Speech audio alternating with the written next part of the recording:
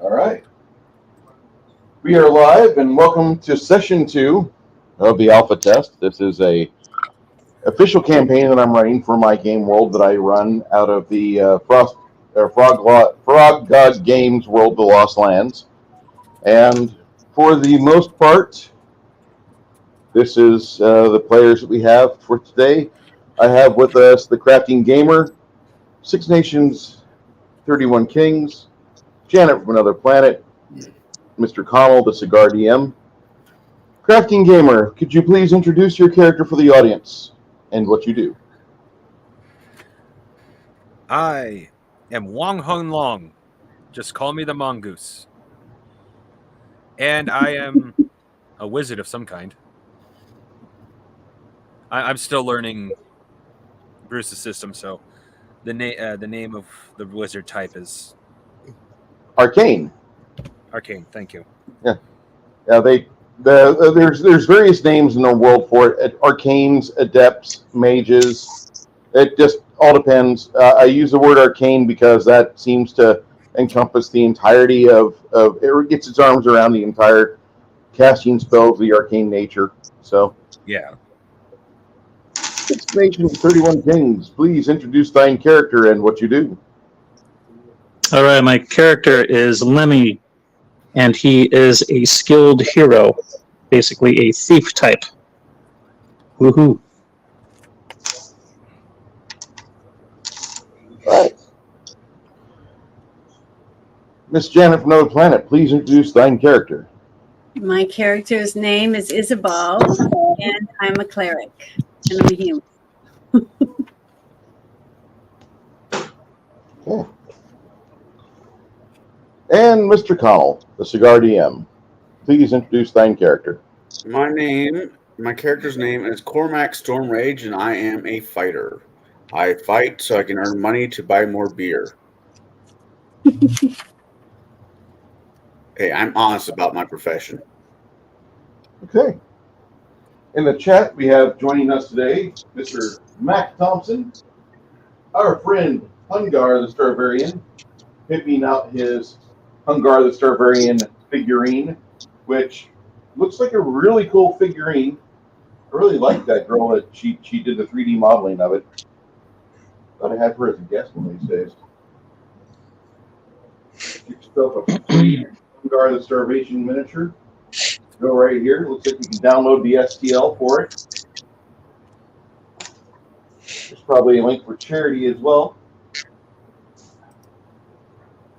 You should have Chris download one. I'll get that over to him. I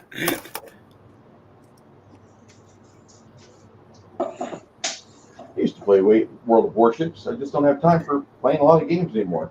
I installed 3 games for my computer last night, and that's it. Quake 2, and Synthetic. That's all. You're just starting out, as Janet says. All right. So last time, we gathered forth the players were adventuring, and they were going on a journey.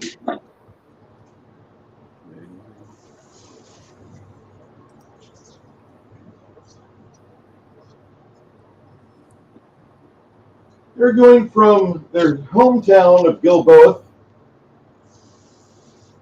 and they were headed north to the small burg of Finria. The reason why was that because of their age, many people thought that they should go on a coming of age adventure.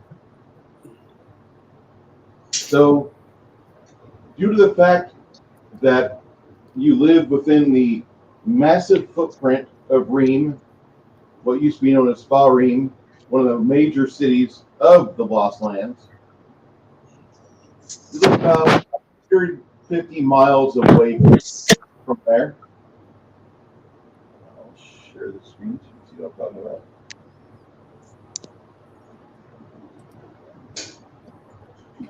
All right. So here we are. Large city of Ream. There's Gilboath. we're going to send you up over into the county of Fenrir, up here. It's a little far away, about maybe 75 miles from Dunedin Wood. There's a little lake over here. There's some very nice people, but we haven't heard from them in about 4 weeks. So your job is to go and communicate with them.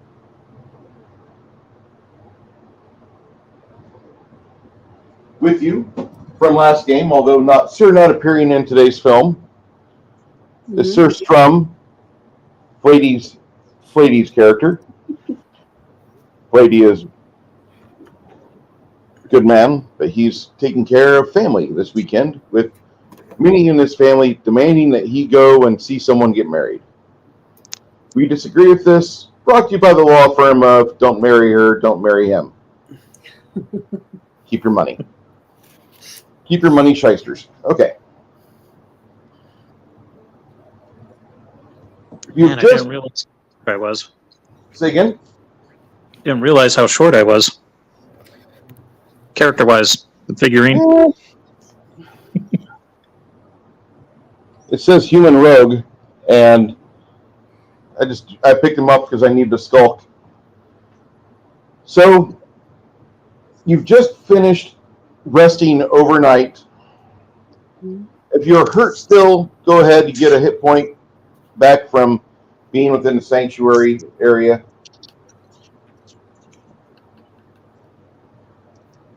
If anybody's still hurt, you might want to inform Miss Isabel. She does have a direct hotline to the god, or at least the one that matters. I'm trying to remember. I wasn't. Yeah, I don't think I got injured. I didn't get any injuries because on my notes I don't have anything written there. You guys Didn't make a did whole lot really of hits well. either.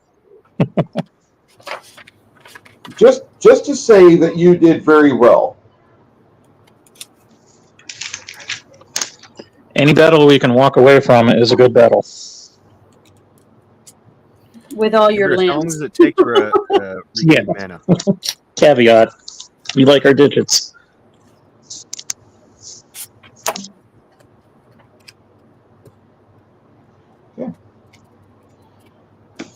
So you head towards, you have breakfast. The magicians and the spellcasters in the party typically will spend their time in the morning at sunrise for the cleric. The others, when they wake up, is when they wake up and do it. But the divines have rules they have to abide by whatever deity they venerate. Mir makes you get up an hour before sunrise. You just naturally, you wake up. Not a lot of alcoholics and night owls in the Mir clergy, by the way. They are there, but there's not a lot of them. And Hungar, I'd like to say thank you. This is an amazing shirt, by the way.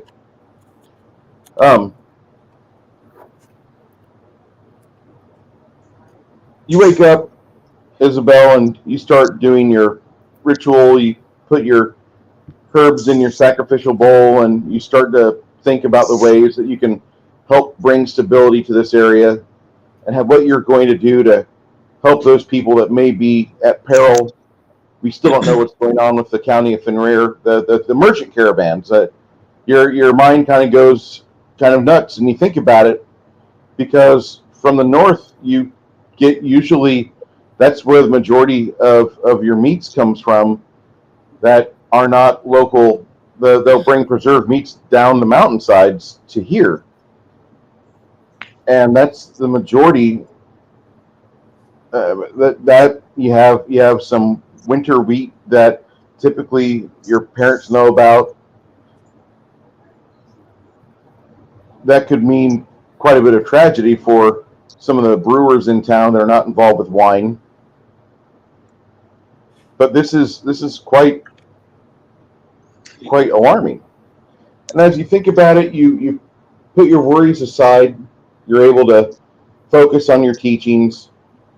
About a half hour into it, you can feel the reassurance that your deity is with you, that Mir, she has got her hand of blessings upon you and refills your mana pool. I wanted to ask a question. Were we able to scavenge anything from the whatever, were they goblins? What were Yep. they again that we Yes, they killed? were. But let me add those into the Discord right now. Okay, because I was trying to think if there was anything that we could get from them that would help us go in the right place or look for the right area. You know what I mean? If we found Bruce anything. put the stuff we got from them last time, and it was just a bunch of goblin armor and a couple of weapons. Yeah, I remember that, but I was just wondering if there was any, Clues? like No, not really a whole lot of clues. not food, Oh, but I was Bruce. thinking about like that the one person. Didn't we have one person that was still alive, or did he run Yeah, away? the gnome. That was the gnome. Yeah. And we still have him, right? Yep, Gnome is still there. He's not He's doing wounded. too well. Yeah, he's wounded. You want to go see what you can do with him? You want to Yeah, go see? I want to see if I can help him a little more and Okay. offer to help him more if he tells us what we need to know. Oh, Now, if I remember correctly from last game, the caravan was attacked by, I want to say it was human soldiers, and then the gobos came in kind of as an opportunity attack, and we just happened to walk into that. that's what I Correct me if I'm wrong. So Yep. he doesn't in about why they were attacked. He's not a goblin. This guy's a gnome. Okay, the little gnome guy doesn't know why they attacked him. Is that No, what he was saying? in fact, whenever you're coming across him, he's in his bedroll, and he's outside of his bedroll. Actually, he kicked his blanket off, and he's not into it. And as he's laying there, you can see by the firelight that there's a couple of ants that have taken opportunity, and he had an infection on his leg. You want to do a heal check for me? Yeah, hold on. I'm trying to find out which spell. You're gonna roll these die. Do what? You're gonna roll these die right here. Okay. Both the pointy ones. Hold on. Let me move my book out of the way. Roll high, Janet. Oh, Bruce, real quick, if that magic ring is any significance, I'm the one holding on to it. Okay. So the 30% one, the one with the percent, and then the 2 pyramid one, which is called a D10. This is a D100, actually. The roll you're going for today. Okay, hold on. I got the wrong one. That's So one should be 10's place and one should be the 1's place. Okay, so both of them look the same, but they're different numbers. Yeah, like I just rolled there. That'd be like a 91. Okay, so I just have 60. 60? Okay. Mhm. You've identified that he's got a little bit of gangrene creeping up into his leg. Okay. If you want to do a actual heal check and follow it up with a cure spell, that might help him out a bit. You're going to need to roll. The best. Do you have the heal skill? I have mending, and You also have cure light wounds, which is going to be a D8 plus 1. But okay. you want to roll this again, add your healing bonus from your skills. Okay, and my skills. Hold on, let me look at my sheet. It's gonna take me a while to remember that. You're good. Which one is that under again? Should be skills. It'll say heal or healing. Skills, okay, it just says a 4. Hmm? It says skills 4. Level 1, I guess. Did I thought I gave you your total for your skills. Let me scroll up real Is quick. it 41? Because it looks like one of the lines that you would put between two things, not a 1. That's why it just passed the. But I was in a hurry writing it down, so maybe I messed up. Define character. Okay, your healing, you have a bonus of 30%. So that 61 you rolled, add 30 to that, and you would actually you would have started to actually work on that. Yeah, it says heal 30%, but at skills it's to 4. Yeah, you get, no. You get 4 ranks every level. Every rank equals 5%, and you do get a bonus for having those class skills available. Yeah, but under heal it just says 30%. Is that me? I heal that much? You heal your deep, that roll of 61 you did, and you add 30% to that. So that was, you rolled a 91. You properly diagnose the gangrene, and you take about 5 minutes to start treating him. After about 2 minutes, he starts to wince in pain. He's not happy about this, but once he understands what's going on, once he sees that what you're doing is beneficial to him, he accepts it. You've got a salve in your healer's kit, and you should be able to clear this up within about a week. Okay. You're going to be on the move. You're going to be on the move with him, so that's why it's going to take so long. If you guys were just staying put for 3 days, it'd be real easy. But he suffered a wound at the hands of the soldiers, and then the goblins didn't help out at all. Yeah. He's very grateful to you.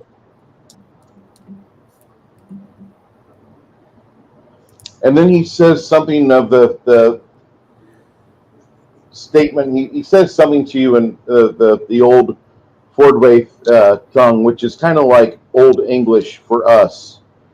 Okay. He says something, may your family never know. I messed that catechism up. May your family have the strength to suffer loss. And he puts his hand back on you as you're doing the application of the salve on him, and then you're putting a bandage around the wound, and you can feel that this guy's already got he's got something more about him than just being a gnome. He might have an actual capacity as a healer, but as he says that to you, it reminds you of one of the older verses of what was going on with many of the Marian theologians 400 years ago. And it just jogged your memory. The old ways. Yes. Okay. As everybody else sleeps except for Lemmy. Lemmy's awake. Lemmy usually stays awake towards the start of the morning. He gets up at the watch. Also, you've got these 2 guys that survived. Their brother did not. Well, do I need to try to heal them too? Are they wounded? Didn't one of them get wounded? One of them got wounded pretty bad, but it did not get infected. And he tells you, he's like, if you have a spare ability to heal me, that's fine. But if not, we can develop that at a later point, or we can clear that up. I'll walk it off.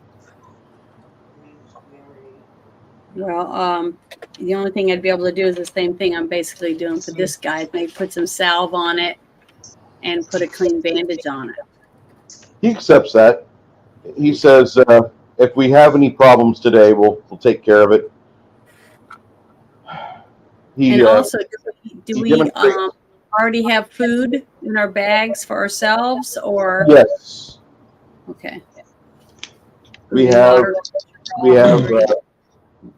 a few jugs of water. We have a few wineskins, and the one thing you know how to do, pretty much as part of your morning ritual, if the majority of mere priests, they in the mornings they'll cast a 1st level spell for purified food and water, and that cures like a gallon of water per level. And so you can take care of like all the wineskins of your your friends. Everybody's got just like an 8-ounce or 12-ounce wineskin, so you can put those together, pile them up, and then bless that. You have jugs. You have actual a couple barrels of water that are still fairly clean, and you can draw your water from there and then cast a purify spell on those later on if you need to. But these are fine.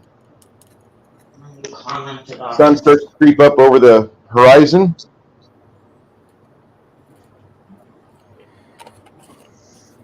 Oh my word.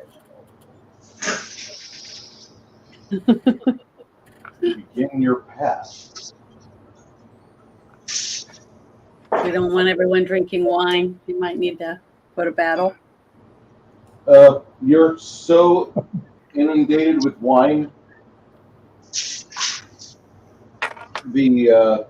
I'm just going to say that all of you have a higher tolerance than normal.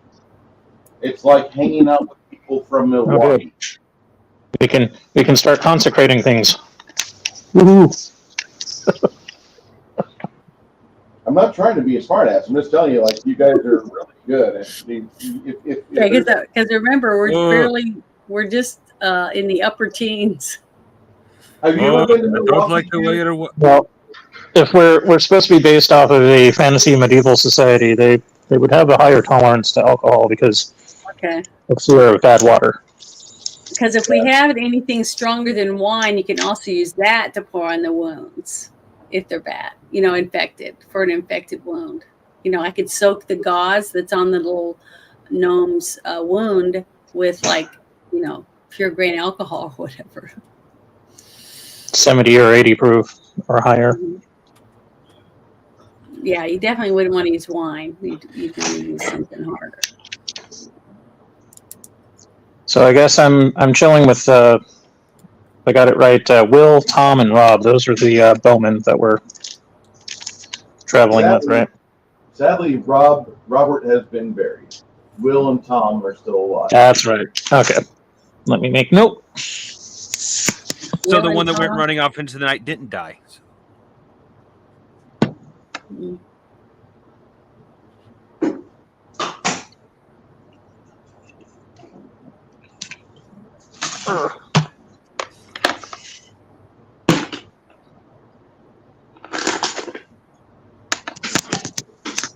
Something I forgot to ask, Bruce. Good. Is there any sort of alignment system? If there is, how does it work? Oh, how familiar are you with Palladium's alignment system? Very familiar. Okay, that's what we're going to use for this game because I feel that's a better fit than anything else. I love that alignment system.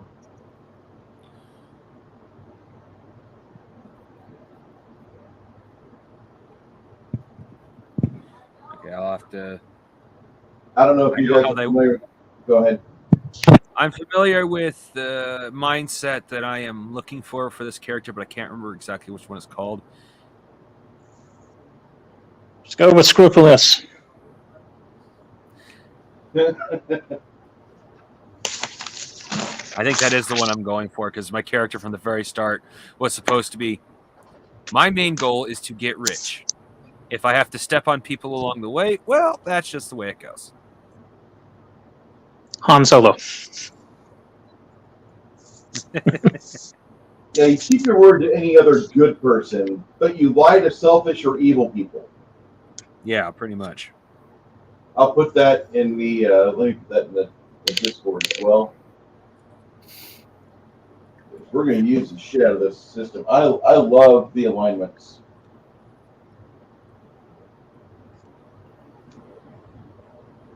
Should provide us with some really good roleplay opportunities. I think so. Okay. Hey guys, does my microphone sound like I'm screaming? No. No, Okay. you don't sound like you're screaming, but it does sound like you're slightly. You're like maybe a couple feet away from the mic. I was just sitting down, and I was a couple feet from the mic. It's all good. Don't they sell ones that you can clip on? You like your shirt? They do. I haven't started to do that yet. I actually prefer like a boom mic or a mic that's attached to this. I prefer those. And the browser that this computer uses doesn't allow me to select out of the current microphone setup I've got, which that's Firefox. Firefox is weird with StreamYard. I should get Oh, one. you have a camera that's got a microphone. We'll just use that, and that's what it does. I should get one of the shirt mics and attach it to the back of my pants so I could talk shit. I use Firefox and I managed to switch it just fine. This PC doesn't do that. It's weird. Okay, so in the afternoon, you guys head out. You start making your ways through the wilderness towards the community of Finria. And for the next, looks like for the next 3 days, it's fairly boring and dead. Those of you that were injured, your wounds heal up completely, and you're at no loss. This fella right here, after he's adventured with you for about 4 days, the work that's been going on in the morning, he's rather happy that he will have just a nasty scar. It's scabbing up really well. Mm-hmm. And that's when the 4th day happens, and you guys wake up and you're making your way across the plains into the rolling hills, and you come across what looks to be like some sort of keep up ahead. I'll draw this out so you have a better idea what I'm describing. Does it look ramshackle or really well built? It's not in good shape. How far away is it? Ah, bummer. About- It's not Castle Anthrax. No, not Castle Anthrax. How far away do I have to be before I can do detect magic on it? That's a spell that you have to cast in close proximity. Okay. Well, maybe I should go over there and approach it and do a cast, cast a spell to detect magic before we I let anybody else over there. Swear to God, if it grows chicken legs, I'm leaving. Or has sarcastic Frenchmen. It's like, If it's got a chick that's dressed up like a bird, there might be a sort of power in there. Might be worth checking out. by the power of Greystone. As you're approaching it, Lady puts your hands up and he says, "Hold on, guys."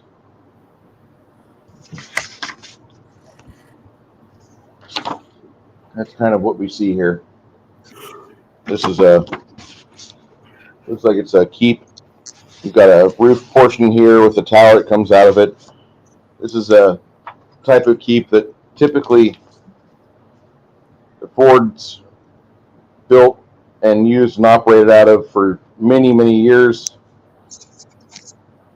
Does it have a fence around it? It has a moat.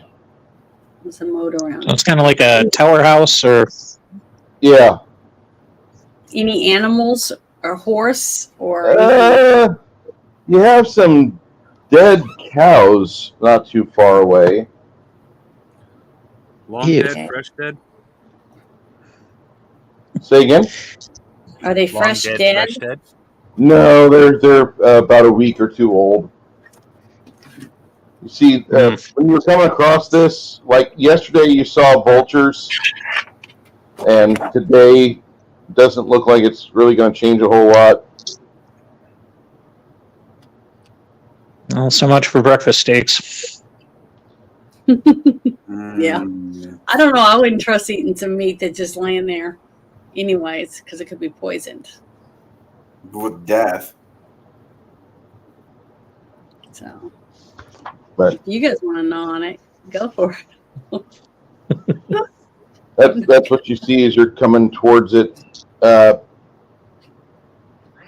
busker tells you, he's like, hold on, we've got company. There's things here. And he's looking at the ground, but he's like, I know there's a lot of tracks here. And you look at the ground and you start to examine it more closely. And after a minute, you start noticing like there's probably between 8 and 12 different sets of footprints here.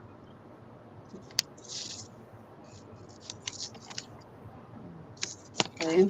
So somebody's been there. It was probably the same people that attacked the caravan. And then more so after you start scouting around, you see there's a busted wagon.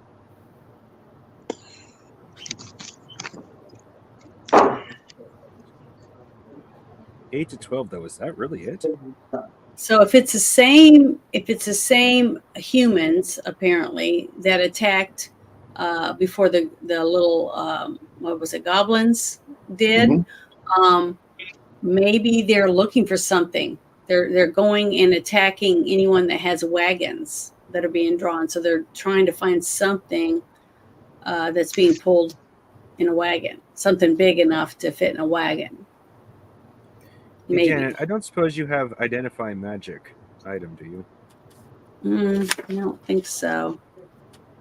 I have read magic and detect magic, but that's it.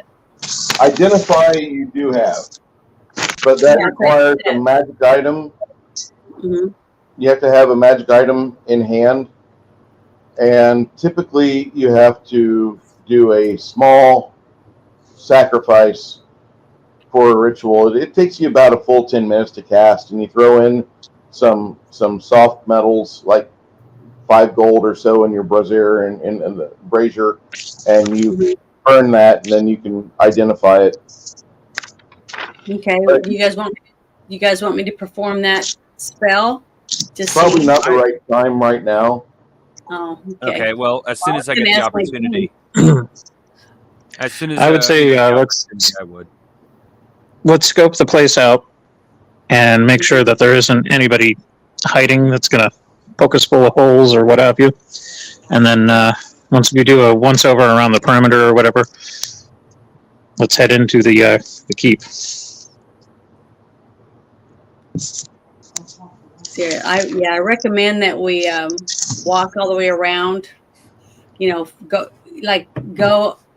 together, and separate and go around the building to make sure no one runs around it where we miss them. If half of us go one way and half go the other I was just thinking the before same we thing. go in to make sure no one's outside waiting on us. I'll go left. Who wants to come? I'll go with you. Well, hold on. We don't split the party. Nope, no splitting party. Nope, Split the party by going around the Nope. building. no split the Okay, party. well, let's go in single file so that maybe we can stay towards the front of the building while the other one goes around. Maybe that way we won't. The 3 of them point. They're like, have him lead. Have him go about 40 or 50 feet ahead of us, and we'll follow up. Okay. And what's his name again? That's your friend. I know, That's like Lemmy, the skilled. Lemmy, the talented. Lemmy. Lemmy, Lemmy. Okay, I'm gonna write that down. Named after a famous musician. For some strange reason, you have a feeling that your God is not with you.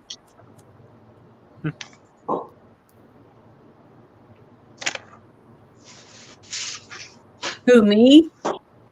Never mind. It's I was making a movie reference. it's a reference from one of their songs. At the same time. I was about to say it's a reference from one of their songs. Oh, so His songs. Oh, sorry. It's okay. It's only one of the greatest songs of all time. It really is.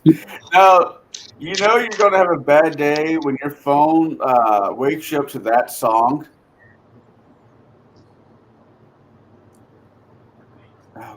What's the name of the song? God's Not With You. It's something like that. So, did we see anything? Was we walked around the building? Was there any arrows or anything sticking out? You sure enough, you find drag marks, you find spots in the grass where it looks like somebody has been dragged off after they've been turned into a bloody mess. So they're trying to hide the bodies so that anyone coming up Or wouldn't notice worse. there were dead people. Yep. So But Let's if that they were throw going it to hide out. the bodies, they would probably have cleaned up the mess. So I okay. think it's a little more sinister.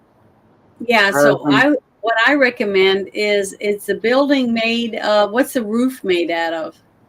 The roof looks like it's made out of combination of hardwoods and some sort of, well, you've got like it's not pitch, but it looks like it's some sort of like clay or some other sort of shingle. I was wondering if there's any way we could is there any windows on the building? There's a couple. What if we were to shoot a flaming arrow inside and start it on fire, and then we could take them out when they come running out?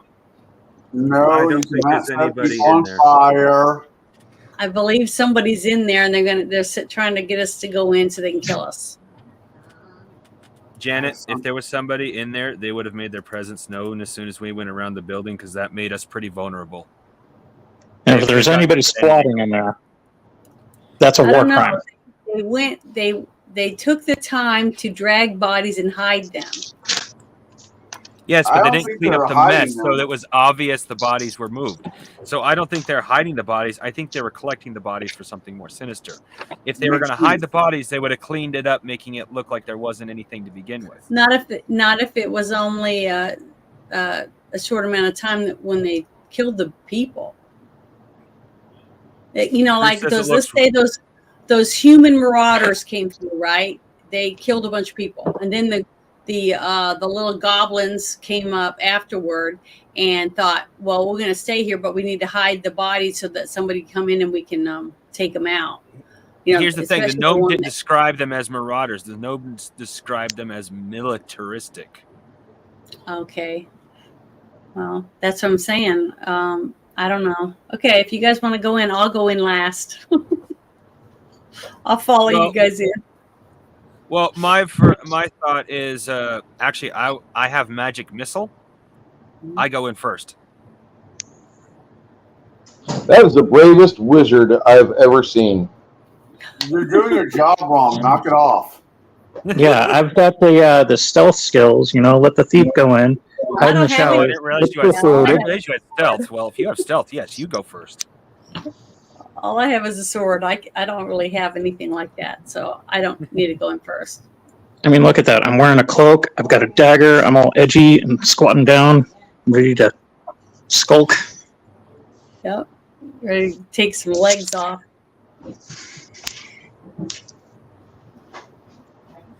Beware his slashing blade, unless you desire to end up shorter. Black Adder, Black Adder. Okay.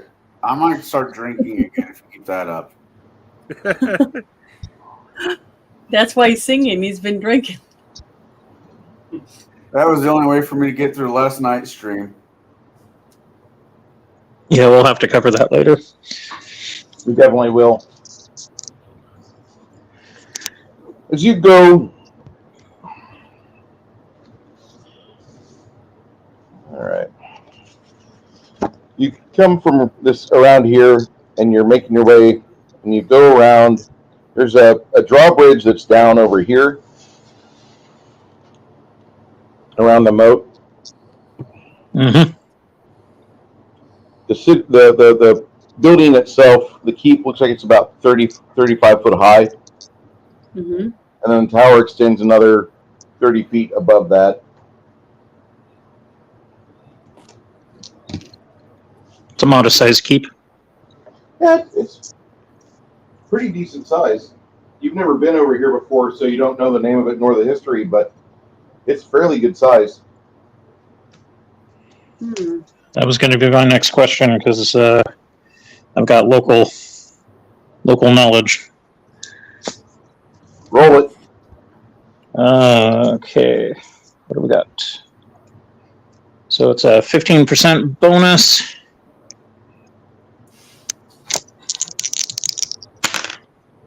$94.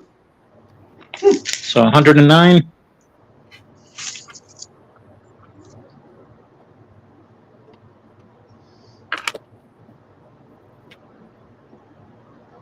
This is the house of purgatory, and they call it that because it used to be the noble family Parks. The Parks legacy lost this house.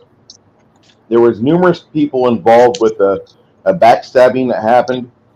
This was all about 300 years ago, and numerous individuals of the earldoms from the north got into a huge squabble. The Parks and the Millers were on the losing end of that. This is one of their holdings they had, and it's been talked about of being purchased from the land, but numerous individuals, by the time they go and they start talking to individuals in the city of Ream and discussing about ownership and getting a title for it, by the time they come back, new sets of squatters have come in and they murder them. There's actually a title to this property supposedly within the walls of that keep, if you so choose to go for it. Interesting. But this keep has a lot of history to it, and there's another location here. Caer Duavan is about 400 miles away, and that is another location here that had political squabbles happen to it and totally wiped it out. You have the ruins there, and numerous monsters have lived there from time to time to time. This may be under the same purview. Now, monsters being in there, I would definitely bet on. But people, You can negotiate with people. Sometimes you can't negotiate with monsters. There's a difference.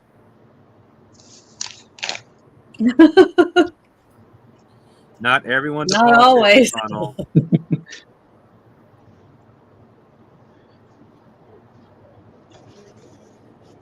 I mean, technically they burn the same, right? Exactly. I don't know. I've never burned a person yet. Give it time. Give it time. Okay.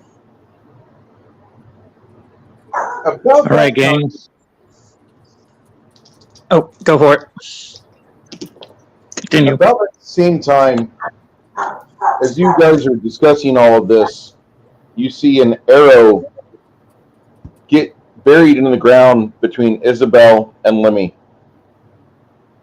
One of the watchmen inside the keep has decided to take pot shots at you.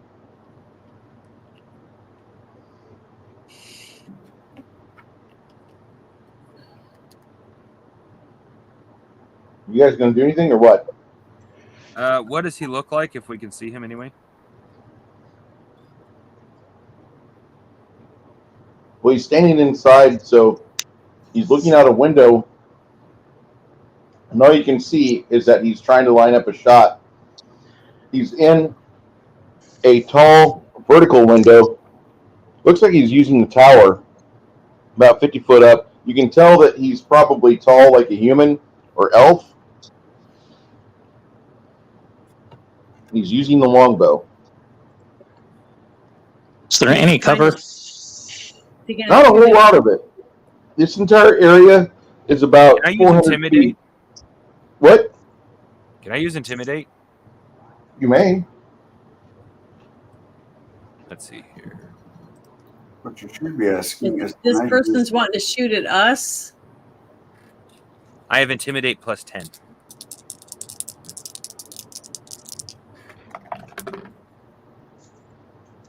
That is with the bonus 78. I look at him, start glowing my hand, and said, "Do you really want to die?"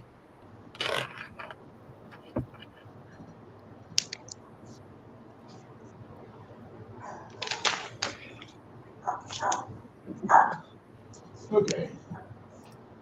He gets to have a will save.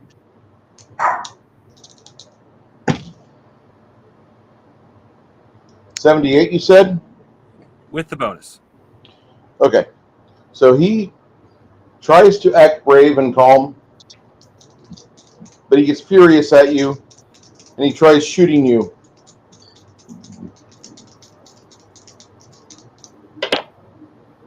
And the arrow definitely goes wide, Mongoose. Okay. Do you think it was because you are such a powerful wizard? What are the rest I'm of you going to guys? chalk it up to I'm not scary. There's other towers in that turret, or other windows in the turret, and you can hear him screaming. Sounds like he's trying to alert the others.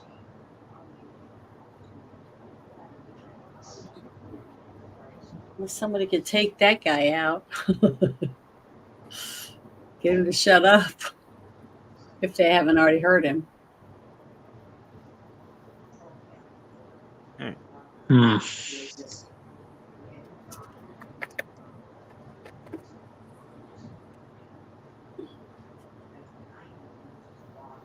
We got no cover.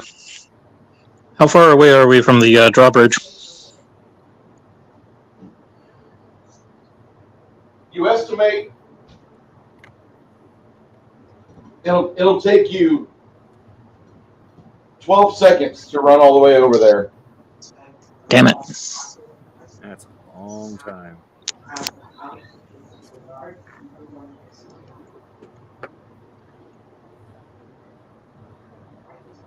All right, let's see here. Go back to my character. Man, What are you guys doing? I have this guy who intimidated him, and I'm trying anybody to else see if I anything? have any kind of spell that I could do anything, but I don't have anything, and I can't shoot arrows. All I could do is rush them, I guess, with my sword. Your DC does allow you. You do have the ability to use crossbows, Janet, because they taught you how to use crossbows. Yeah, but I don't have a crossbow Okay. on me. I have a sword. Yeah, I've got a mace, a sword, a bow without arrows. I've got bluff. I could maybe build off of that. I got diplomacy at 25%. Well, he's already yelled, so bluffing him isn't really going to help because he's already crying out to get attention from someone else. So the only option we have is to run inside the building. The wizard could also just shoot him with magic missile and shut him the hell up. Oh, I thought he already used that spell. No. I threatened to. See here. Yeah, you need to blow him up. I have a plus 25 to my diplomacy. Do we want to just go straight battle monkeys, or do we want to try to be diplomacy? Well, that was my attempt with to intimidate. He tried to shoot you with an arrow, so I don't think diplomacy is going to work. Okay. So I think you should just hit him with a magic missile. If I had something to shoot over there, I would shoot at him already. We've gone from trying to be reasonable to aggressive negotiation. Okay. Do I have do I have the opportunity to shoot him with a magic missile? Is how I should put that. That is up to DM. Yeah.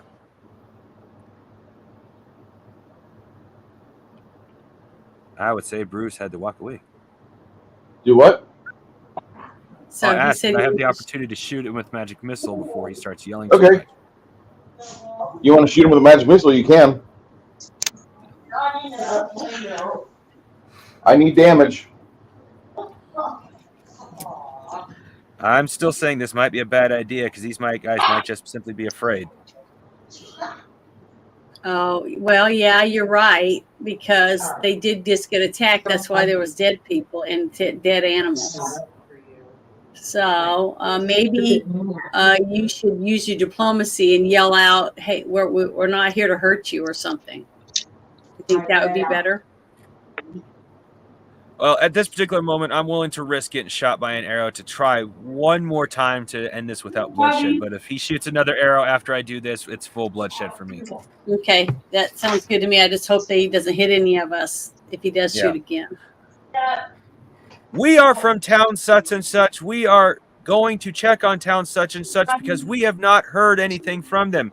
We heard from the surviving gnome with us that band was attacked by a group of well-organized humans. We are not here to hurt you, but if you shoot at us again, then that may change. Okay, that sounds All good. right. He responds with an arrow which finds you in the leg. He shoots you for 3 points of damage. Okay, well, you definitely need to hit him with a magic missile now. Oh yeah. We tried to be the good guy. It's not gonna work. All right. What's my Okay. health? 16. So- Okay. So that wasn't too bad. What? Before we go further, Crafting Gamer, what do you want to do? Match missile? Oh yeah. Okay. That'll go off in 7 seconds. So that'll be on initiative 7. We're starting initiative now. Well, I'm gonna help him take the arrow out and mend his wound on his leg. Do you want to do that after he casts, Janet? Yeah, after he casts. Okay. I can't Honestly, tell after he's done because I got 7 seconds. that's the one thing that's always drove me crazy about removing arrows in games and in real life. Because you don't remove an arrow, you push an arrow through. Okay, well, whatever it takes to remove it, which means it's not in his leg. That's what we're gonna do after he's done. Because we can't leave it in there, because if that gnome has already got gangrene trying to set in, we can't risk him getting it. Do the fight. Your battle training, Isabel, will tell you that you want to end the threat. Then you can bandage up afterwards. Mm-hmm. If need be, you can cure him in the middle of battle. You can at least give him hit points. But when you're doing the healing from the arrow wound, Colin's right. You got to push the arrow through, then break off the arrowhead. Then you can remove the shaft, pull it back out, and you don't have extra damage from the arrowhead ripping through the person again. You really want to help me real quick, Janet, like in that aspect? Don't try to remove it. Come over quickly and snap it for me so it's not a potential... Snap it off. Yeah, snap it off so it's not sticking out. Yeah, leave about a fist's worth sticking out so we can mess with it, but snap it off so it isn't a hindrance to me. Okay, that's what I'll do then. I'm coming over and I'm snapping off the arrow so it doesn't cause a problem. That'll be on initiative 8. Okay. And do I need to roll dice to do that? Oh, no. Okay. That's what you'll be doing next. 6 Nation, 31 Kings, what are you doing? I'm going to try and sprint for the drawbridge and hopefully position myself somewhere closer to the keep, away from all the murder holes. So that will be 12 rounds, you said? Yep, 12 seconds. Or 12 seconds, yeah.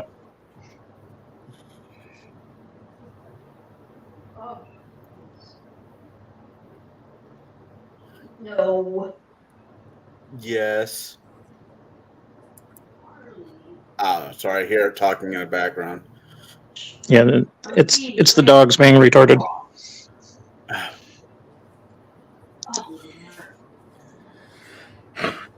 Oh, what do you plan on doing? Well, Charging the door?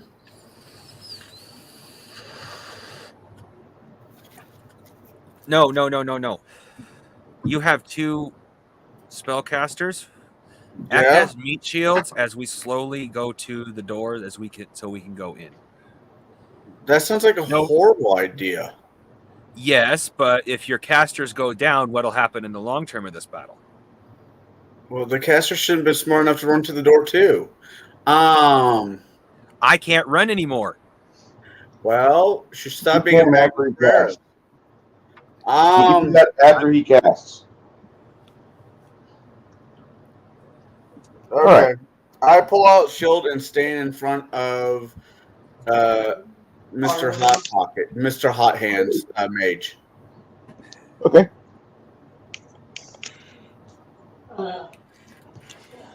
As he takes off towards the door, one of the Will runs with him.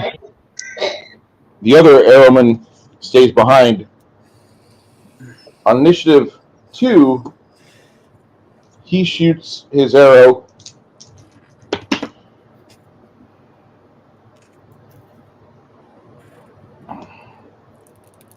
Wow.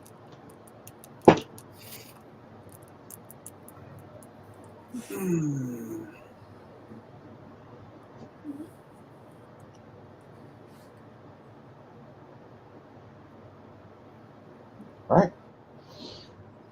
Initiative 3, 4, 5. Now you have 2 more visible targets in the tower at various windows going up the stairs, facing you.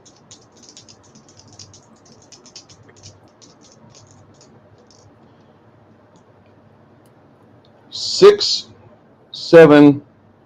That's me. Mongoose, you want to take your shot with your magic arrow or magic missile?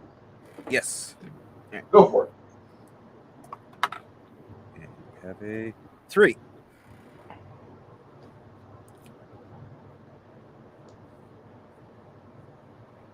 That's a D4 plus 1. Oh yeah, so that's a grand total of 4. All right. What are you doing next?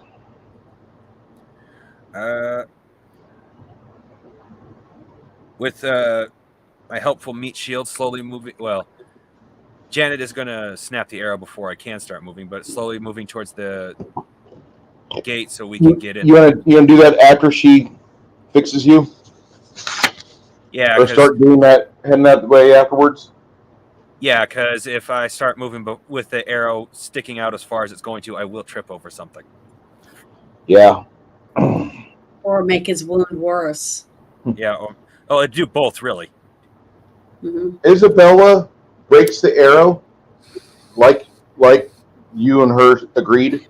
She braces it underneath with her weapon, and she comes down on the shaft with the shield, which indeed does break the arrow.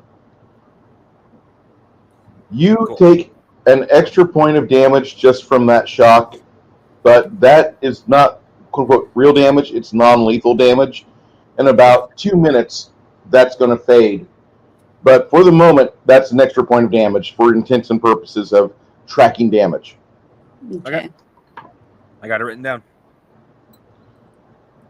And that's on 8. Janet, what are you doing next? Do you want to go with him, because he's headed up towards the building behind Lemmy and Will? Well, I need to stay wherever he's at, because as soon as we have the opportunity, I want to try to mend his wound so it doesn't get infected. Well, that, like Bruce said, that could be really worried about after battle. No, that's what I'm saying. So wherever you are, what if you're way over? The immediate threat is more important than the infection later on. Okay, Getting well, I poked with can't do more it holes unless is I'm worse up there with than the infection. battles. Unless I'm up there with the people hands on, I can't really do anything for battle besides Hold on, Janet. try to get up check there your, to fight them. Bruce said you can use a crossbow. Check your equipment. Well, actually, ask Bruce. Bruce, does she have a crossbow in her equipment?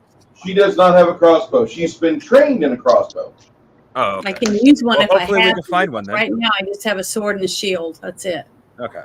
Okay. Sorry, I thought that might be what you have. Well, And the best thing for me is to unfortunately, try I don't have any additional equipment other than my sword and my mace and a bow and no arrows. Otherwise, I would have tried to Does anyone maneuver, else fire some arrows.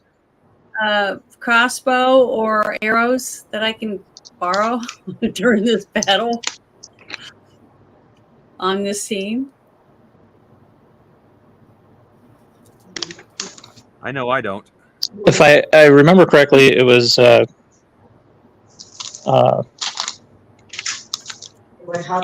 Connell's character and Flaty's character that divvied up the arrows last combat.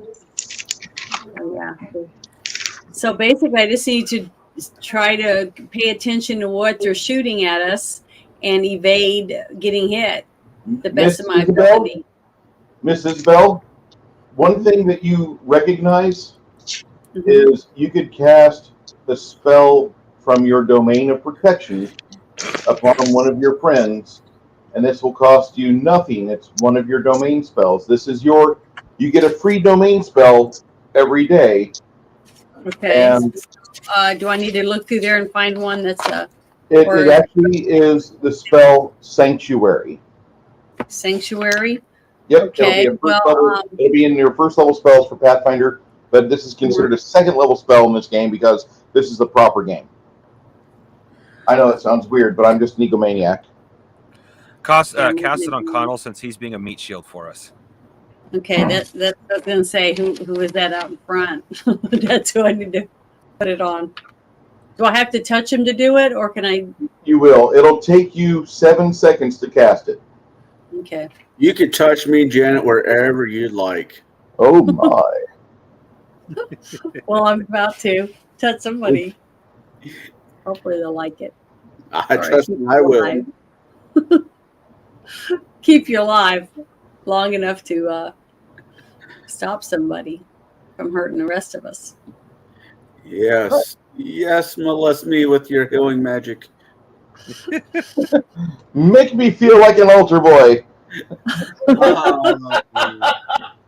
You know, I never was, so that doesn't, you know. Falco punch. Oh, hi, Woke Breaker. Hey, Woke Breaker. Okay.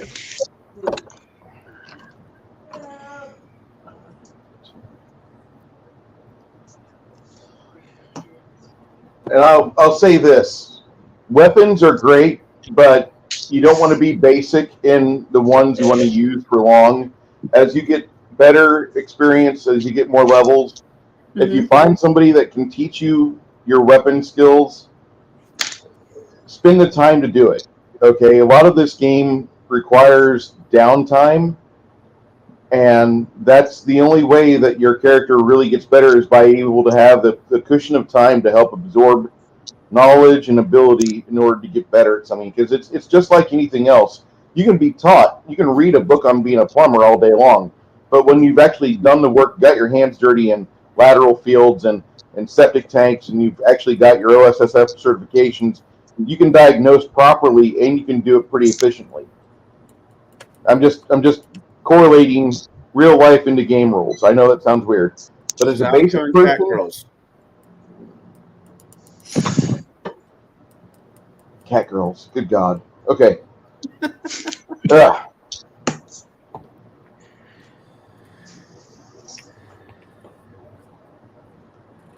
Your busker, Barry the busker, starts to play a tune, and as he's doing that, you feel as if he's giving everybody a little better chance to focus on what they're doing. The tune actually is he's pulling out some really old style anthems, and he continues to play that. Boost our morale. Yeah. Give a 5% bonus to your spells, your skills, your attacks, your saves. Mm-hmm. Get a plus 5%. Okay. So as he's doing that, 11. All right. One of the other archers in the window sees the two men running up to the door, and he tries to bullseye Lemmy. Lemmy, is your armor class a 71 or less? It's 70. Ah, barely over.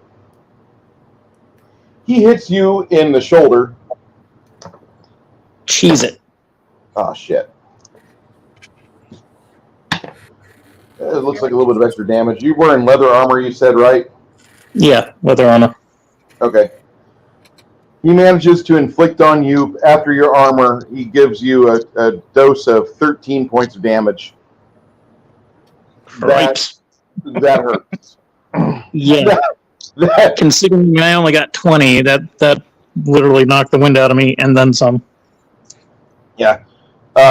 You guys run up to the side of the door, and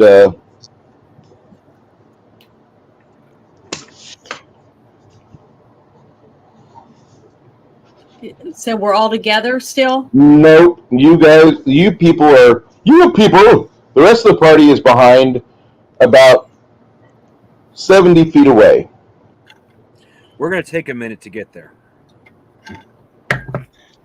Yeah, I'm just going to bleed a little. Listen, the one thing I despise about Pathfinder is bleed damage, because there's so many ways for you to articulate, I'm going to get this bleed damage here, I'm going to get this spell to make bleed damage there. But when you open up the bestiaries, like, nothing has bleed at all.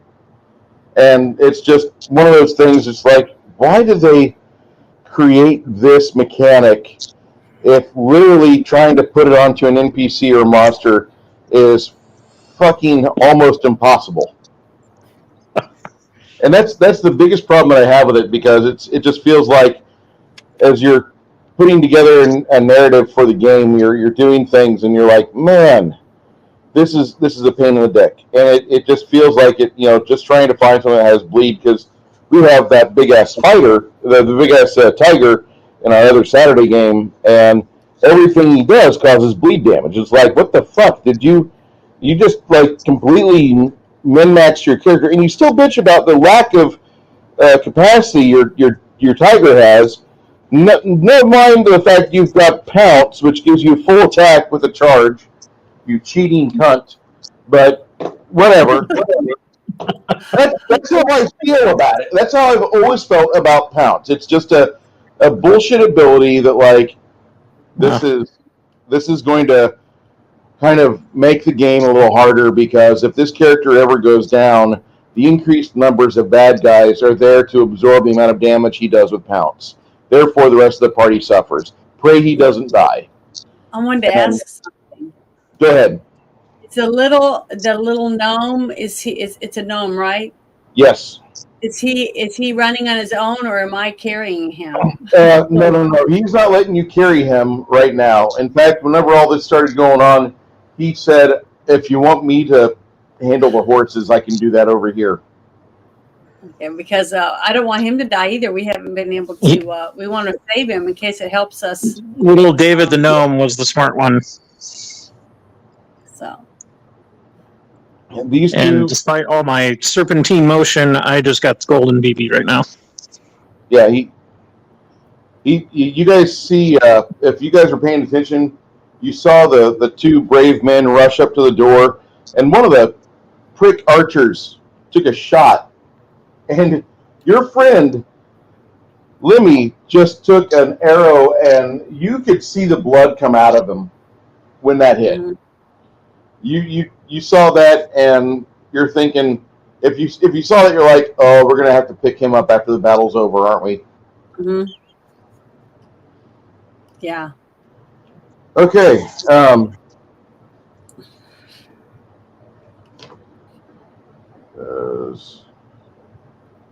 12. Lemmy, you get up to the door and you take position after your archer friend. He's got his arrow at the ready, which means it'll take him about 3 rounds to pull and fire. He's got an arrow already out, and he's just waiting for. He's got slight tension on it, but he's not ready to unleash hell. The doors swing inward. This portcullis is the drawbridge is down in a permanent position when you get up there. It looks like they haven't had a functioning drawbridge for years. As you are standing here, you can see there's various dead skeletons littering the grass around you. People have tried to siege this before. Hey, tabletop, how you doing? So other people have tried to get in there and weren't able to, and they died out there. And they just left their rotting corpses on the ground. Okay. They go pick it clean, and then they'll just leave it there later. They have a large contingent of vultures that are sitting atop the roof watching what's going on.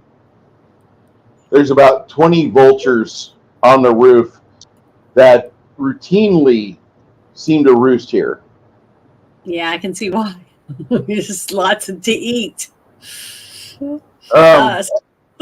Lemmy, you're just going to bleed here, you said? You're going to wait or what? I'm going to wait, try and find a nook to kind of lean up against and pray to God that I don't get punctured anymore. You're out of the line of fire for the turret. Okay.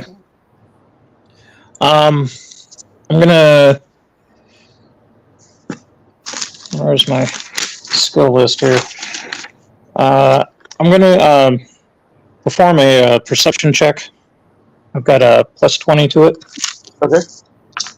See if there's any openings or visible sentries that perhaps my buddy can poke holes into. There is a window 20 feet above this door. Mm-hmm. There's a window and sill up there. He nods and he holds his hand back and he's like, we're not we're not worried about that right now. We're just gonna stay right here. Hey, Bruce. All right. Go ahead, Kathy. How tough is Janet in comparison to me? How tough is Janet in comparison to you? Yeah, like her character to mine. Her character's been through a lot more physical roughness than you have. Your life has been mainly studying facts, figures, and hypothesizing about how magical energy works and how can you get it through your fingers. Okay. In that case, I am going to suggest Janet's character, if she feels comfortable enough, like with all the potential arrows, make a mad dash to help our rogue friend, because I'm just limping right now. He looks really bad. No, It's just a flesh wound. Go ahead. It's just a flesh wound. I'm fine. Seriously. Seriously, you guys. Well, it's an arrow that went through your leg. And No. Your shoulder wound. Arrow sticking out halfway through his shoulder. Oh, his shoulder. See, I was thinking it was the his leg. leg. Yeah. Okay. It's a little different. Because I was like, he won't be able to walk if his leg gets really bad. That's the whole thing I was thinking. He got shot through the leg. Oh, that was me. So both of you got shot now? Yes. Okay, so now we need to break the arrow off on his shoulder.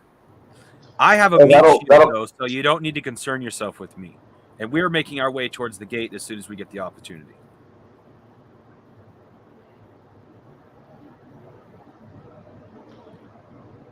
She listens and she observes. Lemmy, what were you wanting to do next? Just bleed here, you said? Yeah, I'm going to be tucked away on the. To everybody, your symbols, I assume. Cormac, it's on initiative 12. What were you wanting to do?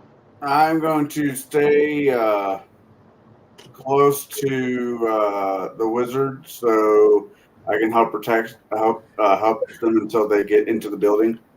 Okay. In a few seconds, you're going to get casted. You're going to have a sanctuary spell incoming on you. Once that happens, what do you want to do? Make your way up. Make your way up to the turret, to the tower, the keep. Yeah. Okay. Yeah, we're all trying to go there, aren't we? Yeah, that'll be on initiative 16 through initiative 28. You guys will be weathering a rain of fire, trying to get up there. About the same time, Tom lets fly with an arrow, but it hits the stonework. Isabel casts Sanctuary on Carmack, and then you guys start running you start your dash up towards the keep. Okay.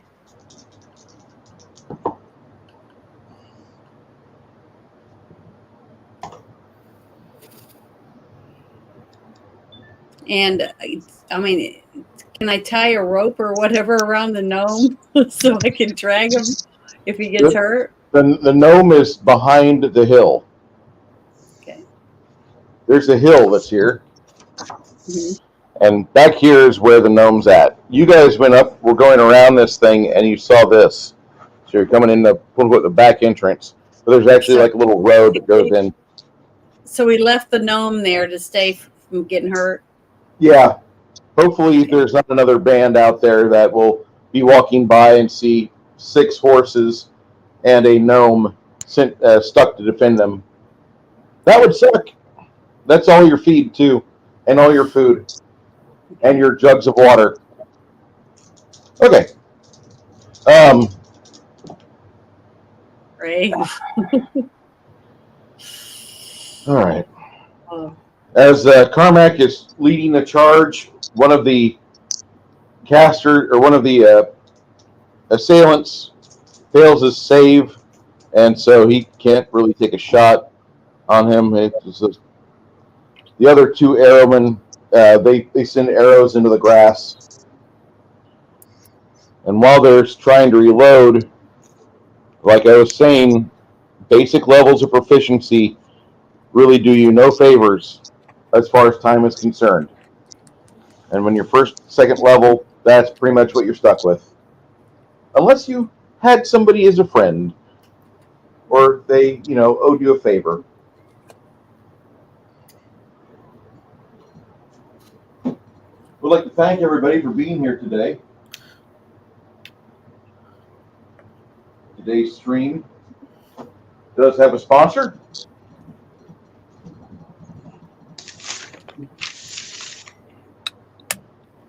Is Shauner sponsoring us? Shauner is sponsoring this, yes. Shauner, of course Shauner would do that, because he fucking loves tabletop games with miniatures, dice, and rulers. I knew it. Blackout Coffee makes a very fine coffee, and this is one of the better coffees out there. This is Morning Reaper. This is my go-to. Go to blackoutcoffee.com. Check them out. They have teas. They have hot cocoa. They have a set of links. They drop about 3 or 4 of them to you every week. If you give them your email address or your phone number, they're happy to do that. They're a very big First and Second Amendment company. They love the Bill of Rights. Okay? Not going to go any further than that, but just so all of you know, they don't want to make you silent on what you do and what you like. If you want, at blackoutcoffee.com, I just inputted this little code right here. That's 10% off any given time at blackoutcoffee.com. Other codes may come and go. That one will stay at 10% no matter what. So I at least can help you with the tax. My name is Bruce. thank you so much for my TED Talk. On with the show. All right. As you guys assemble up here, you don't know how long you've got before the doors open and chaos reigns supreme. Isabel makes her way over to touch base with Lemmy the Skilled. Wow, this reminds you of an accident you had in seminary, Isabel. And this is somebody that actually you were there and you watched him, and you were one of the individuals that helped cure that individual.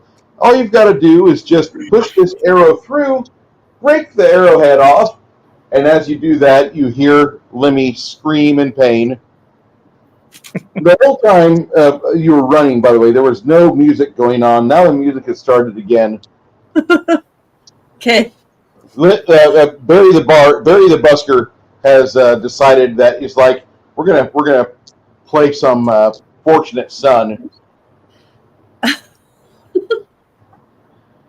About that same time, gets that +5 bonus percent to everything.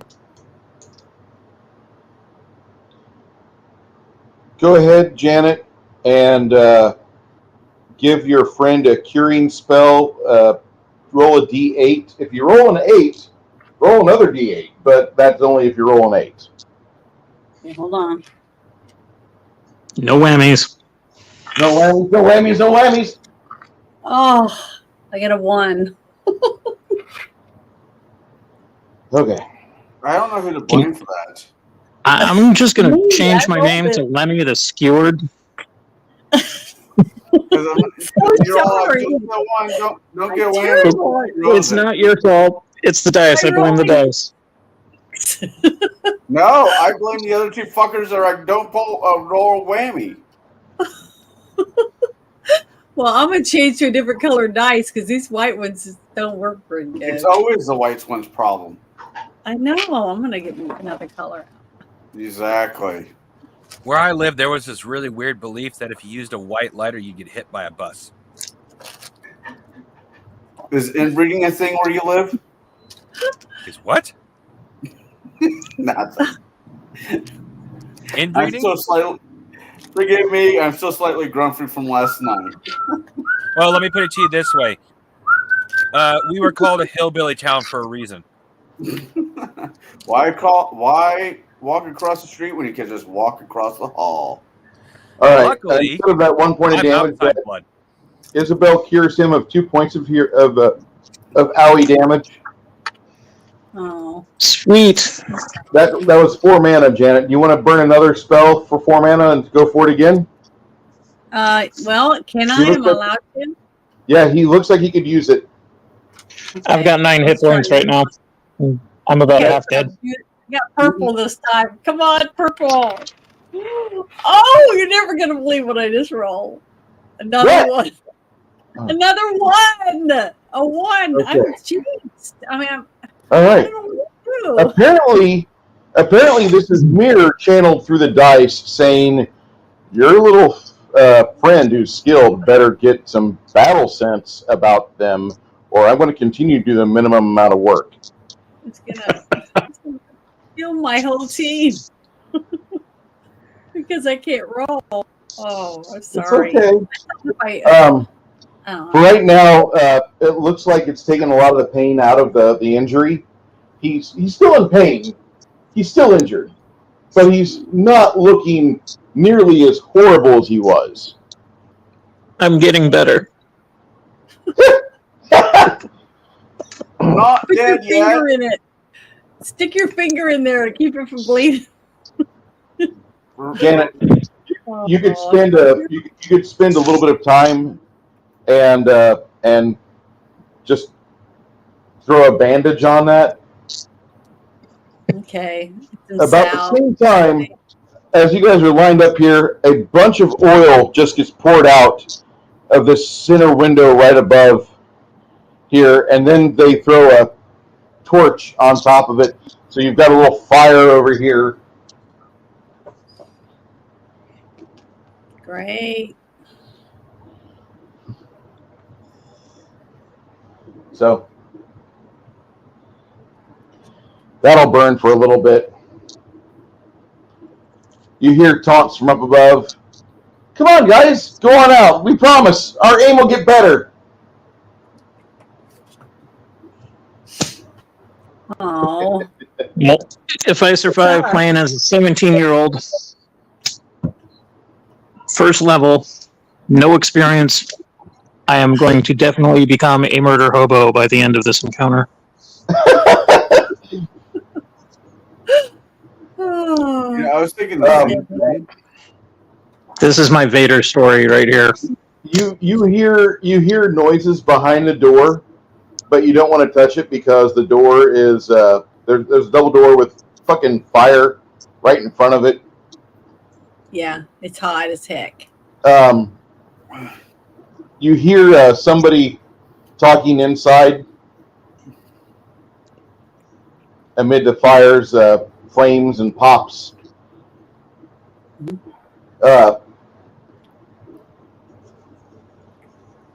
Tom comes over and he presents you some nasty one of the potions of the nasty tasting stuff. He says, "I think this is a curing potion, but I don't know." Questionable Gabo healing potion or Yeah. Gabo Viagra, who knows? All right, I will frickin' chug that thing down. What have I got to lose? All right, you will get 6 hit points back from it over the next minute as it sutures up part of the wound, and Probably tastes like ass. it tastes like ass. For a brief moment, you see a little greenish figure with greasy black matted hair pulled into a tight ponytail, like if Steven Seagal was shrunken into a 3.5 foot tall. And as he was shrunk down, he got fatter, just fatter. I mean obese. Pancake-ish. Yeah, he pancaked down, and like as he's doing that, like he's So he just looks like he does now. but he's pancaked. He's not the 6 foot tall, formerly fucking Kelly LeBrock. Remember how hot she was? I do. Don't look at her now, kids. Don't do it. Don't look at it. The wall conquers all. He's shrunken down, and you hear him saying something. Mom gave me a nickel. I told her to buy a pickle. Blah blah blah. And you hear this horrible goblin chant in your head, or maybe it's just you hallucinating. The ketamine's wearing off. It sounds like a terrible song from the soundtrack for the movie Stigmata. Oh god. Where am I going? So, about that same time, somebody inside gets brave.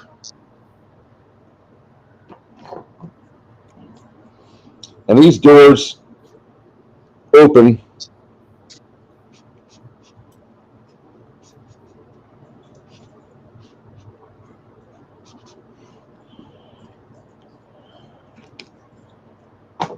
Darn, the door See open. that there's Just think about something I was going to try.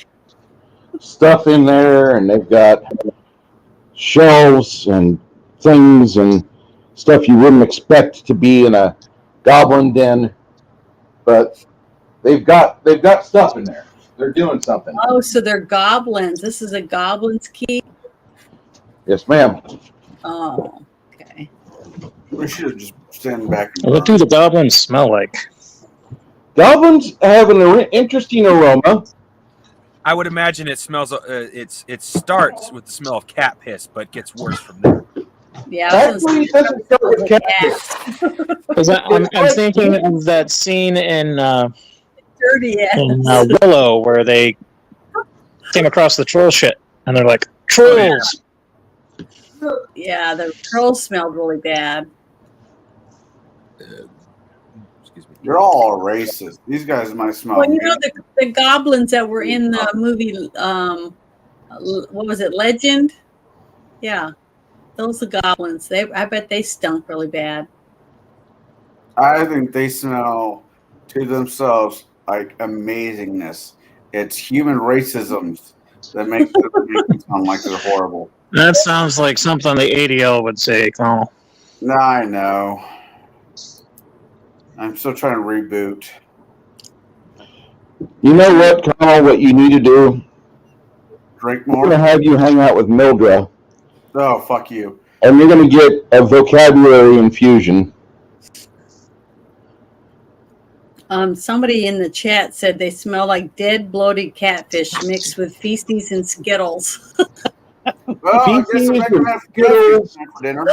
Who would come up with that mixture? That's disgusting. That's creative. Very. Jeez. Oh, that's gross. But that is rancid. I wouldn't want to smell it. But who's going to get close enough to sniff it and see if it smells like Skittles? Sorry. I thought that was funny. No, you're right on that one, Janet. It's not going to be me. Come on, Jan. Take one for the team. Mm-mm. But it does remind me of that Futurama episode. Over here, you have a gobbo that's naked, standing behind the corpse of a cow. We don't want to say what he was doing or what it looks like he's doing. Oh. I was thinking he was cutting it up. No, he was. No, I mean cutting it up to eat it. No, let's not go there. Let's not go there. Being demonetized is one thing. Being banned for a week is a whole other. Let's not go there.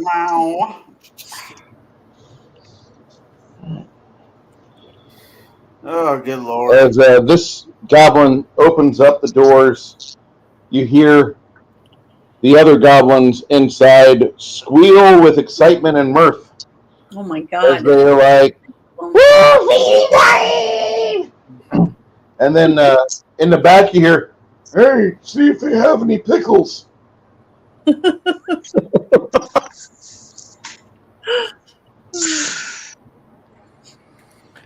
Everybody, because you had the reprieve, we went out of initiative.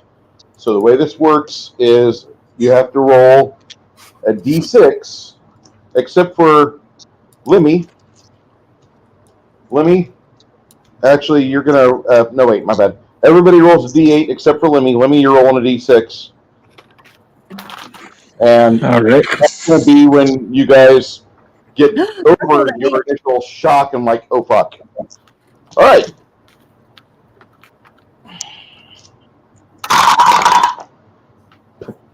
All right. Well, she opens this up on initiative 0, on initiative 1 and 2. Nothing happens. On initiative, at the end of initiative 2, these two goblin dogs both kind of squat down. It looks like they're getting ready to charge.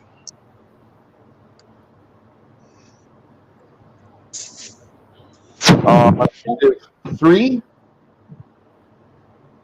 these goblins make up their mind as to what they're doing.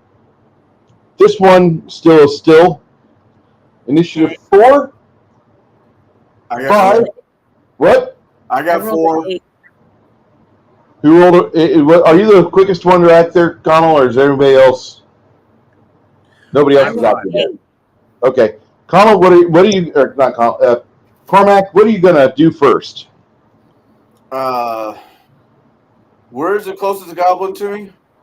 She's at the door. What about the goblin behind the dead goat, cow? You really can't see that far away. Okay.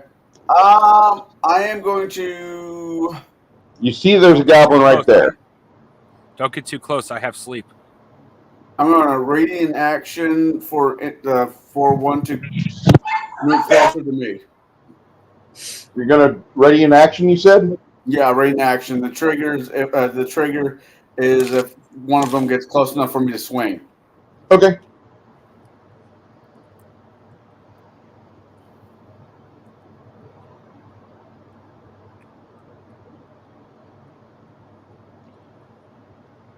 All right.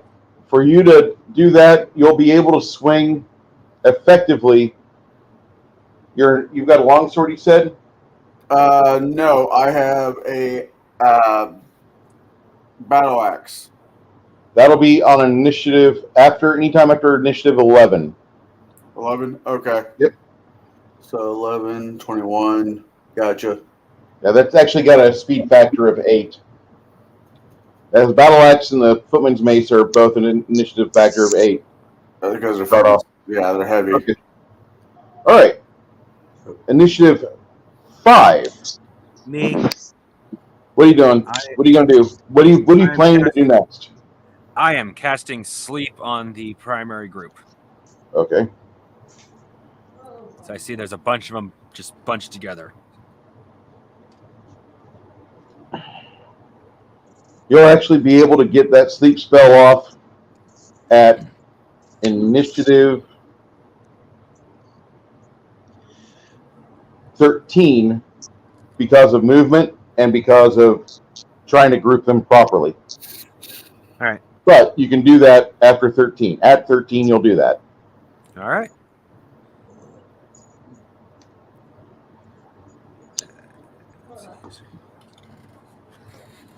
On initiative 6, That would be me.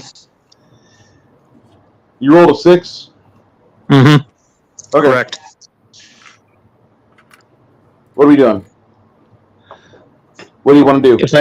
If I can stab the gobbo at the door with my longsword without getting torched, I would like to attempt an attack. And that should be small. Do 1d6. you can resolve that? If the goblin doesn't move, you can resolve that on initiative 13 because you're using a short Okay. sword. Longsword, actually.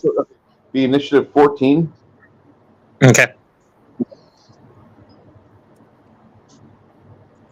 Okay. 6. On 6, these guys steel themselves and they make their decisions. You see these two swapping over to bow and arrow. This guy puts an arrow into the bow. If he's finishing up, he'll trigger off in a couple seconds. 7, 8. That's me. What are we doing, Janet? What do you want to do here? Where am I? And what Right is there any bad guys around me? No, there's one at the door, and it looks like your friend, the skilled, is going to go up there and charge him, or do what he can to cause grievous injury. Well, I have a long sword, but I guess I just have to If you want to follow him up and attack that goblin, yeah, cover I him. want to Okay. attack, but I didn't want to have to go through one of my teammates. Yeah, he'll be moving before you, but you don't know that yet. Okay.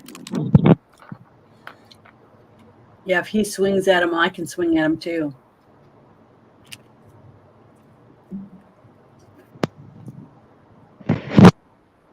Your speed factor is 7 with your longsword, right? Says where would I have written that down at? What's it under? Where your combat notifications are. Hold on, I'm looking through my paper here.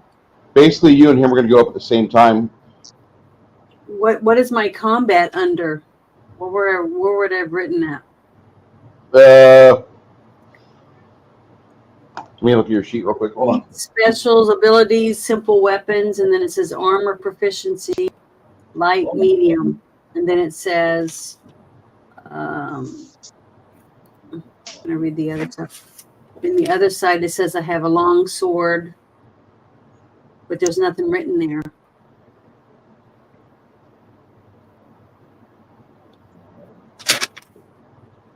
I don't know which one I'm supposed to use. Is it my strength or my dexterity or what?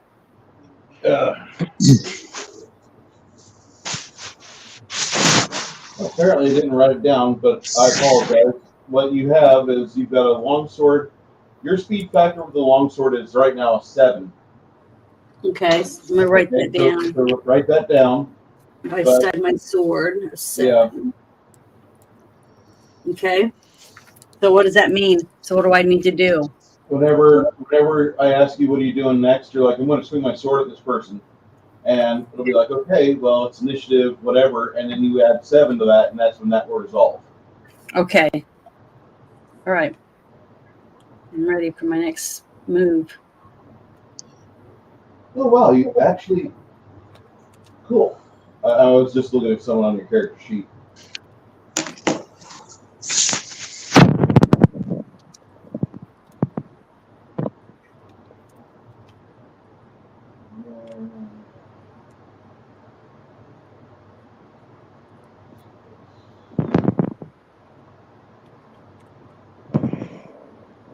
Chain shirt's still in good shape.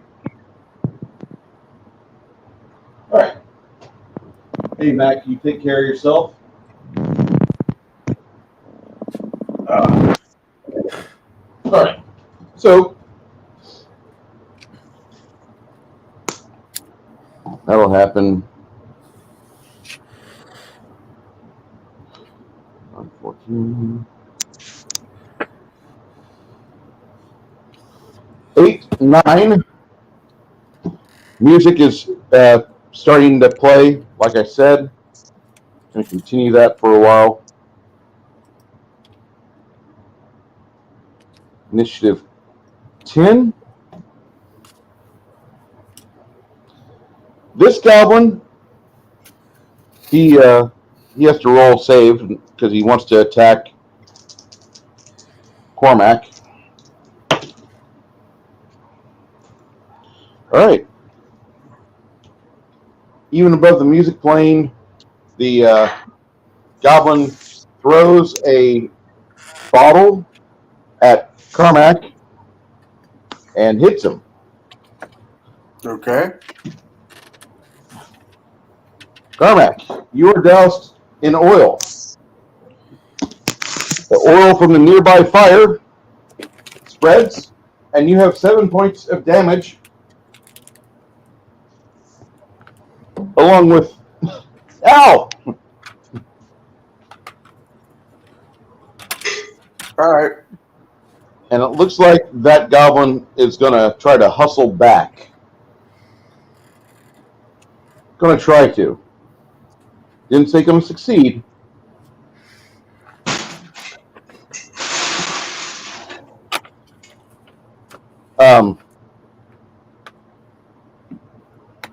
Mongoose, roll me a reflex save. Difficulty is going to be a 60% or better. Okay.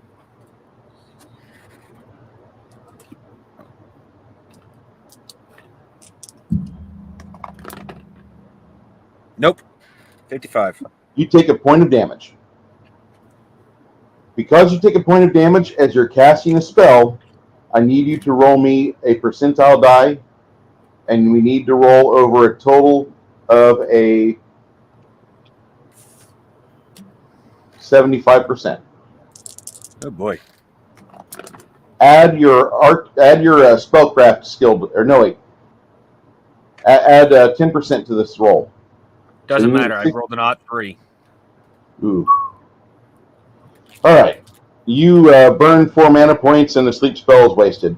You want to cast? You want to try casting sleep again? Yeah, because I think that's our only way to survive this. Okay.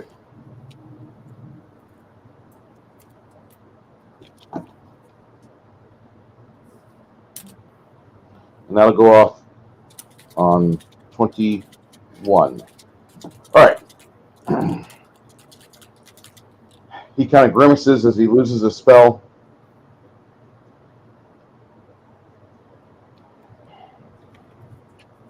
At this point, you nimbly make it around to attack the goblin. Lemmy, make your attack.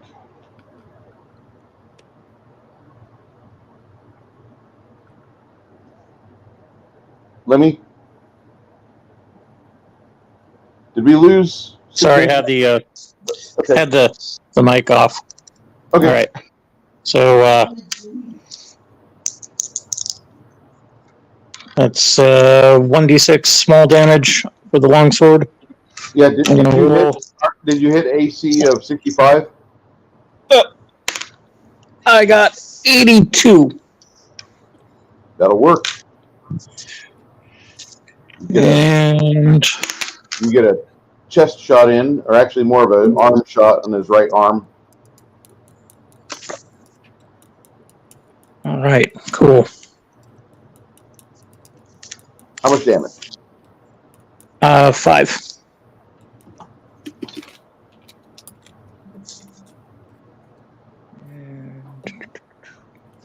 Doesn't look like I got any bonuses, just the 5. No, your strength isn't that good yet. Sorry. Yeah. Okay. Janet, I need you to make a dexterity aided maneuver. What's your dexterity at? 10. Okay, I need you to roll percentile dice with no bonuses. Okay, percentile. 20. Okay. You step in a hot part of the fire, you'll take a point of damage, but then you get to follow up with an attack on this little goblin prick. Okay, wait, 1 damage. Hold on. Sorry, I got to write it down. Okay. Oh, now I'm going to do what? You're going to roll an attack roll. I don't believe you have a whole lot of bonuses on your attacks yet, but No, I go don't for think it. so. Do I Yeah. roll the d6? Nope, you roll the percentiles first, Okay. You do the, and then because 7. you're how much? I got 70. All right, 7 is 0. roll one of these beautiful d8s, A little diamond. So here we go. the double diamond. 4. All right. The 2 attacks on the goblin put the fear of the gods within its eyes. Lemmy, what do you want to follow up with? What do you want to do next?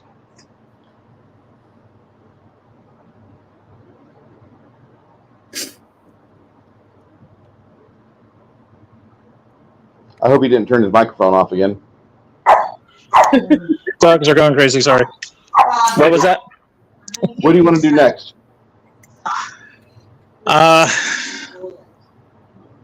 I'm going to. Damn, this is an early situation here. I'm going to back off a bit. Take a step back away from the flames. Okay. You get away from the fire a little bit, shift over just a wee bit. And what do you want to do? What do you want to do next? Sadie's gone. Come on, Sadie. All right. Come with me. Let's see. Stay because you're a classified. I'm going to look for You guys stay with Mom.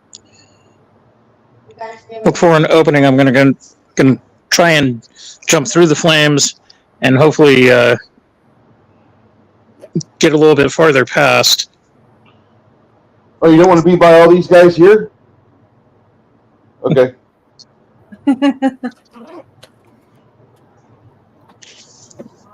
Yeah.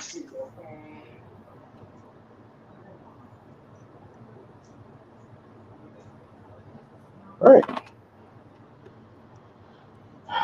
On 15, these 2 dogs will make their way to the chew toy known as Lemmy. because you didn't get to go. Oh, God.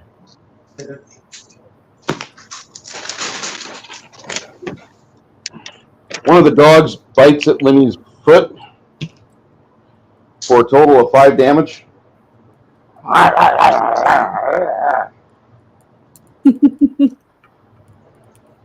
All right. So that leaves me at 10 hit points. Yeah, panic mode has been achieved.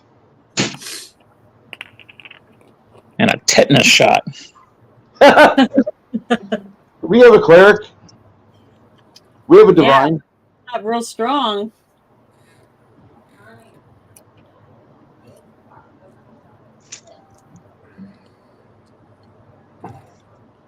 about the same time, you guys notice that the doors are catching fire.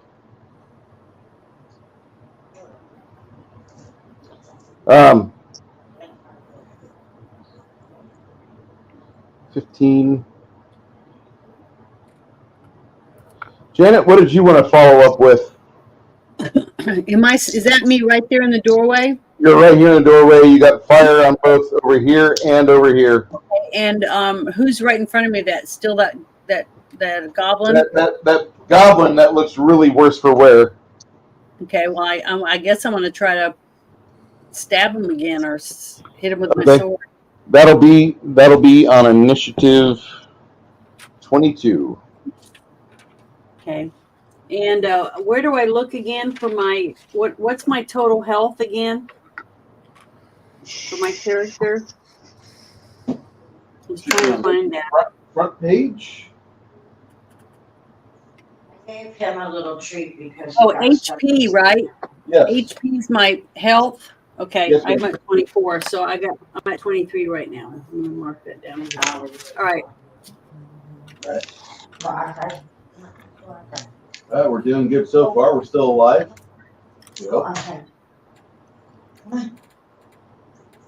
Oh, tonight, we'll get your ball today. Kelly's not here. Kelly went with Karen and Bobby and Sadie.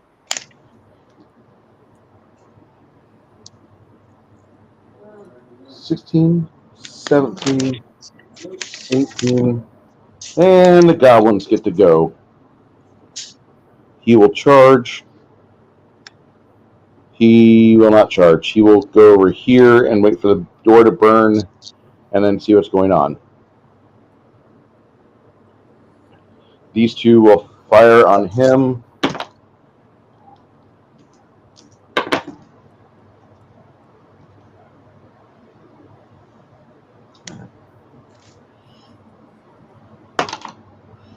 All right. You were in the left leg, Lemmy. You receive another 2 points of damage from a goblin arrow. Damn it. The goblin dog that bit you receives a total of a lot of fucking damage. In fact, it looks like the same type of arrow shot that you received in the shoulder earlier. That goblin dog doesn't look so enthused anymore. In fact, it doesn't really want to attack you. It wants to run away. Why? Because it got shot with an arrow? Yeah, one of the goblins shot his own. Oh, because he was in the way. Yeah. Okay. Yeah, this is one of those things that, because Pathfinder is written as poorly as it is, you don't really see this too often. But other games do a much better job of that, and we aim to follow. I like Pathfinder for some things. It does have a nice foundation. Okay.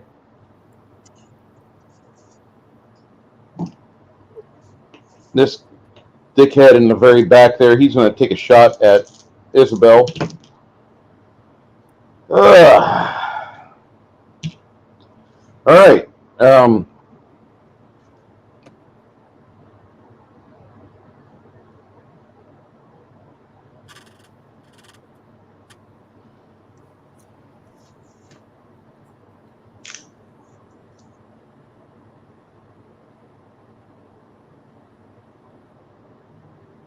Just hope he doesn't hit me. You see another blood spurt over by where he's at, but it's really the goblin dog.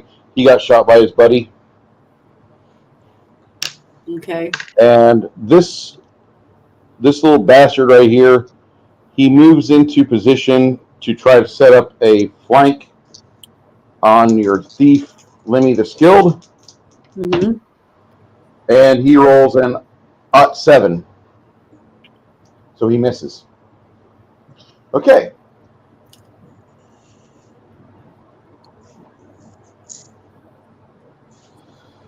Lemmy, what are you doing? You said you're running out of here. You're done?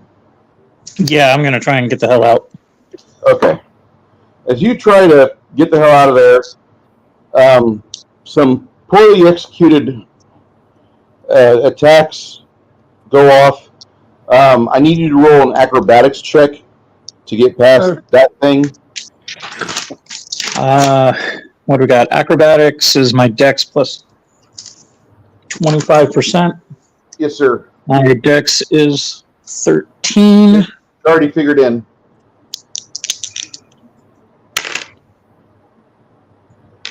And rolled a 24. All right. Not quite nearly enough for you to scoot past without possible injury.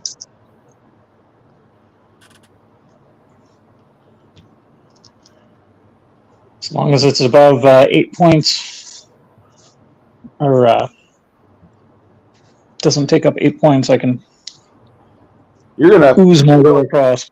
really hate this, but as you leave, you receive a nasty attack on your ass for 6 points, and you stagger out of the building, almost collapsing right in front of Will. And he's like, "Oh." He looks right at you, and he says, "Go over here." My Laban.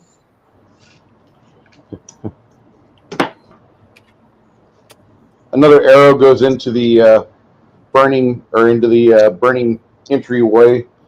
At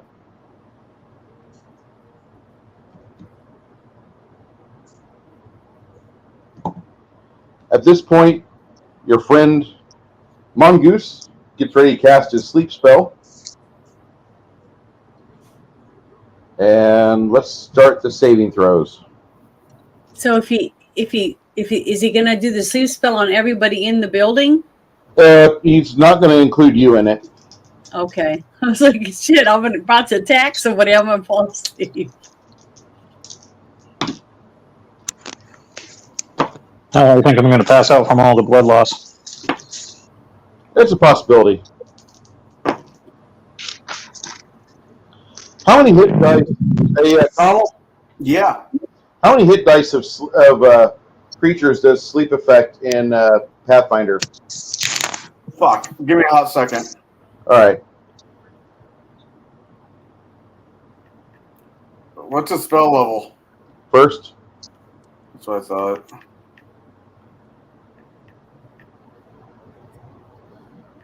Roll me a D4, Mongoose.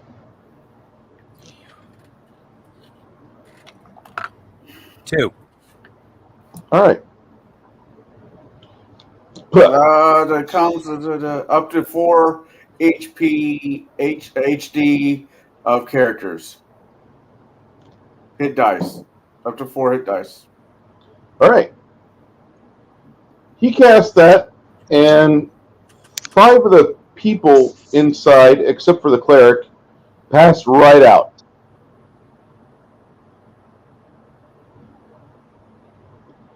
They're just asleep for a bit. As he does that,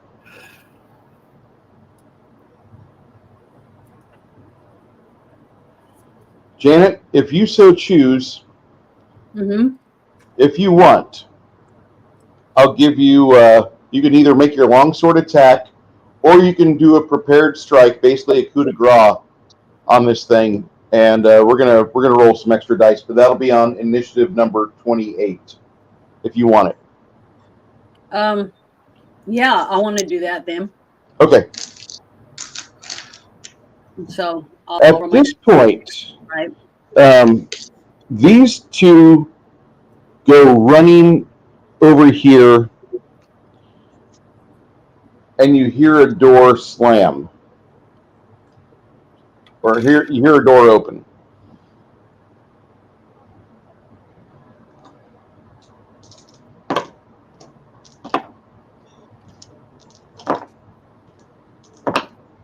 Okay.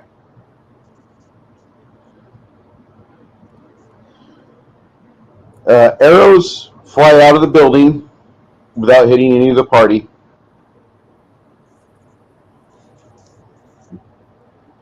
Janet, I need you to roll 2 die 8. Okay. You get them.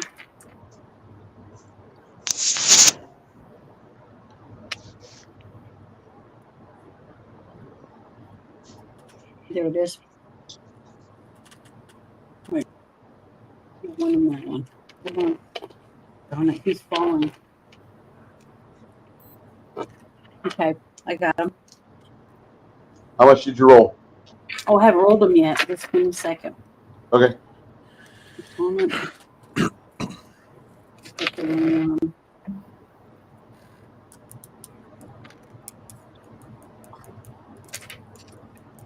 I don't know where I put the other one. Oh, here they are. Okay. Just roll 1 or 2. Roll 2d8. Okay. 9 total. All right. You hack off that goblin's head, and you feel as if your deity is pleased. About the same time, he throws 2 bottles in with oily rags that are lit, and they bust, and now you have a fire going on in here. Mm-hmm. He proceeds to pour the majority of the foul-smelling material down your friend Limmy's leg. Limmy, you'll get 5 hit points back, but it burns. I'll take that because I was down to 2. Okay. At this point, you hear the busker stop playing, and he screams, "Isabel, let's go!" Okay, so I run out of the building then after he threw the fire. Anyways, that's what I Yeah. wanted.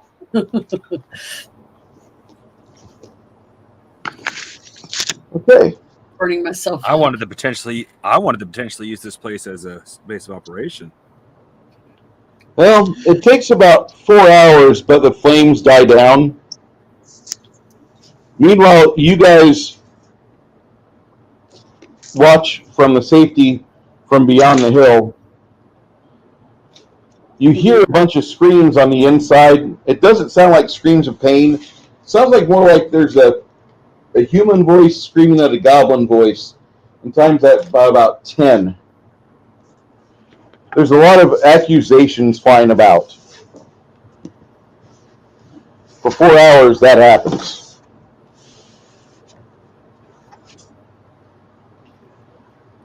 But while I'm over there, if we're behind the thing, shouldn't I be trying to do a? Let me see what spell I have to heal Lenny. Yep. You guys work on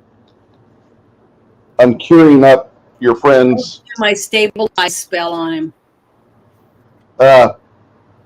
Would that help? Normally, say again. My stabilize spell on Lenny. He doesn't need stabilize.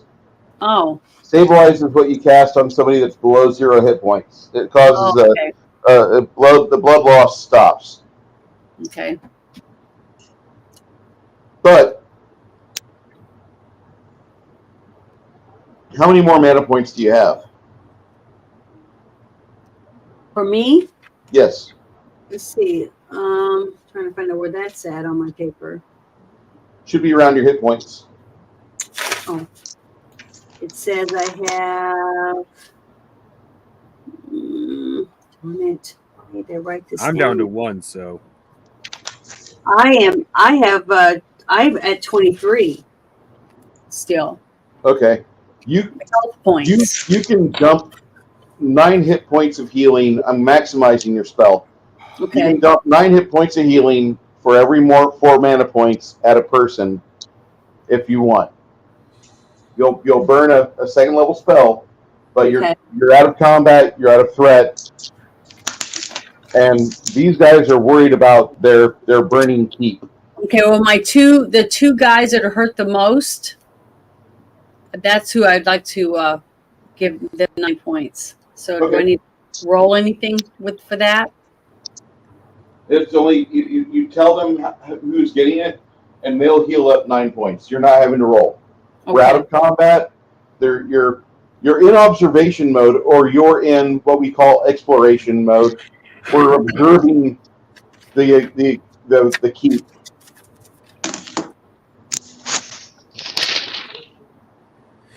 And the whole time that you're doing it, actually, Barry spends the last of his mana points on his plane, and instead of healing them up 9 hit points, you do a 10-point heal for every casting. For every 4 mana points you drop, it's 10 points of healing to Okay. somebody.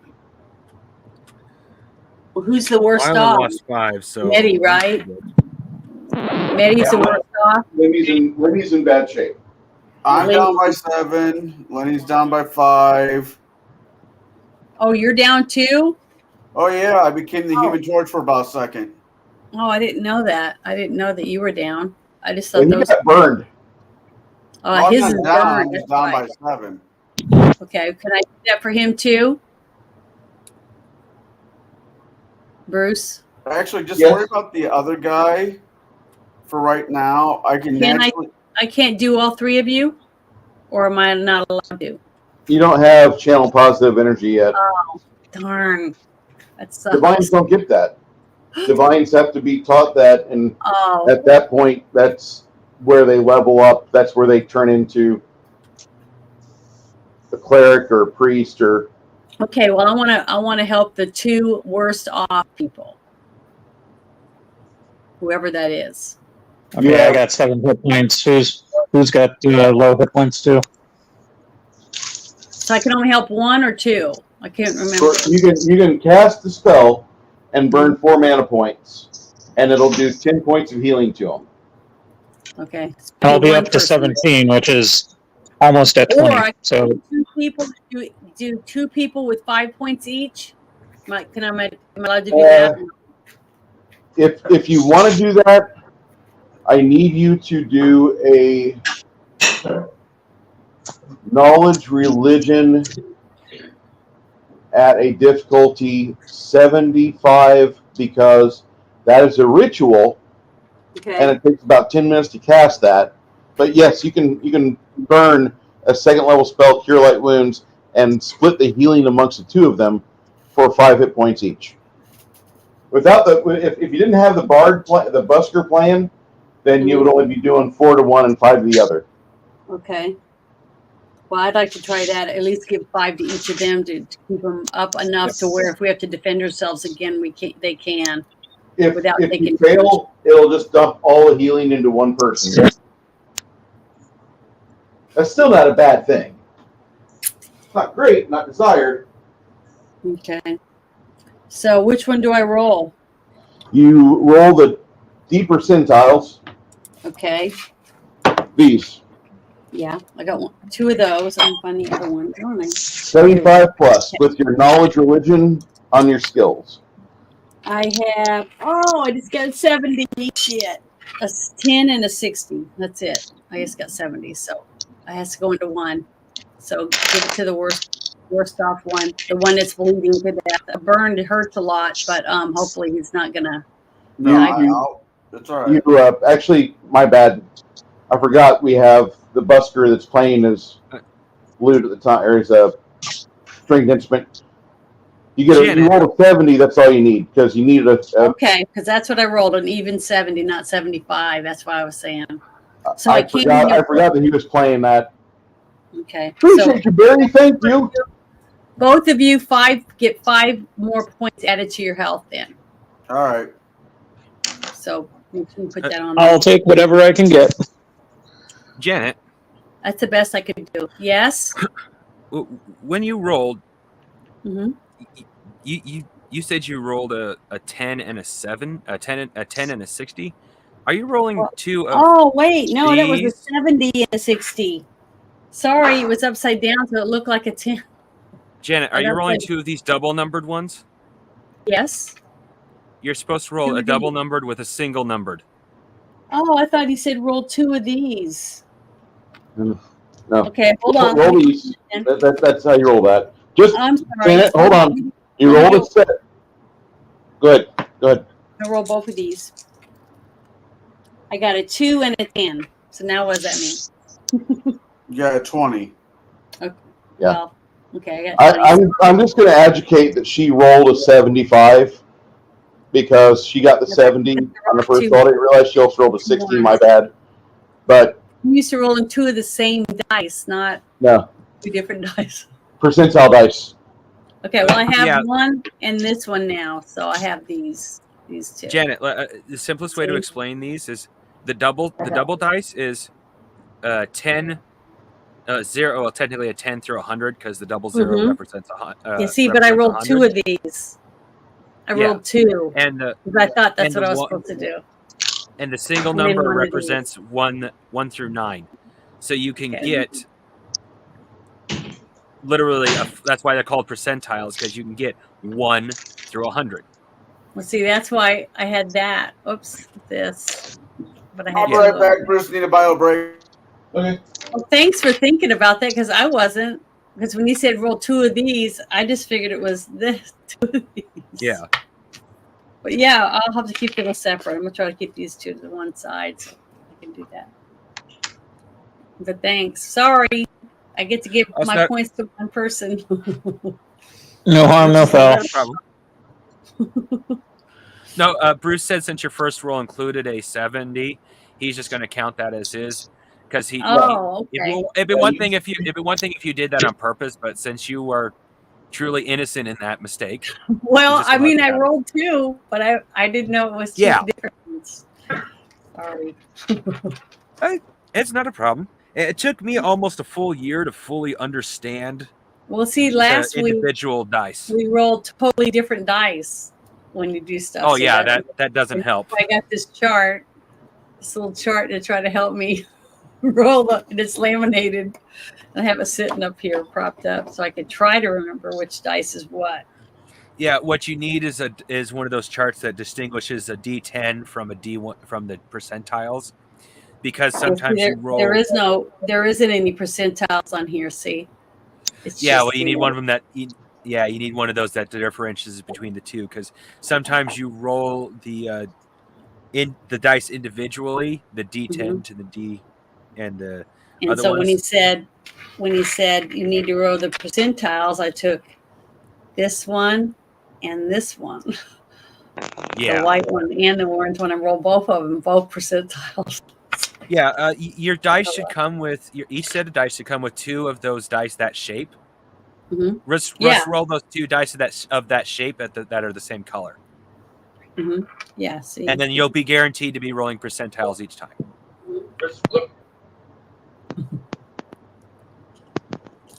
Oh well. Hopefully I'll learn one of these days.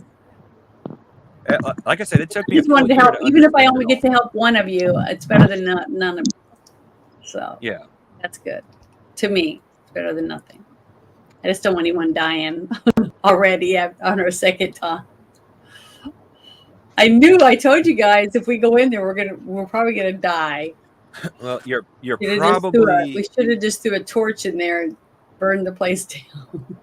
And my first thought was, hey, this would be a nice spot to, especially as soon as Bruce said there might be a deed inside. My first thought, hey, we might be able to set this up as a base of operation.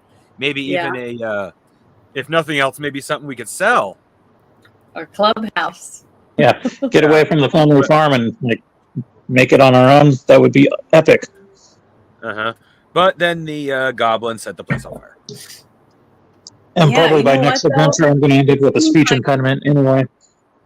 It seems like too nice a place though for the goblins to have built it. Oh, they didn't. They just took it over. That's guaranteed. So they took it from somebody. I won't say this for Bruce's game, but most of the time, goblins are scavengers / I forgot what the term is, but those that take over the dens or homes of other abandoned that other creatures have abandoned. There's actually a terminology for what, but that's what goblins are. They're scavenger. I mean, yes, they will kill and take, but usually they're just as happy, if not happier, to scavenge a battlefield than they are to actually fight somebody. And The loot and squat. Yeah, exactly. And like I said, they'll just take over old abandoned buildings. Like it's not uncommon to find goblins in old abandoned mines, old abandoned towns, abandoned forts. At least in my games, and that's how a lot of people play off their goblins. Well, my experience with goblins is the movie Legend. You know, the one that looks like a pig, and he's like, "This is a big heaping pile of garbage." Oh yeah. And then the other one's playing with the unicorn horn and, you know, shooting sparks from it. That's my Yeah, experience. when I seen that movie, I always thought those were little devils, not goblins. Oh wait, they one guy calls him a goblin. That's Well, one. I only seen the movie once, so Oh, I've seen it like 50 something times. I also seen it when I was still just a little kid, so it's not. I've seen it for years and years and years. I love that movie. I love that one, Dark Crystal, I grew up Labyrinth. in Dark Crystal. I grew up The in Labyrinth goblins were probably the most kid-friendly. Yeah, I just loved all those movies. They're just all of them are phenomenal. I loved David Bowie. Well, the thing about those goblins is I wouldn't exactly call them kid friendly simply because their entire purpose is to kidnap other children, and in the end, Yeah. they're basically children Well- that never grew up. Mhm. Compared to Goblin Slayer, Was, that's kid-friendly. Well, yeah, that is true. Well, Goblin Slayer goes straight into, okay, what's the absolute nastiest, worst legends that exist about goblins? We'll use those. Yeah. Yeah, it was pretty creepy. I just loved the costumes and the puppets and stuff. But Oh yeah. yeah, and then the Gelflings and stuff. I loved that whole thing, the Dark Crystal movie. Oh yeah. It's just to me that's just great imagination movies. I haven't watched the Dark Crystal in so long because every time I finish it, I'm always wanting more. So I'm sitting there a little sad that it's over. So I haven't watched it in so long, but it is still one of my favorite movies of all time. Yeah, it's just so well done. I mean, everything about it. I just love the sets and the puppets and the costumes. It's just phenomenal. Oh yeah. We gotta do those movies. We need to have 1 month where we just watch all four of those movies. Fantasy month or whatever we want to call it. Do a epic fantasy. I think so. Hey Janet, have you ever seen the movie Barnyard?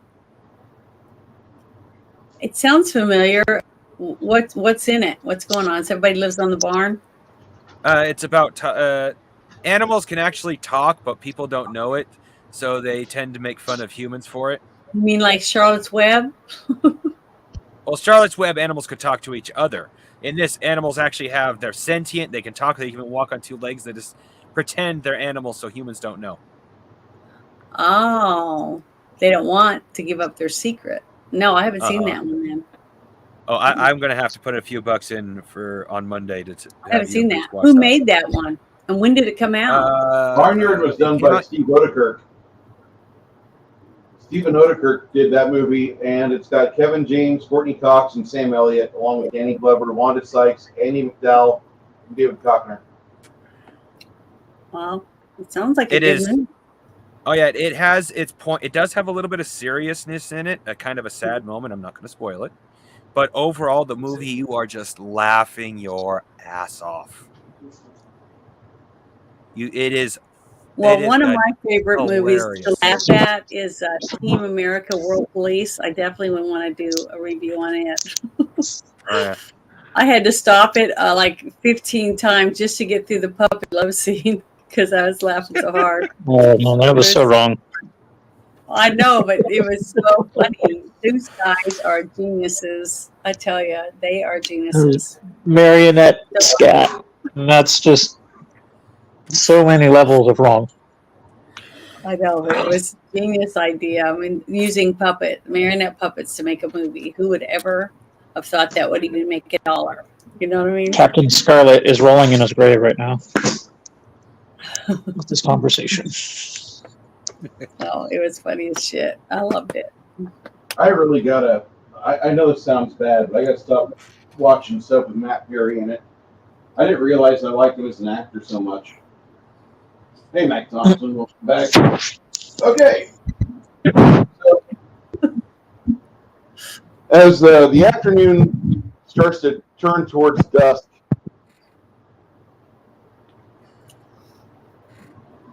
The sun's going down. yeah, the sun's going down. The You guys fire's want going to? You guys, the fire looks like the smoke is getting less and less. down. And the smoke and fire didn't attract anything by nightfall? You don't think so? We don't All right, think so. That doesn't mean it's impossible. All right, I propose we stay here tonight and go through the ruins in the morning. Still might find something useful. Well, Do the you thing guys, is, are we going to be able to sleep out there not knowing whether or not someone's going to come out and try to kill us in our sleep on the other side of the hill? Assume everything is Well, going we to come still need out to go and try to get the kill gnome. you. I couldn't hear you because two of you were talking. Sorry, I'll let Connell go first. I said, assume that everything is going to try to kill you. Oh, Yeah, that's what I'm Agree with saying. that. So who's going to stay awake? Oh, we We- take shifts in that. Okay. We take But shifts. somebody needs to go get the gnome too. Well, I thought we went back over there where the gnome is, where our water and our food and stuff is, but on the I other was side of thought the you guys hill. would have done that. I thought you went back towards where the gnome's at. Yeah, that's Oh, what he okay. said. And the gnome would be like, we're staying here. There's more of them inside. We're staying here. Mm-hmm. The gnome pulls out a small, looks like a small wand, and he says, "We're staying here, fine." And he intones some incantation off of it, and you guys see like the smoke from your little campfire coalesce, and it looks like it's a shape of a mastiff. He's like, okay, that'll let us. At dark, if I'm asleep, wake me up, and I'll use that again. And we should have a guard dog for the night. But this, I don't like being here at all. It's not that I have the willies. It's just that I wish you guys would have either burned it down all the way, or something. But leaving them alive in there, that's. Well, yeah, because all his people were killed, basically. Your character would tell you actually no, they fell down because of a sleep spell. If they weren't aroused, if they weren't woken up, they'd be asleep for about 5 minutes. Hold on. Unless they were really tired, then they stay asleep for about 8 hours. Wait a second. The building didn't burn down. I thought that's what happened. No, the building, the front of the building, the doors burned completely. But if I knew that, I'd be saying let's wait out front the door. Anybody who comes running out, we cut down. As soon as the fire dies down enough, we go in and kill everybody. You didn't know how much it was going to burn. By the time you guys got about 600 feet away, you turn back and you see that it's not burning down all the way. It's the stonework inside the building. Whatever fire points they've got, those didn't catch.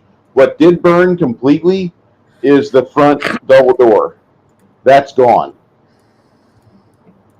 Well, he had poured oil out of it, so that it was covered and soaked in oil, and it was wood. So Yeah.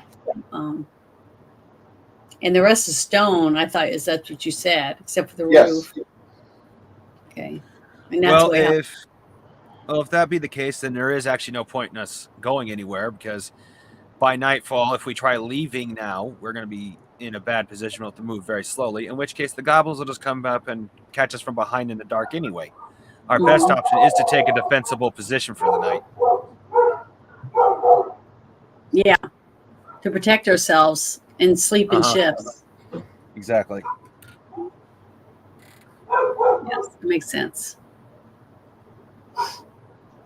But by the next morning, how many hours is that? Enough hours have gone by for me to if you want to rest here, I don't recommend it. Barry says if we rest here, we're going to get attacked in the middle of the night. We're going to get dragged off, and we'll find out what they're doing to everybody in there. Well, I thought we were behind the hill. Behind the hill, yeah. But if we go Are we sleep, behind the hill, fire guys? burn, we probably want to put some distance between us and them. Or in the middle of the in the middle of the night, we won't get very far before they'll come up our ass.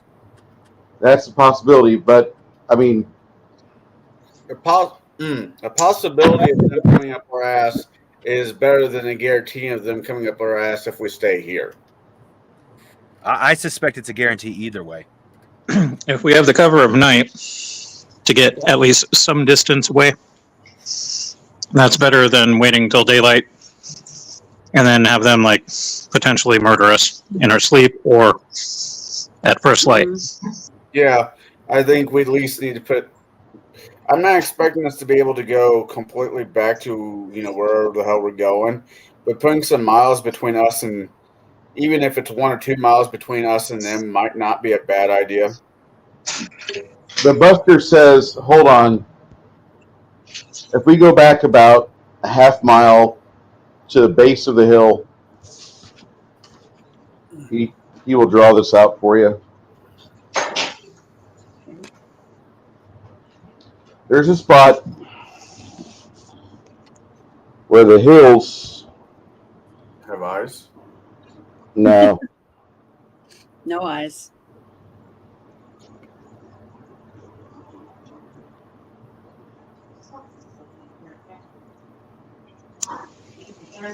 At the top of one of the hills, there's a set of ruins right here. And what we can do is we can take refuge there because there's another hill over here which kind of overlooks where that moat's at.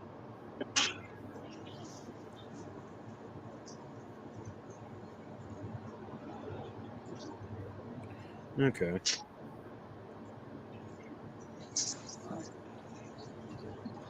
We've got enough oil on the horses where we could actually saturate the ground like that, and we could give ourselves if we detect problems, we set fire to it, it ruins their night vision, and allows us to see what the hell we're doing. If you guys don't want to do that, that's fine.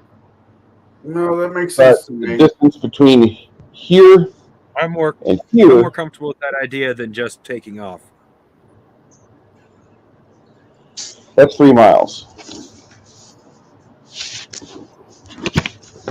3 miles at night might as well be 6 miles. 9, given the fact we got potentially people behind us.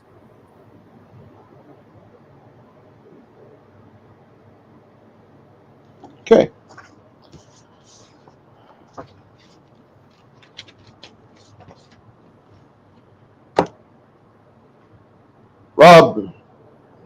Rob would be really proud of you, Barry, says Tom. Will speaks up and he says, that sounds like a really good idea. Okay. You head back to that location with the sun's rays setting, and you set yourselves up. You've got the horses largely tucked out of the way.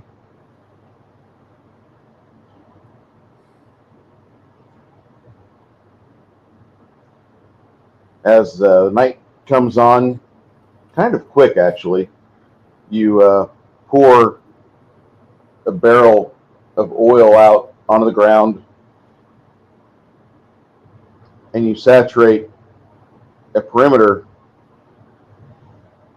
about 30 yards from your fire location.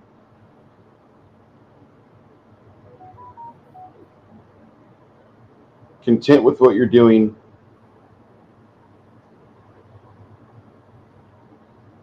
you guys sit back.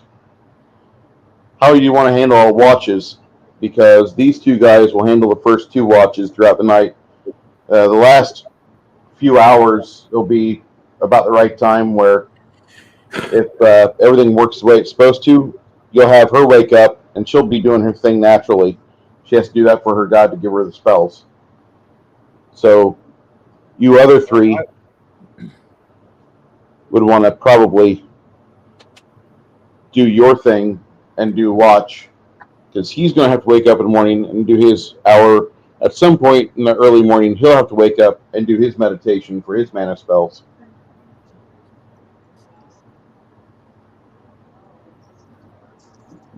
So after our Bowman, I'll take that next watch. Okay. That's swimming. All right. I'll take the I'm watch a little out. above half hit points. Hopefully, things will be smoother.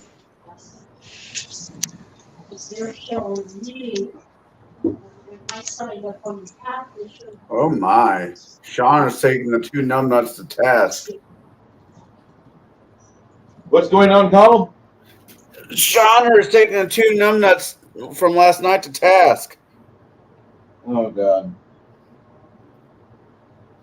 You should review that video later tonight with Kai. Get his. Am I going to have to watch that? I want to enjoy myself. You're damning me. This is listen, okay. I already have 2 opportunities every week to do something I don't like, which is watch something I won't enjoy. One of them is for me and Janet's channel, and the other is for Nick Weiser's. Me and Janet are watching Powder tomorrow, and then sometime between now and Tuesday, I've got to watch Dr. No. No, not Dr. No. One of the Moore films, one of the Moore Bond movies. Oh, God, they're all bad. Hey. The Connery ones are pretty damn cool. Hey, I like Sean Connery, but the moment you say Roger Moore, I get off the bus. Well, I'm not a big Roger Moore guy by any stretch of the imagination. But I'll watch Roger Moore over frickin' The World Is Not Enough.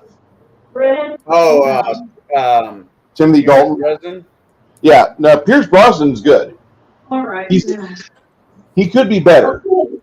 But, like, Pierce Brosnan was groomed to do that because he had the Remington Steele show for years. And he didn't really skip class. He did okay as Bond. I wish he would have had more movies. Tim Dalton with Halle Berry was the one that I couldn't stand. No, that was still Pierce.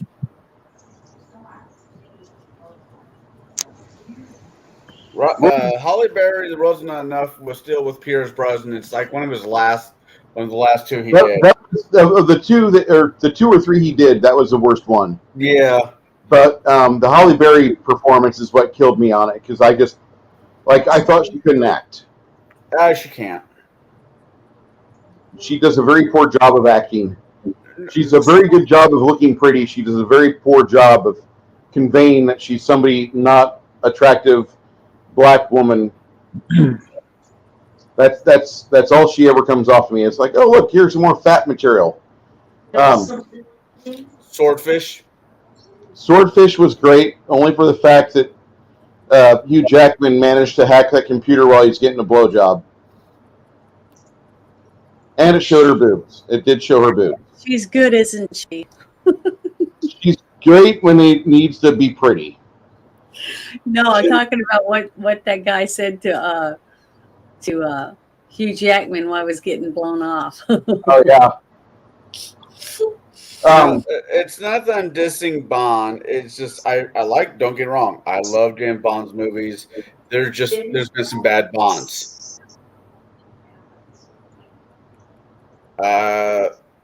Oh, shit. I like the recent Bond, Craig Daniels. Daniel Craig. Yeah. You really do have some sort of reverse reading, don't you? I have ADD, I have ADD dyslexia checks. Yeah, and I haven't drank enough today.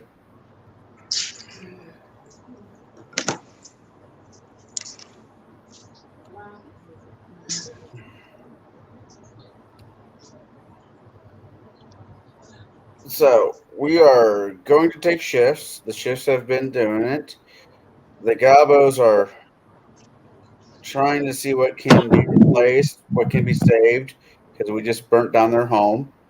You started a fire and they almost burned their own home down.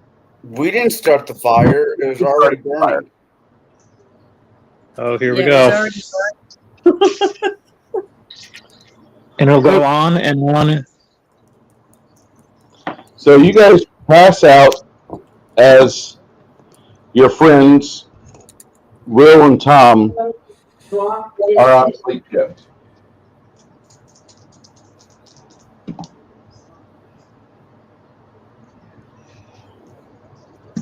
about 2 hours. You have no idea how long it is, but you hear Tom scream, "Wake up, everybody!" And he yells it loud enough to where it's the initiative count 0. Everybody except for Lemmy rolls a d8. Lemmy, you roll a d6. 67? Oh. No, there's no 67 on a D8. You roll a 7 on a d8? No, I rolled a 4 on a D8. Okay. Somebody I got a said four. Roll the 67. 2.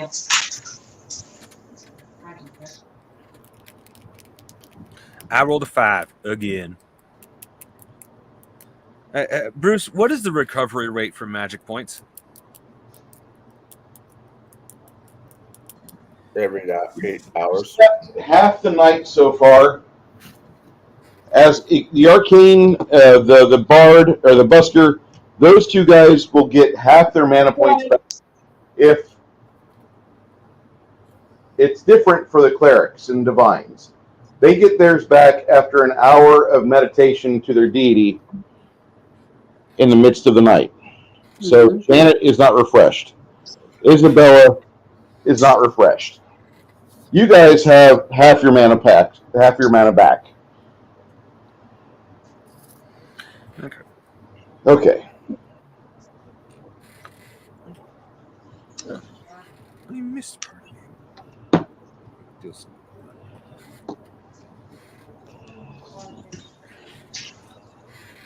All right. You can thank your lucky stars that he rolled a 79 plus his bonuses to hear.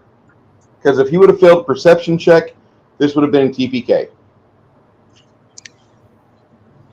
All right. On initiative 1, 2, 3, 2. 2. 2, 2, 2. What are you planning on doing? All right. I'm going to draw my weapon and You're laying make down. Oh, well, then I will get up and draw my weapon. Okay.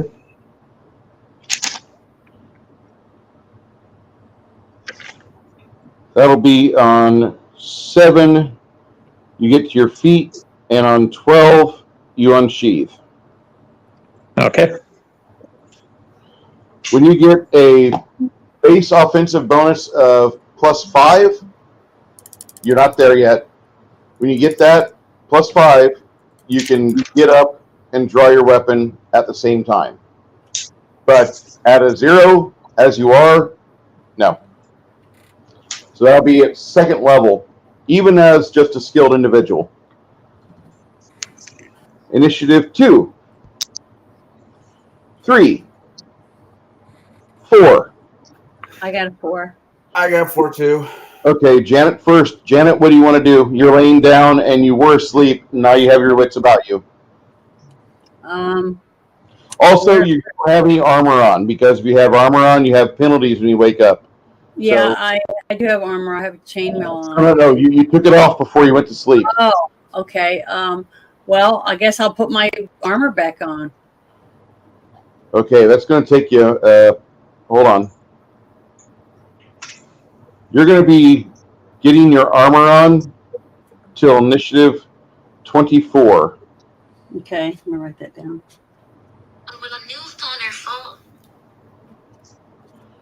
All right.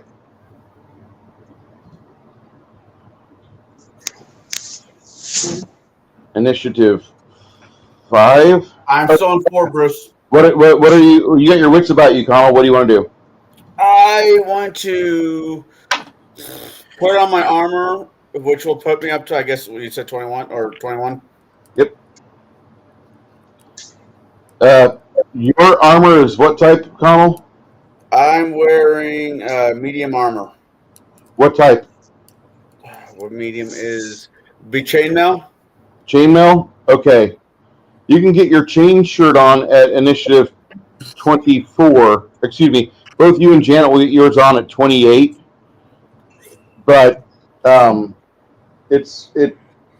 That's just the chain shirt. That's not the greaves, the shoulder pads, the Yeah, helm. That's just the shirt. no.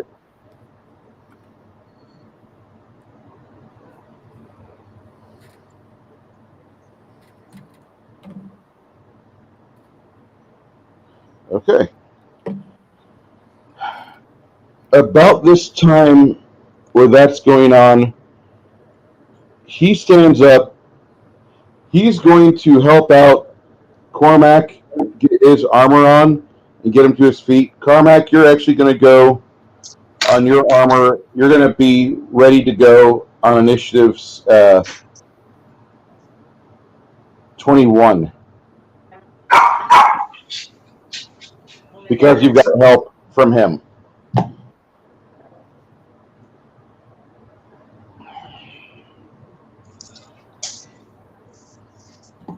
Fucking neighbors are arguing across the street. Can't wait for the cops to show up. Ow. Initiative 6. You skipped me, Bruce. What are you doing? You're 5. you're on 5. Yep. You got your wits about you. What do you want to do? Do I see a group of people or a group of goblins? Whatever. Yeah, actually, you're laying down still, and you see them over here. You see a group of 3. It looks like. Can I cast sleep while laying down? Wow. Yeah, you can, but I need you to roll above a 25 on percentile dice. Don't roll a 24 or less. Okay. Yeah, that'll be on initiative 11 for you. No, wait. Yeah, initiative 11. Just barely 28. Okay. This guy shoots. Oh, arrow goes wide.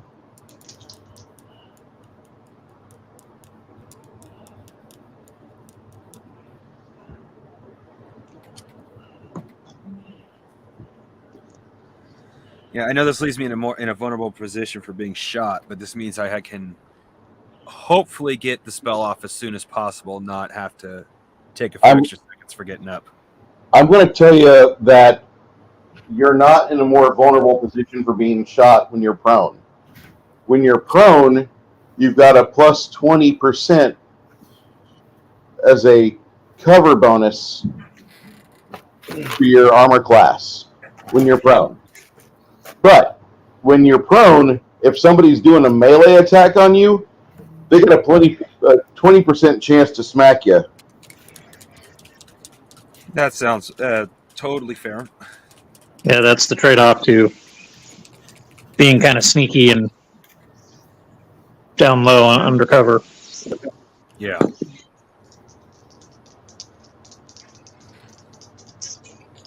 Oh, stack it up. Stack it up. Hey, stack it up. Oh.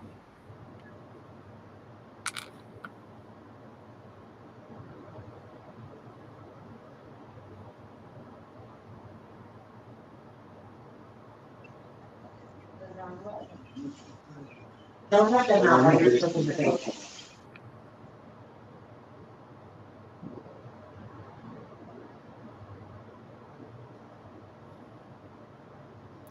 I think meatloaf tonight.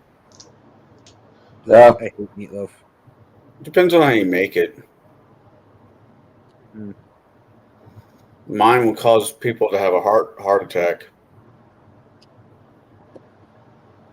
because it involves bacon and bacon grease and cheddar. Okay. This guy gets charged by 3 goblins.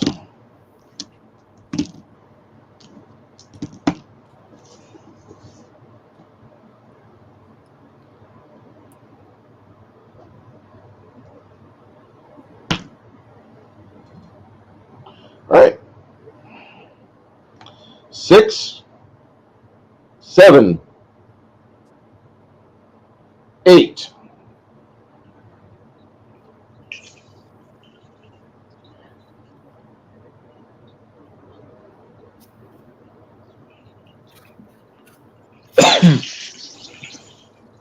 7, I'm up. Another Now you're uncheating your 4 blade. seconds, I'll be, fully armed. Okay. You can attack them on initiative 14 is when you could get a hold of him. You could make cross the distance. Okay.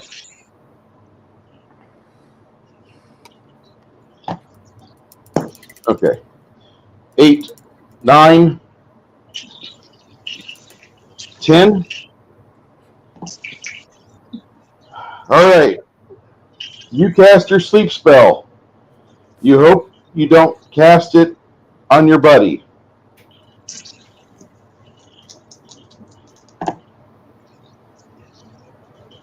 Goblin dog falls asleep. Goblin falls asleep. Yeah. Goblin falls asleep. Roll me a d4, crafting. 4. Goblin falls asleep.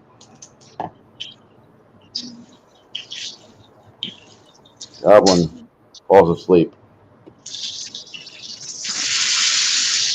Did I just put them all to sleep? This guy stays awake. All but one. Hey, that's good. How long did it get to sleep for? A few minutes. Not long enough. Too bad. Yeah. So Hopefully long enough to skewer You can them. run in and chop all their heads off. one person needs to focus on the wake ones, and the rest of us basically need to focus on the dead ones and start killing them off real quick.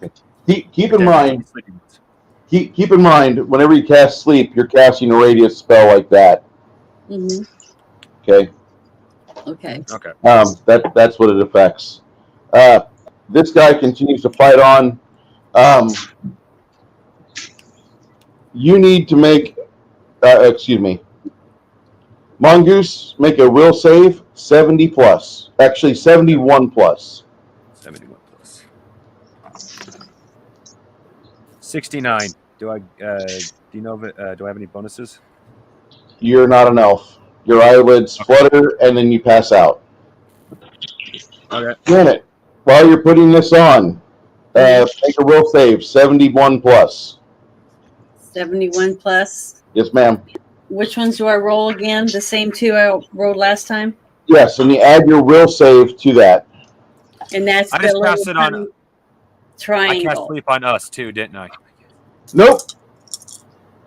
Do I add the little triangle with it? You just roll these 2 die, the twins die and the one die, Okay. and you add your bonus from your will saving throw to that. Okay, let me see what I rolled a 47, and Oh man. my will save is a plus 10. So it makes it a 57. Your eyelids flutter shut, and you stop putting your armor on. Carmack. I fell asleep. Yep. Oh well, I need the rest. Carmack needs to do what? Will saving throw. I'm gonna kill that wizard. Okay. 90. Okay, you stay awake. Bury the busker. 85. All right. Lenny, will saving throw. Saving throw, eh? All right.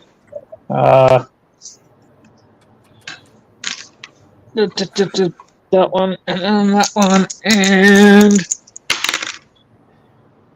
2. Shit. What's shit?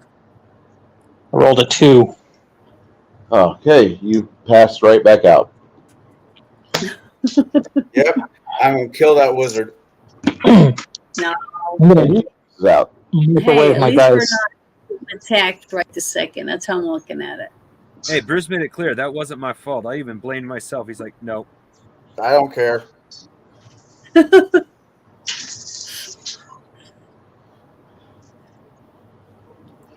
Whoever gets up. All right. As you guys get, as Barry addresses you, everybody else stops moving. Oh, This goblin gets ready to impale him. Thomas, Yeah.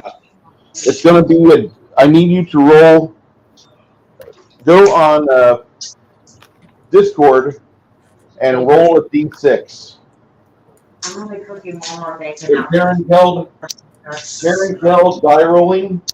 Yeah. How do you use this, anyways? / roll. Is it not letting me click on it? Oh, there it is. Roll and just Yeah. put a d6 in there. / roll d6. Yep.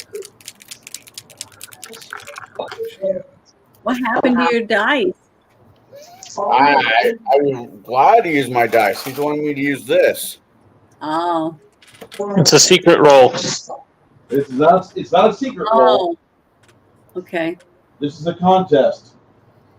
Shit's going off at the same time. I need him just type / the one right by your right shift key / roll, and then it'll pop up. Just type d6.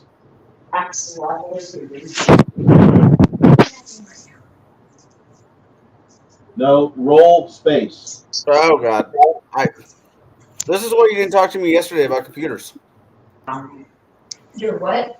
/ roll space, and it should kick up the. Now, whenever you type roll, you're going to see a little window pop up for roll, and it says Die Maiden. Ask Die Maiden to roll some dice. Do you get that? You got it. I see it now. Okay, click that, and then just do the d6.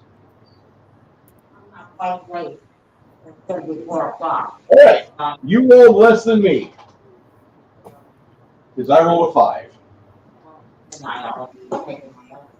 I hate random dice rollers. I've always gotten screwed by them.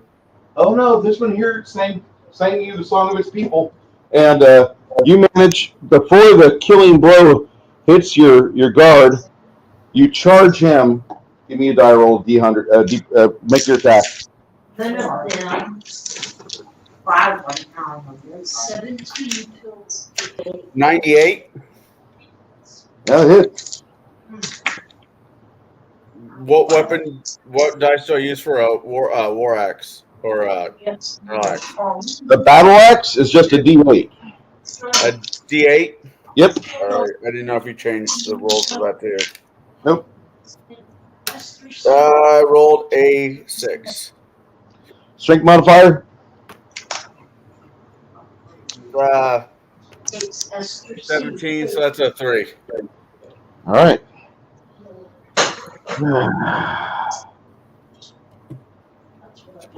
Okay. So I have to watch the thing with the supplements. This guard and you start facing off, and it tries to hit you with the haft part. I just rolled a 99. That hits.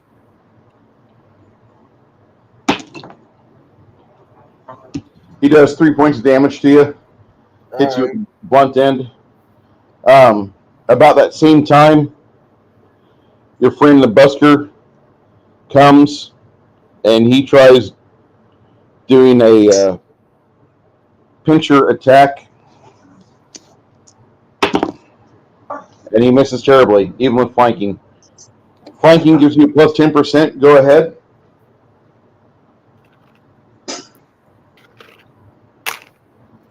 That is a 48-58. That is not enough. Deflects off the goblin. Okay.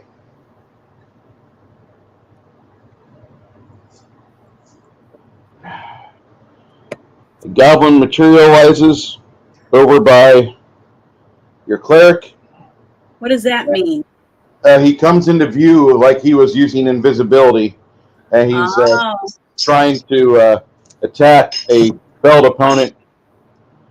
Janet, You violently wake up as a goblin short spear hits you for 6 points of damage. Okay. You are awake, but you're also on the ground and partially naked. Not naked, unarmored.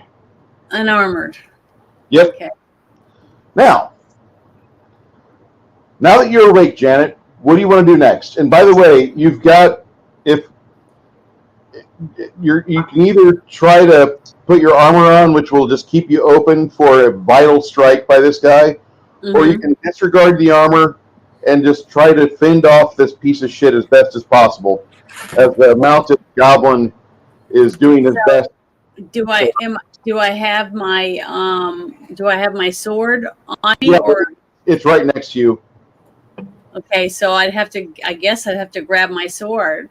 Yeah, Try to defend myself. you can grab your sword, and you can have that ready in 7 seconds. Okay, that's what I have to do. I don't have any other way to defend myself if I don't have my sword. Not really. In 7 seconds, you'll have your sword and your shield. Okay, that's good. That's what I'm doing. It's something. Nothing. I would recommend, for the time being, that you probably want to go on the defense, which is going to increase your defensive. You're not armored by any means, but if you go on the defense, it's going to be harder for me to hit you, and you're going to be at negatives to hit the goblin. I'll figure out those negatives. Just give me your die rolls, and I can tell you want to be rolling high. But go ahead and go for that. I roll the percentile and the 8 or whatever. Yeah, still the same thing on the die rolls, but there's some other modifiers that go into it. Skilled dungeon masters, whenever somebody's like, I'm going to go full defense or active defense, not full defense. Full defense means I'm not going to do anything but turtle. I'm not even making attacks. Active defense means you're still making attacks, but you're trying to hide behind your shield more than anything else, because that's the only metal skin you've got. Okay. Well, I just rolled that you're supposed to do the percentile and the other one, right? Yeah, don't worry about an attack yet. You've got to get your weapon. 38. Yeah, you'll start that in a minute. Because of the way the spells happened and how this all started, we're going back to a count of quote unquote 0 or at 1, but okay, that happens because he tried to attack her successfully, and these two are over here. This goblin on 3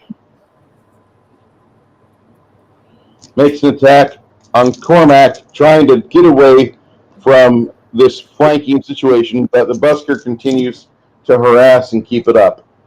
So that's not going to happen too well. Okay. Keep in mind, Cormac, you're naked. Not naked, unarmored. Yep. You have your silk jammies on, though, so that might help you on infections. Hey, silk works with arrows, not much anything else, though. Yeah, well, works with puncturing weapons, like spears, which is what the goblin has. Okay. Barry the busker will get his attack off on 6.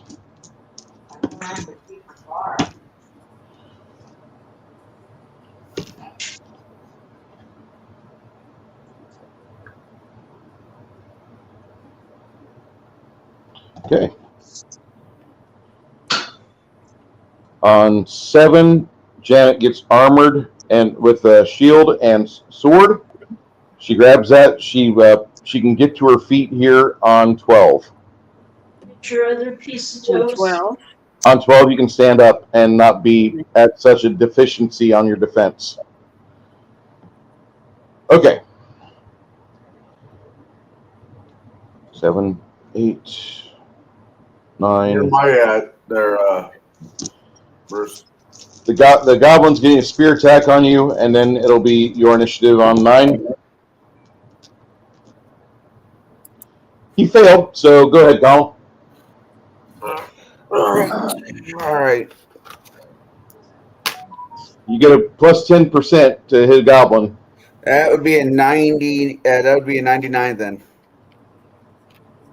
Okay. I do what I do. I work Damage? hard. 7. I rolled a 7.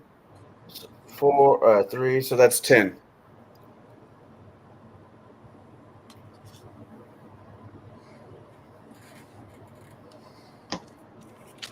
All right. That goblin's looking a little worried.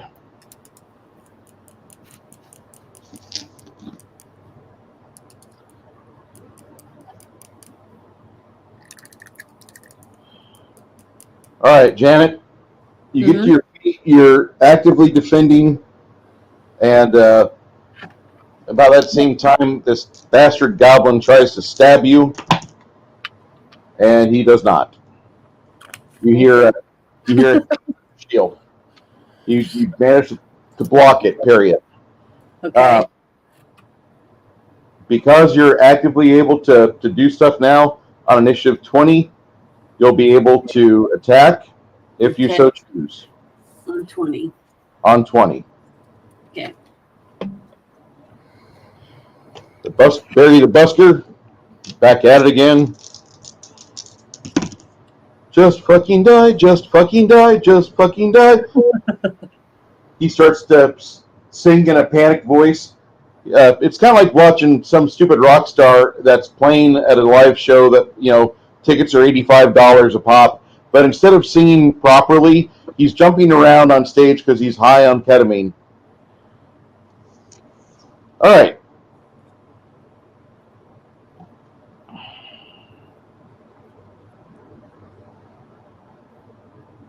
On 16, Carl, go on ahead and make your next attack.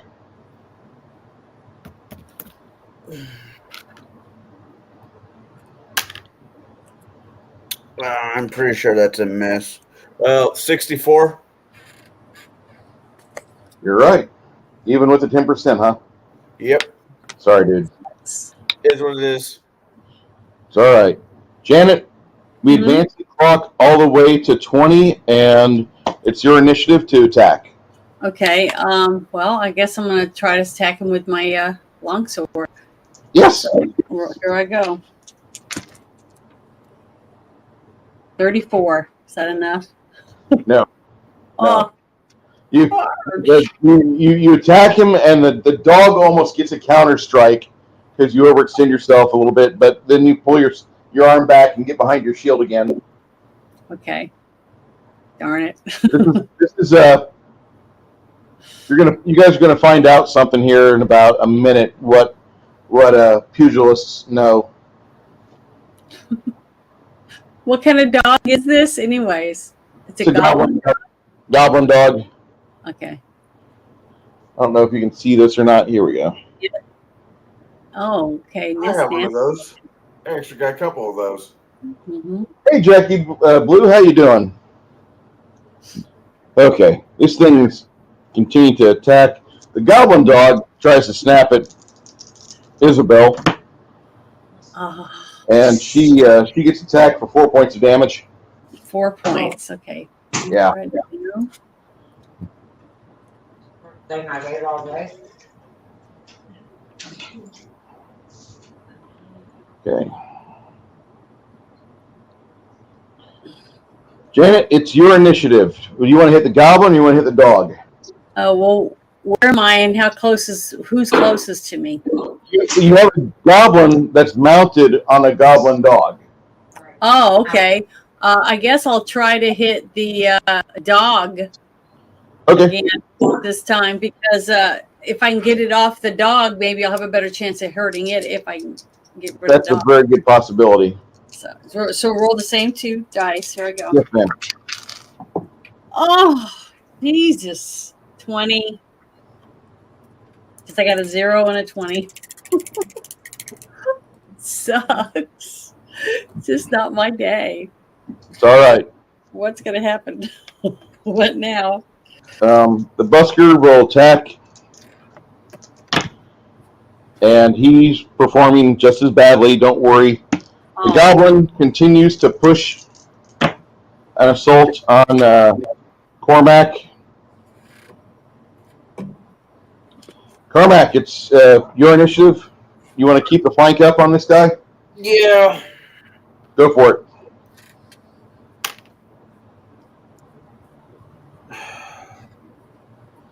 Okay, plus 10. So that would be a 71.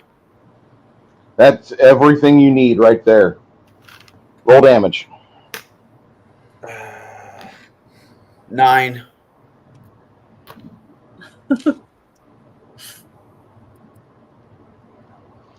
All right. You rip the goblin legs out from underneath him. And about the same time that happens, you see the busker go down on top of the goblin, and he grabs the goblin by the head, and you see your friend who has practiced busking. He sits on a corner, he does human tricks, he plays the fiddle, the lute, he's talented, and he grabs this goblin, he puts his hands without gauntlets or gloves in the goblin's hair, grabs the scalp, and starts to bash the goblin violently on the ground. Oh, damn. That works. I might have to try it.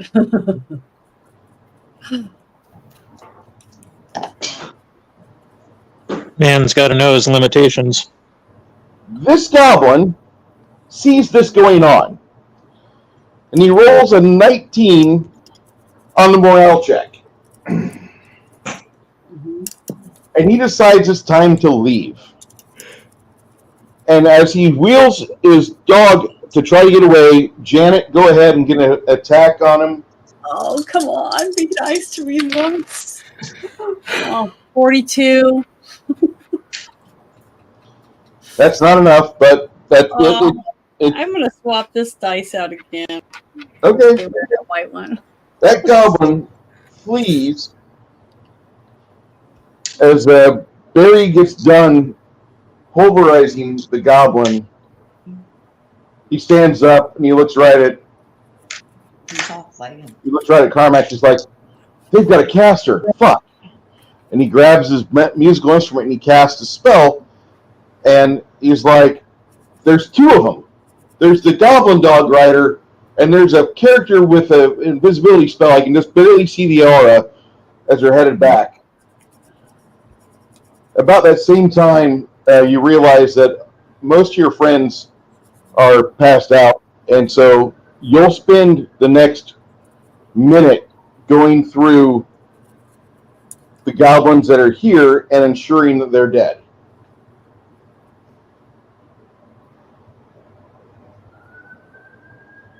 You guys wake up and see your friends pulling the items off the goblins that they could. Some of your friends are bloody.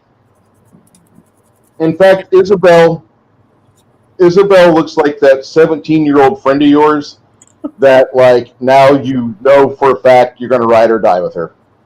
Yeah. She's got her wound.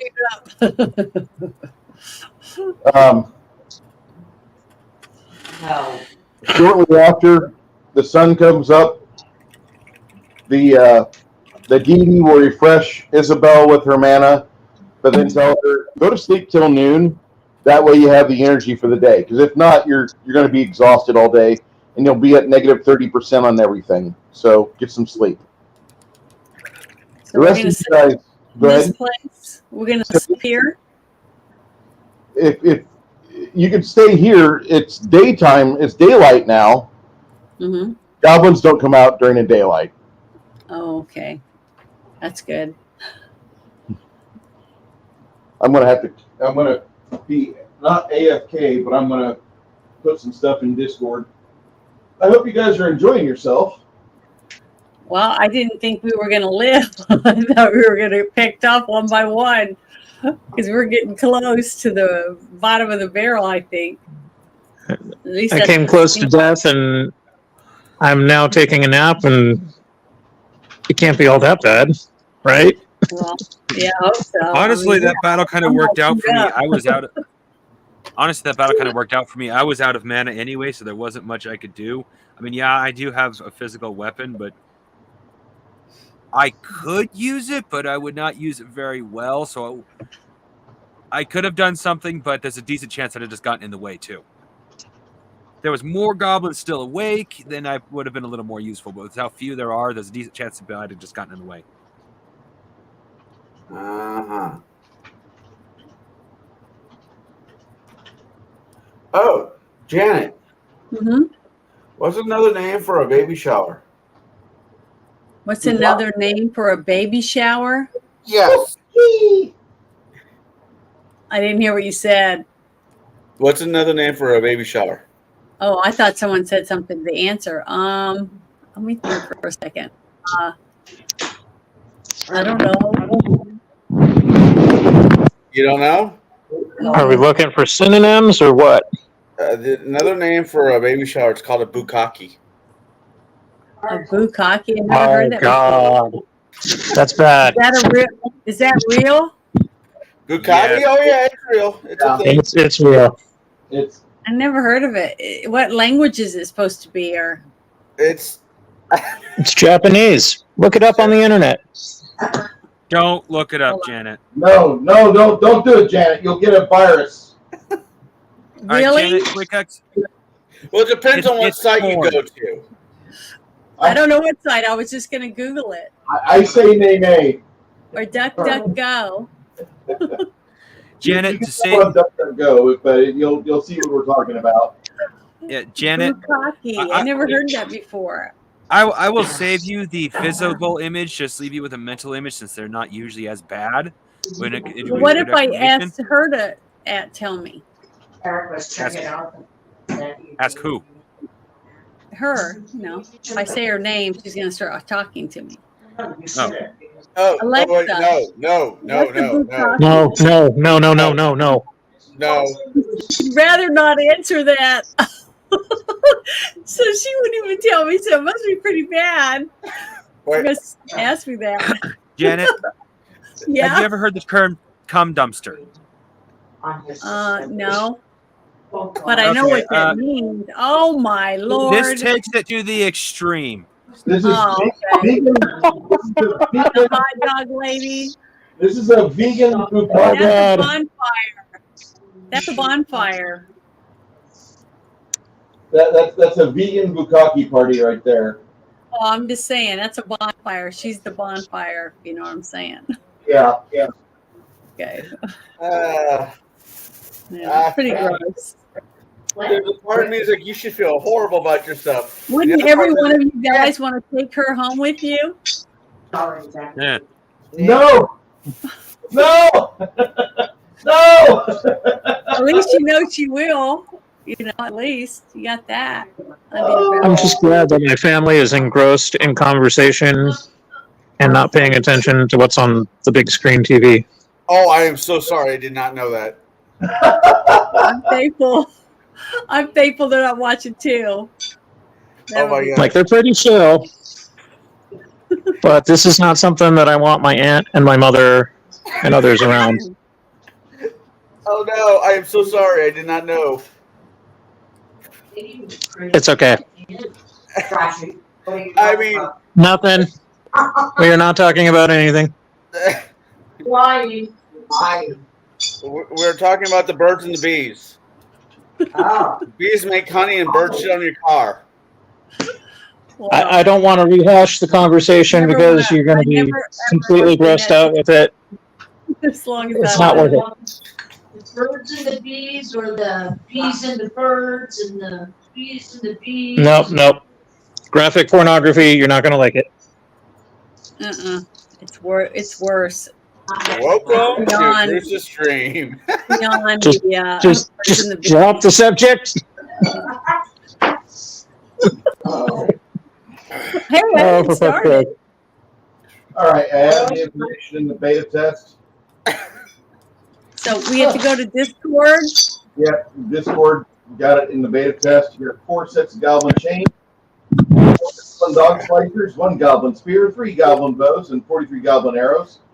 2 stinky pots of goblin stew, which is 8 ounces each, and smells like menthol and peat wrapped in bacon with desperate measures. And so far in this campaign, You guys all have 900 experience points.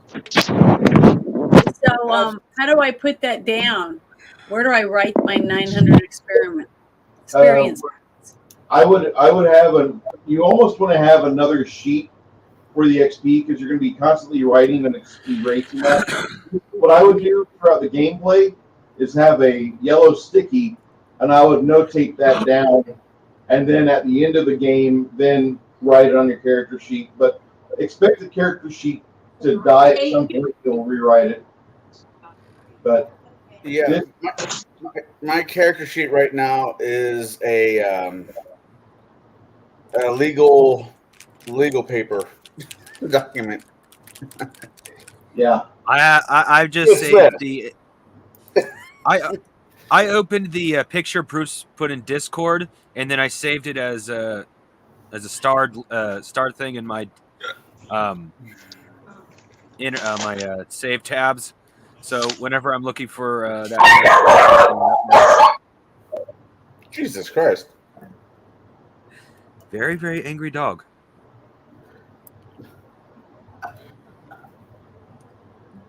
Okay, now what about all the stuff? Can we actually sell this stuff?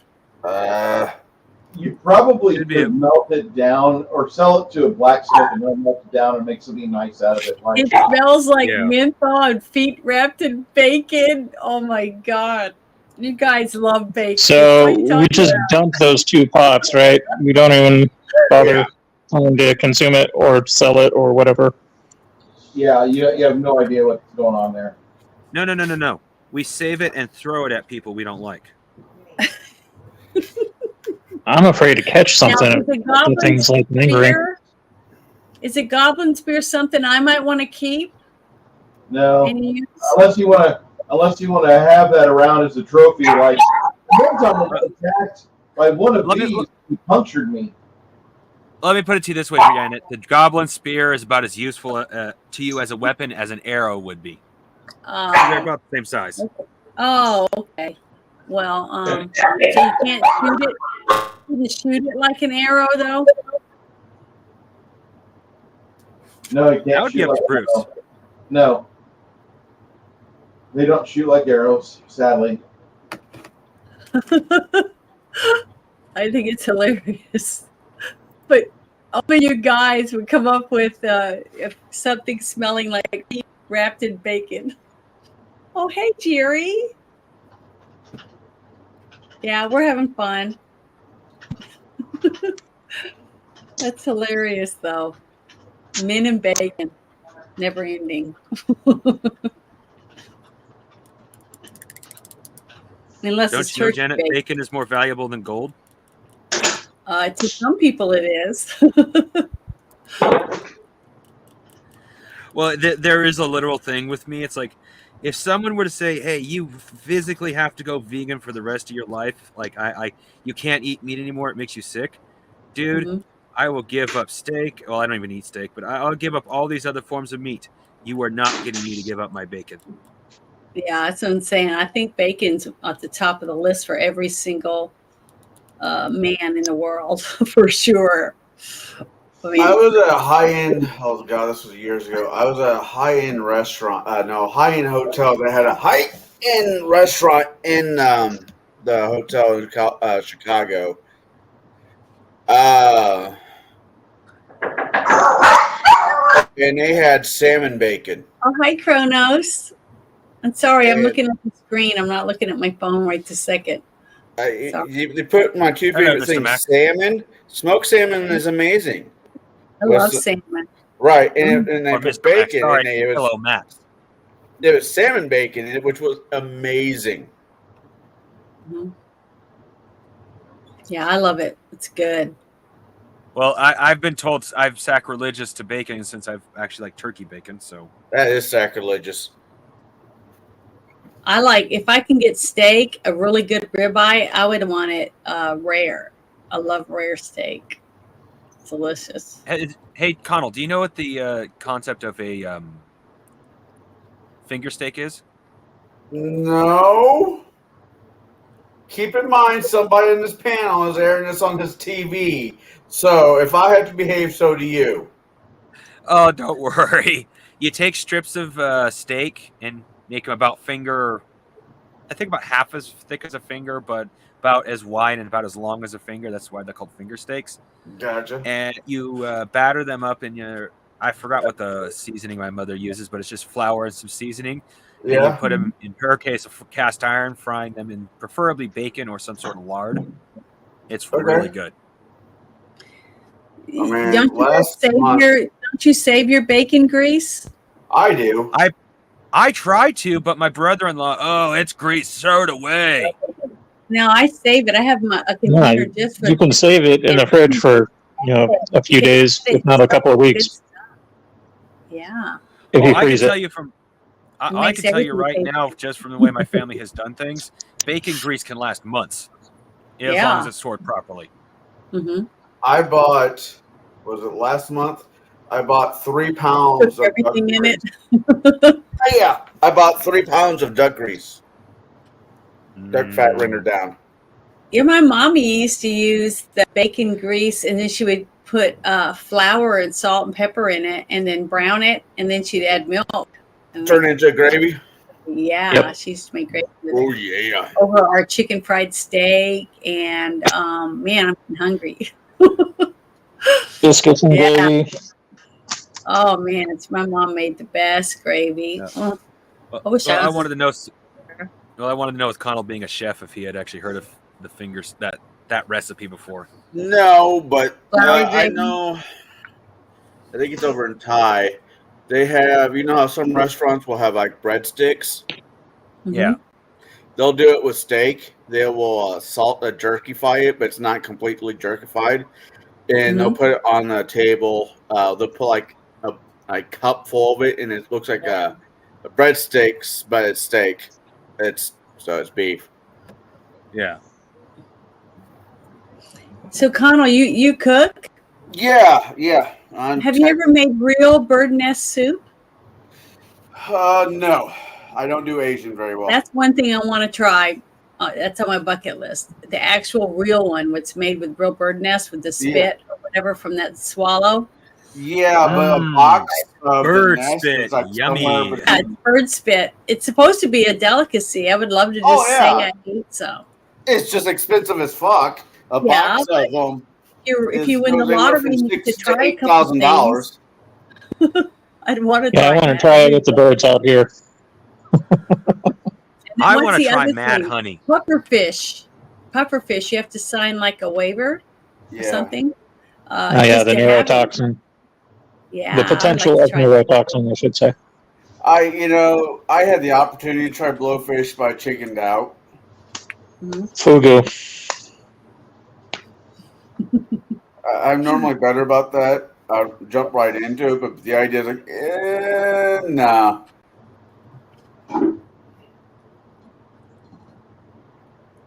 Give me a moment, guys. I got to get some things cut up. That's okay. I got to ask. Can you guys still hear me? Yes. Yes. Okay. So you've got all that, and during the midday, you hear all of this activity going on inside the keep, like there's another argument going on, and you can distinctly hear human voices and goblin voices. Mhm. This is about 1 in the afternoon. What's the party doing? Okay, Doesn't can seem I like ask the they've noticed question? us yet. Sorry, Janet. Remember, we saw the two goblins go into another room on the back wall, right? Didn't we see them go into another room or something from another door? We heard a door open. Yes. So, can we open that door and see what's in there? You have to get into the goblin keep first.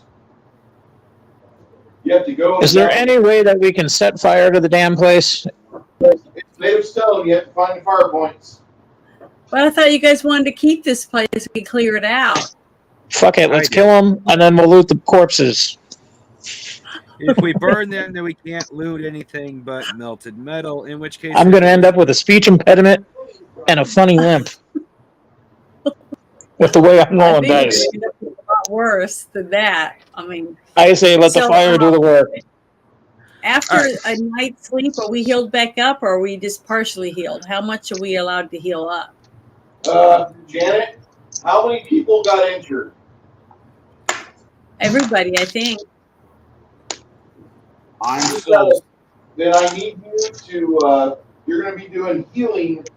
And because I'm not going to tell you what's going on, it's not a stressful situation. You just Yeah. take 20 minutes per person What to do as thorough as you can a healing check on them. So Okay. essentially you're rolling 120% on the healing, diagnosis, and treatment. You spend about 30 minutes per person in the party that got hurt. And Including me, including myself. Yeah, that's just to prevent infection Yeah. and other unnecessary things from happening. That's not even the healing portion of it. You guys need to tell her individually and not all at once how many hit points you need to heal up. Because she's going to be able to cure, with 4 mana points, she can cure 10 hit points of healing. As long as Barry the Busker continues to play while she's doing that, she's going to be able to have the teamwork, and she can get you guys healed faster. But she's not made of mana. Keep that in mind. If I was healed yesterday, then I'm good because I didn't take any damage. Okay. But who else? I'm down to 17. So I need technically, if I could get 4 points of healing, that would be great. okay. So hold on. Let me write down. Who else? Who else? Okay, I need 8 hit points You worth of need healing. 8? Okay. Okay. And I want to be as heals up as possible, but it may not be able to do it all. Now, which one do I have to roll again? You're not rolling. Oh, I just have to make sure it's 30 minutes time You times 10. You spend about 3 hours doing diagnosis on each person in the group, and then after you're done with that, then you can spend 4 mana points and get 10 hit points back as you and Barry continue to work as a team. All right. So.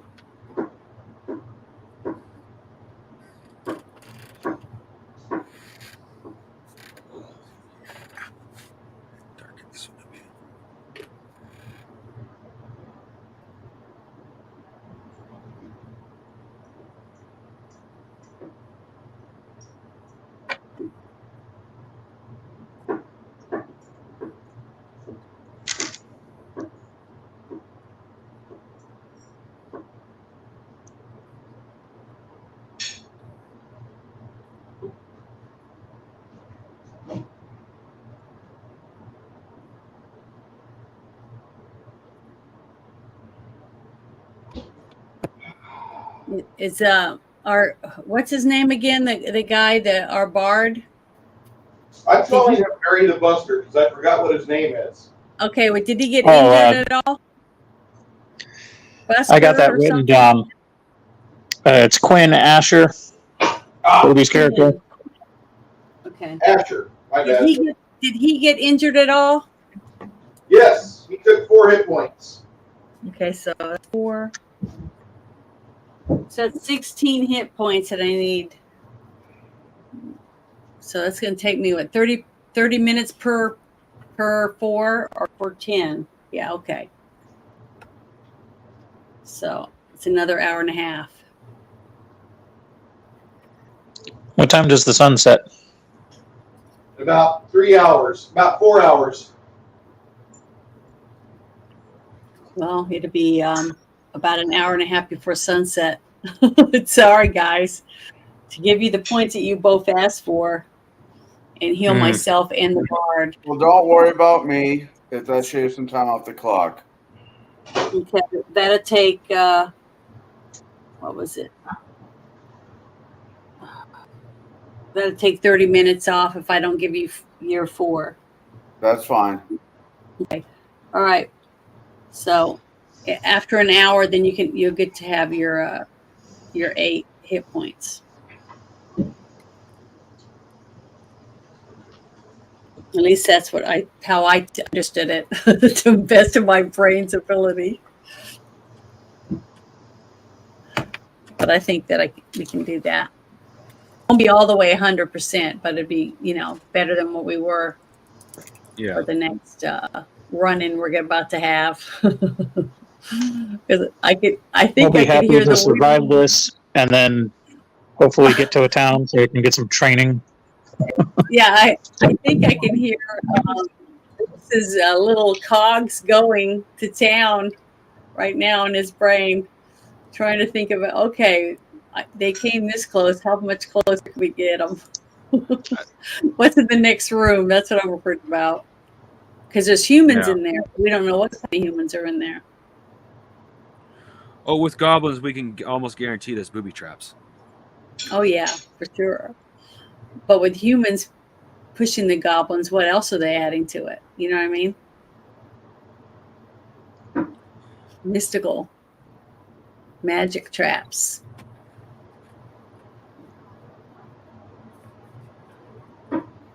So, no, we'll see. Yeah, well, what I got to say won't pass for flowers. I'm sorry, Bruce, we didn't hear you. Are you guys having fun? Yeah, Yes. I am. Oh, yeah. It's been Bruce, I got that dwarf fortress mentality there, Oh my God. Losing is fun until I can get some better dice rolls. Yeah, I died once so far and almost died a couple more times, but dying sucks. Ugh. Yeah, I'm going to have some gnarly scars after this, I bet. I'm not giving fucking Parrot Head the I don't know. In the other game, he always asks, has Connell died yet? Or has Chance died yet? Yeah. No. But now I have I don't have nice, smooth skin anymore. I'm all knot up. I just bleed on everybody. I'm just all dimply now. So it's like, oh, well. There's something I want to say, but I can't say it because somebody's airing the show on their TV. Oh, no, everybody took off. You can basically speak your mind now. All right, well, It was just the subject of bukkake.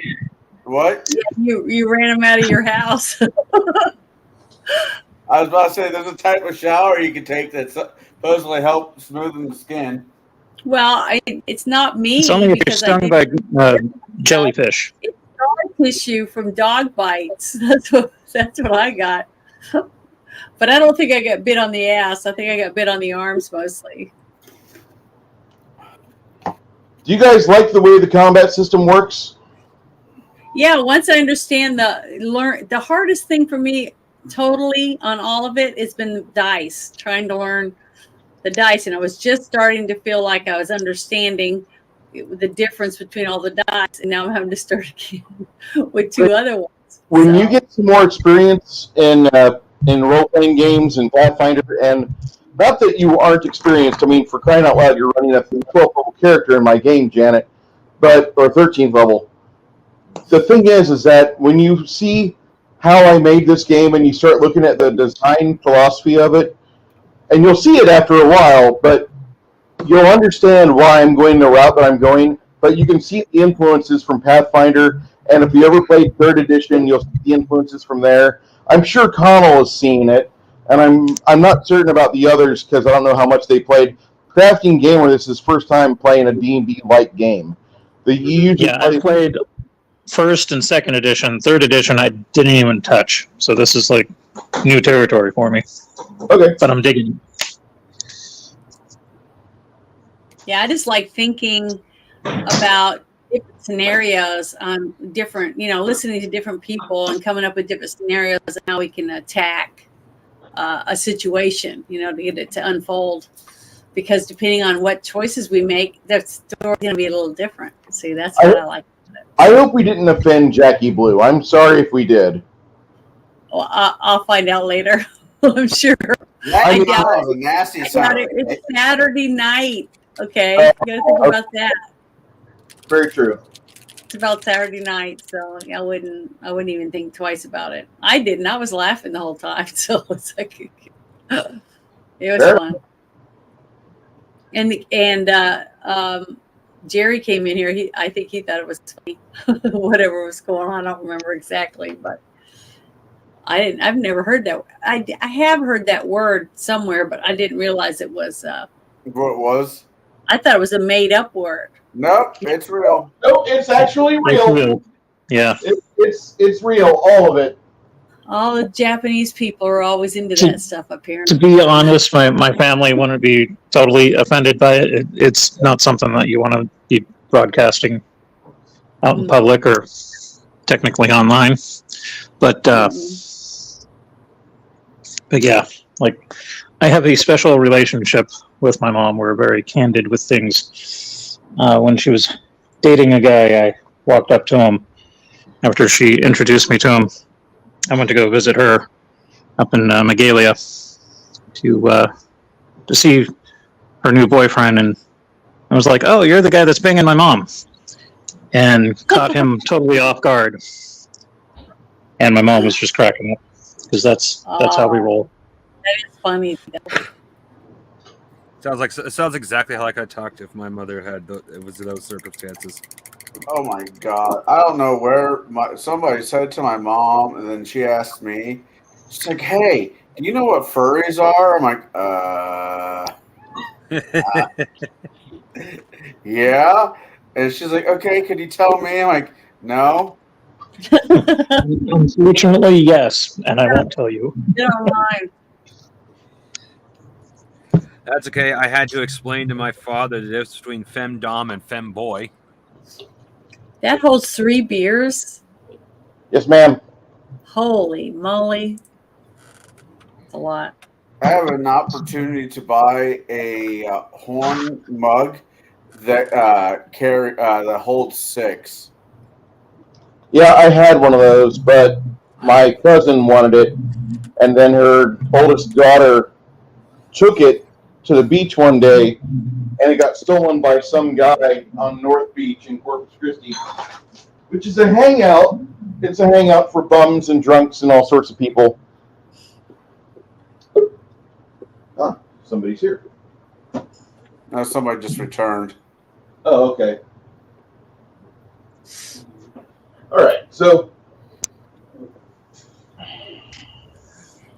waiting for the fizz to go down, then I'll pour that back up. But you guys stay here till about 4 o'clock, and everybody's got their mana.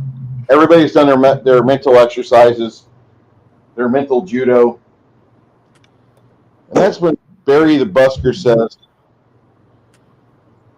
"I wonder how much money we could get for every dead goblin or miscreant that's inside here. How much money do you think we can off this?" What? Let's just start cutting off an ears. Are we taking ears, or do they want the whole heads?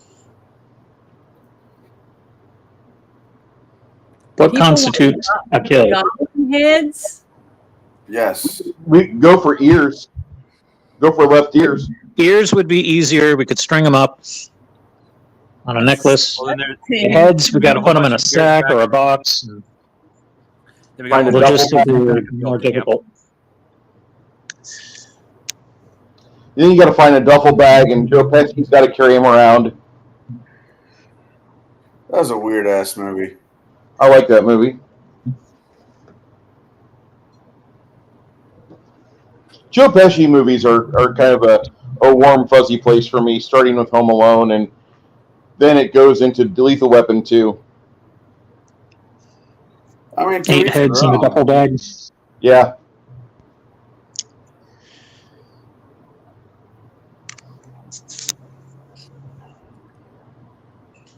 This figure started with like not when I started with this was like 90% finished already.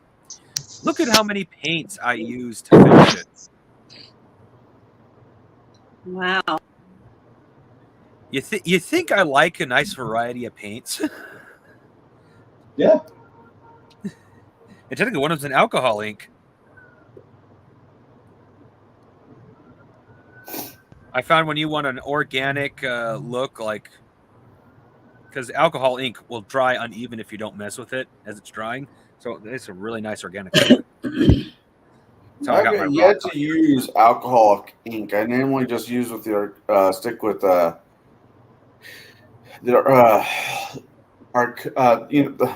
plastic one. Man, I can't talk today. Acrylic. Yeah. I got a whole bunch of them with the airbrush I got for like $18 at the thrift store. So I just got a bunch of them by default, technically, and because whoever had that airbrush liked alcohol inks for their airbrush. I see.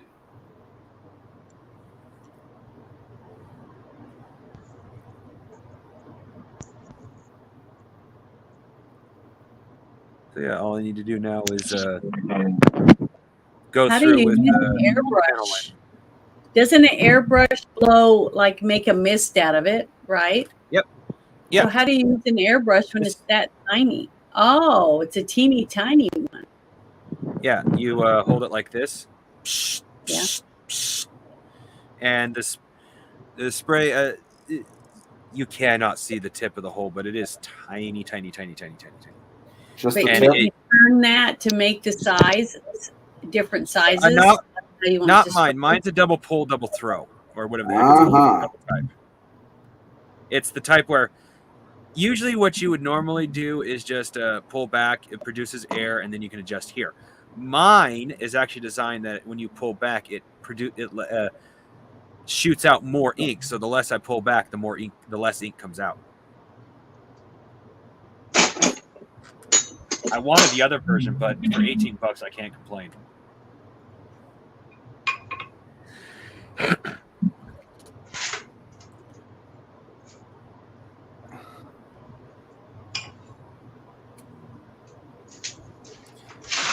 Yeah, I think this is how I'm going to paint up my army of orcs.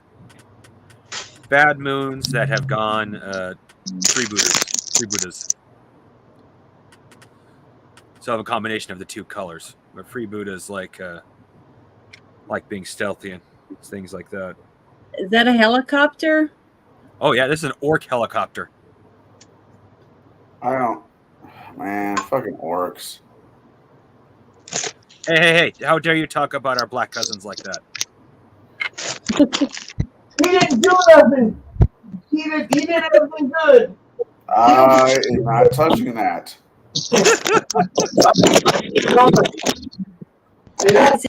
Tell ya?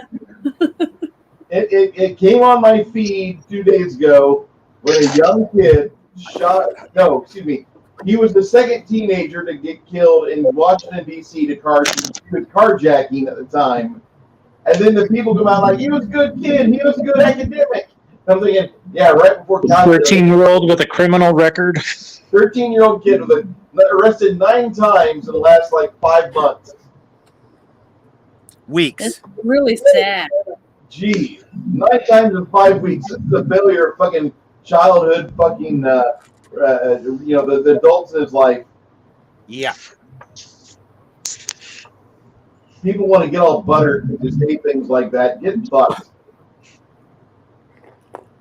Yeah. Sorry. Well, part of it. Sorry, I agree on this one. Is part of it. You're not allowed to raise your kid anymore. Okay. Now that I had my small rant. And I added to it. Yeah. We're all thinking it, Bruce. Okay. Oh, you can actually see the painting. Dogs playing Pathfinder. Okay. And this is how we play 5th edition. Dogs. There's actually a painting for that. I don't know if it's the same one and he just redid the books they're using in DM screen or what, but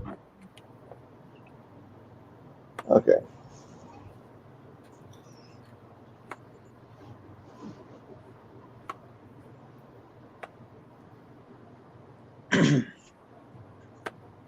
About 5 in the afternoon, as the sun's hitting that last stretch of sunlight and the heat's getting kind of intense, that's when you guys get the idea maybe we should go in there, because typically goblins are nocturnal.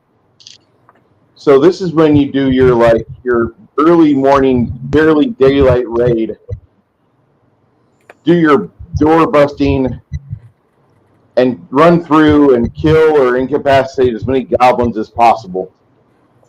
And if there's humans in there that are hostile, that are miscreants, well, they'll get brought to justice too. And as you're talking about this, the more you talk about it, the more Barry starts recalling things that he's heard in this area. As he turns into a exposition machine, talking about how the guild has always had trouble in this region north of Ream. It's like there's always somebody that gets upset and they try to do these inside jobs. Then they'll finally separate from the guild and they'll become a problem or a local warlord. This is a constant up here. As if things aren't bad enough. And you're not too far away from Ream. You're still like 225 miles away from one of the nicest cities you'll ever see. Granted, the city's got its problems. There's an entire cast of individuals called terriers. And what they are, they're rat hunters. They go in the sewers with their dogs and they turn in one head per copper. And these guys are comfortable.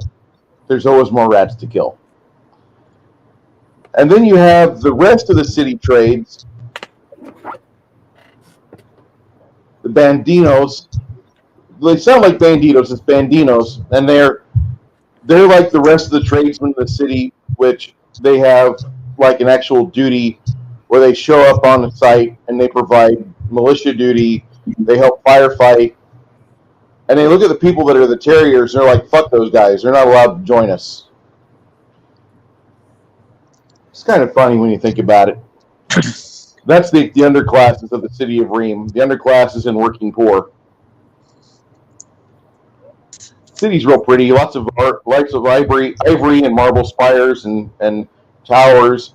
You've got different districts with different looks. Kind of cute. Very metropolitan. Super metropolitan. People live in that city. They never see outside the walls. They have no idea what life is like. A lot of people live like that. Mm-hmm. So I'm going to hope that you guys decide to hike over the 3 miles and get back to this miserable little heap and take it out. I want to. I think we should get rid of it. Burn it out. I'm so happy. I'm hoping to use safe burning as a last resort. You know, like we try one more time to clear them out, and if it fails, then we burn them out. Well, I'd like to throttle them with my own bare hands, but it'd probably be easier just to burn the shit out of them.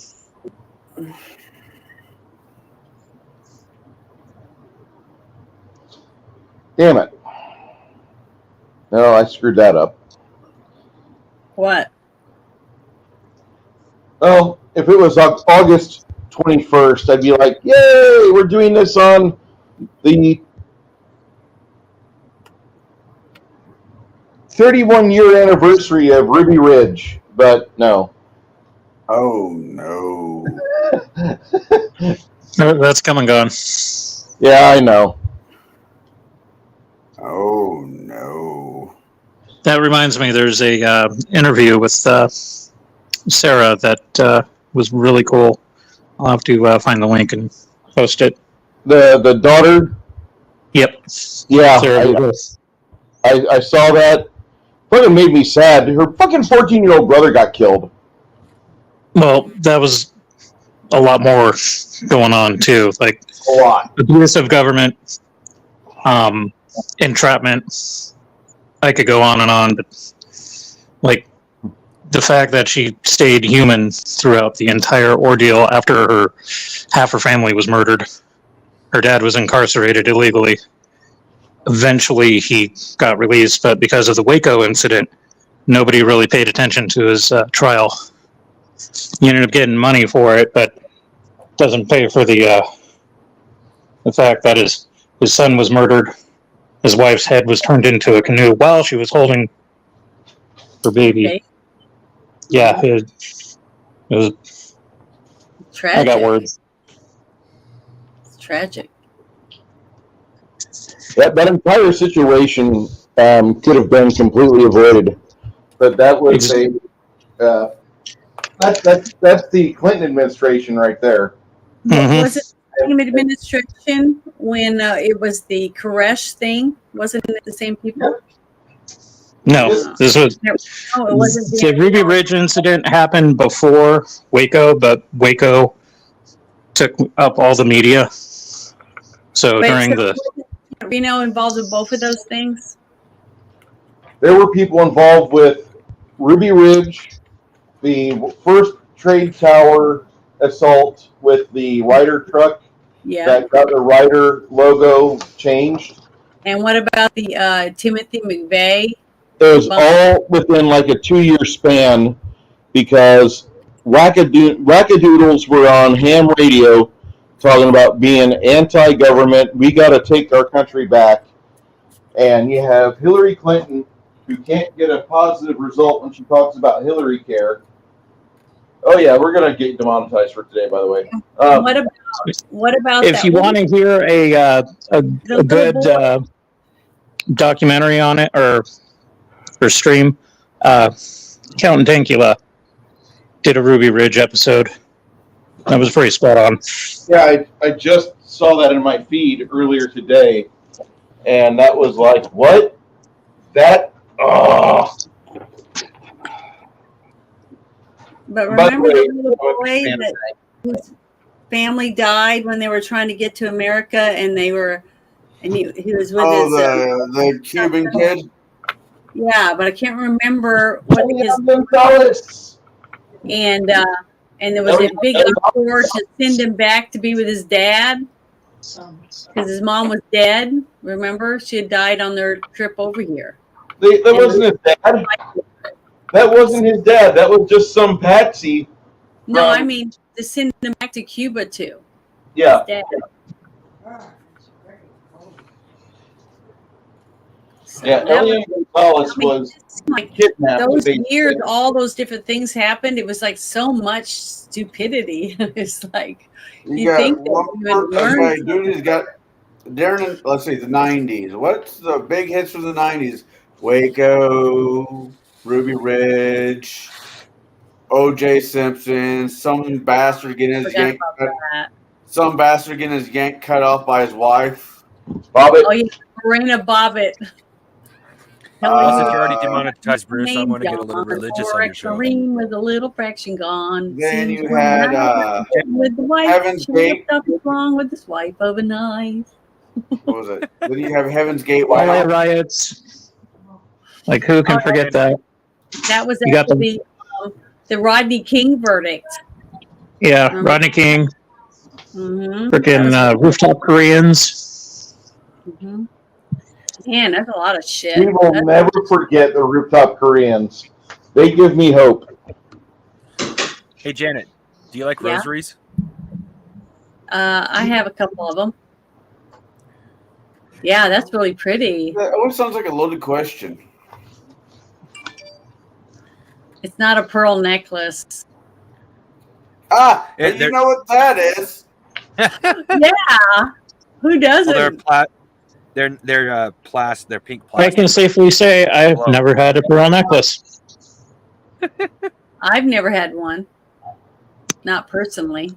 I know what it is. I've never personally had one. But I own one I bought at the jewelry store. I think my grandmother had one though. Ew. Oh my God! I'm Did not even. you make that with the 3D printer? Yeah, What? that's one way to look at it. It's a 3D printer. No, I mean the Crafting Gamer. Did you make that with the 3D printer? No, actually, these are all. Technically, these are beads I bought. I like making jewelry, so I'm a jack of all trades, master of none. I make jewelry. I work with metal. I work with cardboard. I work with wood. I have the 3D printers. I like to paint. Take up. Geez, I like there's a longer list than that, but I can't think of them right off the top of my head. I think one that would be really pretty because I know a lot of my friends that like to hang those on their mirror, right, in their car. Oh yeah. What if you had one that had like the different feathers, different lengths of feathers and different colors, like between like every 8 or 10 beads, you had like a silver bead, a different color with a feather hanging from it. I think it'd be really pretty. That'd be pretty pretty. That would be pretty. I think it almost like crossed the Indian heritage in with the Catholic heritage. A lot of Indians were Catholics. If you think about it.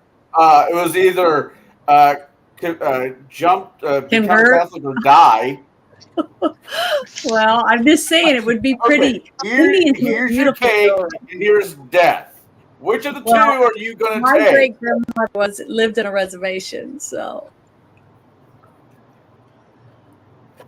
And I have I actually have a percentage of Indian DNA in me, so. I do not. But yeah, I do. the reason why I I started this don't off, know how Jen, is much, because but I do. at some I point, still have to get a hold of my family and verify our heritage in the DAWS rolls. And I'm not accusing any of you guys of this. I'm real by this next statement. I'm really not. But what was that? Elizabeth Warren says she's part Cherokee, and I find out that she's not. How many fuckers out there who say that they have Indian? There's a lot, My great grandmother was an Indian princess. Yeah. Type of thing. Yeah. Yeah. I mean, it's not just. And now you can get online and look at documents. I mean, the What was that? Mormons are really good about it. She's probably got 2% Indian in her. Just that she can't. Her great grandmother was an Indian princess, except for Indians did not have kings, queens, or princes. We were talking about Elizabeth Warren. Huh? We were talking about Elizabeth Warren. Oh yeah. yeah, my family, my family's always claimed to have Native American blood. Period. Just, oh yeah, we're part of the Choctaw tribe. Come to find out, we're actually Cherokee. Same here. Choctaw. My great grandmother was a full blood Cherokee, and the only reason why I know this is because there was a photo at my aunt's house. And years ago, I thought it was something that my grandfather had taken because he was stationed in Africa during World War II. So he had all these pictures of like the Nile River, camels, all these different tribes, Bedouin and whatnot, because he went all over the place afterwards. And so I was thinking, oh, what is this, like a photo from National Geographic or something like that? And I'm like, oh no, that's your great-great-grandmother. And I was like, oh, interesting. Because it was just this Native American woman sitting in a covered wagon, just looking all kind of mean. They didn't smile then. I was like, oh, okay. Grandmother's picture, if I can find it. After this conversation and this game, I'm going to have to watch Seth MacFarlane's A Million Ways to Die Out West. Oh, Janet, the reason why I was asking about the if you liked rosaries or not, is because I said at one point I wanted to send you a dice box, which I still need to get the pink filament for. Yeah. Bills have been preventing me, but I was gonna see about sending you this too if you wanted it. Yeah, I think I'd love it. Hang it in my car. I'll send you some pictures because that's what I would do with it, so I can show it to other people. But I was Okay. trying to find this photo. I'm gonna send to Discord. Yeah, I don't usually send a religious iconography to somebody without knowing if they're gonna like it. It's like I sent. I love Dave. pink.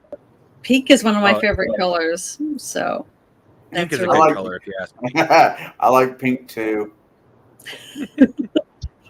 But When I was a young man, I always wanted to entertain a pink clitoris. I love the Ford brand. I think the Tempo was okay, but I like the Taurus best. A pink clitoris would be awesome. yeah, I heard that. Give it a buzz. Make everyone happy. Yep. So next week, when you're looking for Bruce's show, it will no longer be on YouTube. It will be over at Rumble. Rumble or Pornhub, one of the two. Or both. Oh yeah, I used to love Bubba Tom. oh well, here you better hope you don't get kicked off of YouTube and then even Rumble, because if Bruce goes to Pornhub, trust me, the scenes with the tentacles will get a lot more graphic. Oh boy. I will have my friends from Raging Spawn Press give me the proper dungeon descriptions for their Eastern European dungeon. Did I say it right? My bad. Okay. A Serbian dungeon. I've always wondered what it was like to have a Lithuanian. Oh, my bad. Okay. Hey, Bruce. I Yes. sent you a picture in Discord. Uh-oh. Mind sharing it? It'd be cool. That's my great grandparents, or my great grandmother. I thought initially Jan's like, I found the pink clitoris. No, I don't have a picture of that. Bob Pinkley and Bob Pinkley Auto are now. But I Pinkley wanted a Crafting Gamer to see the necklace she's wearing. Is it Two. pearls? You'll see. No, it's not a pearl necklace. That's disgusting. But she's in a dress she made at a Flower Sacks. You're the princess and the mama's baby. And he's got his leg up on his the tongue from his wagon. See? Out of the way. That's cool. Uh huh. My great grandparents. You know, they may not smell much back then, but they actually look happy. Yeah, they do. They were happy. My mom had lots of letters and stuff that she wrote because she was very lucky. She got to go to school up to, I think it was like 4th grade, something like that, which was a long way for a lot of people back then. Yeah. Anymore, people could just stop at 6th grade because most magazines, newspaper, and everything else is written at a 6th grade level. Which is still too much for me. Well, my maternal grandmother, she had high blood pressure as a kid, so she was taken out of school at like 6th grade. Probably would have gone a lot longer had they been able to keep that stuff in check, but I guess at that time they didn't have the level of medical. We all get a roll of dice? Nope. I need our man Lemmy to roll his dice.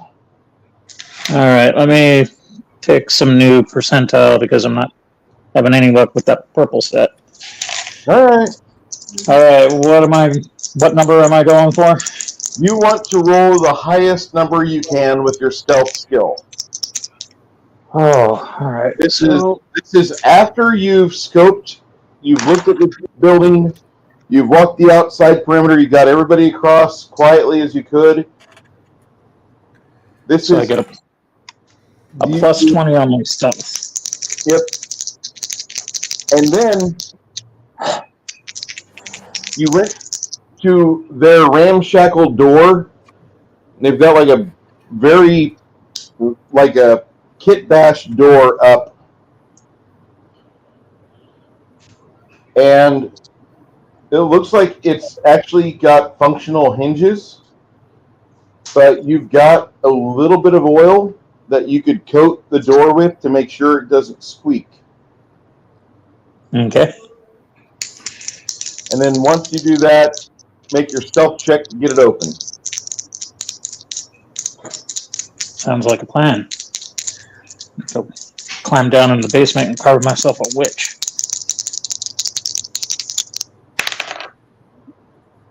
Shit, 55.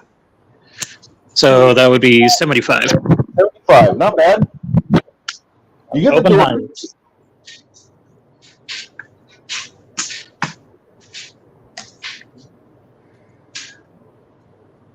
But this is the other room. This is the room you saw before. Okay.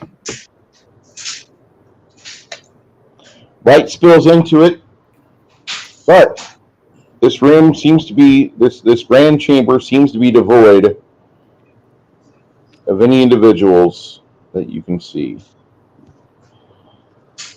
It goes on for quite a ways. We've got a door here. Oh, yeah.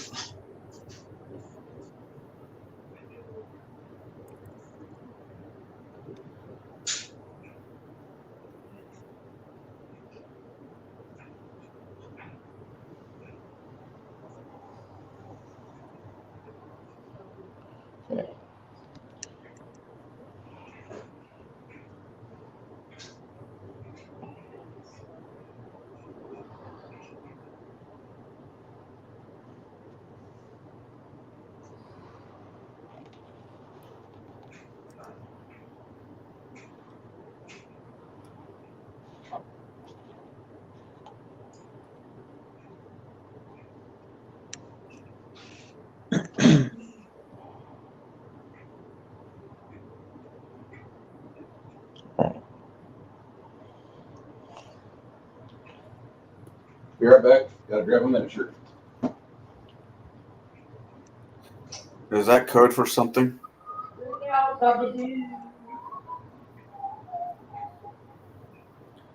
If it is, are you sure you want to know? No.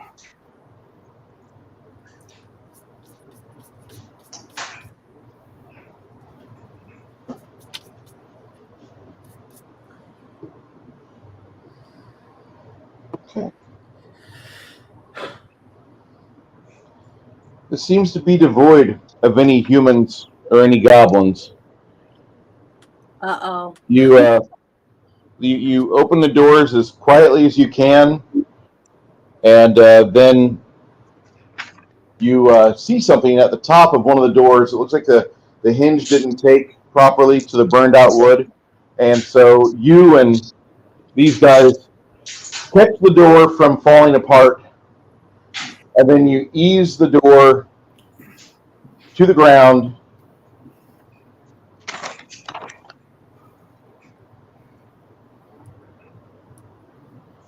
But all of this, you don't see any bodies.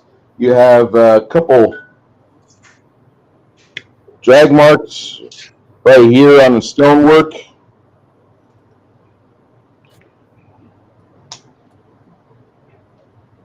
What are you guys doing? Thank you, Hungar. I love this shirt. Every time I want to run a game and I've got this shirt available, I want to wear this shirt because this is a shirt that I feel is most akin to the game I'm running. You have a very happy man of action with a very attractive lady. I like it too. I think it's hilarious. How many doors are in this It room? looks 3D too with the black background. It does. It's really it stands out away from the shirt. Do you have his other shirt there, Bruce? Not with him with the fro. That I he's do. on a very lovely couch. I have Yeah, I that think Bruce shirt. has all three of the first shirts. I'm actually going to be getting the Pepe shirt here before too long, because that I can't say no to the Navigator Pepe. Nice. I don't see how anybody who's a fan of Dune and Barry the Gen X GM needs to get that shirt too, because that's a badass shirt. It shows the Pepe sitting there in the little Navigator tank. He's just all smug. I love that. That's fucking great. Let me get better angle on this, because you can Folding see space with copium. Yes, he's surrounded in a tank of copium. Yes.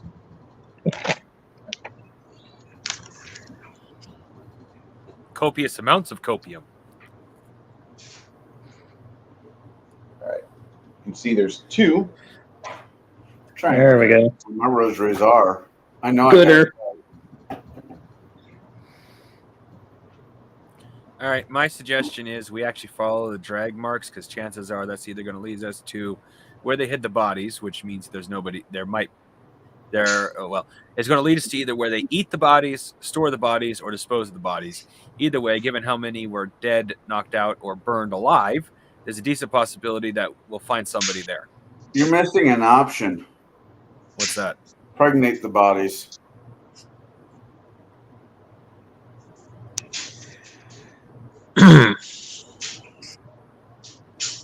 I'm trying to imagine with what. If there's insects like that in this game, I'm not going to nope out, but I definitely go, ugh. Well, the way he runs goblins, that one would only know. Fair. What kind Since of I've already insect fallen in love. is it? No, I'm saying if there is. Oh.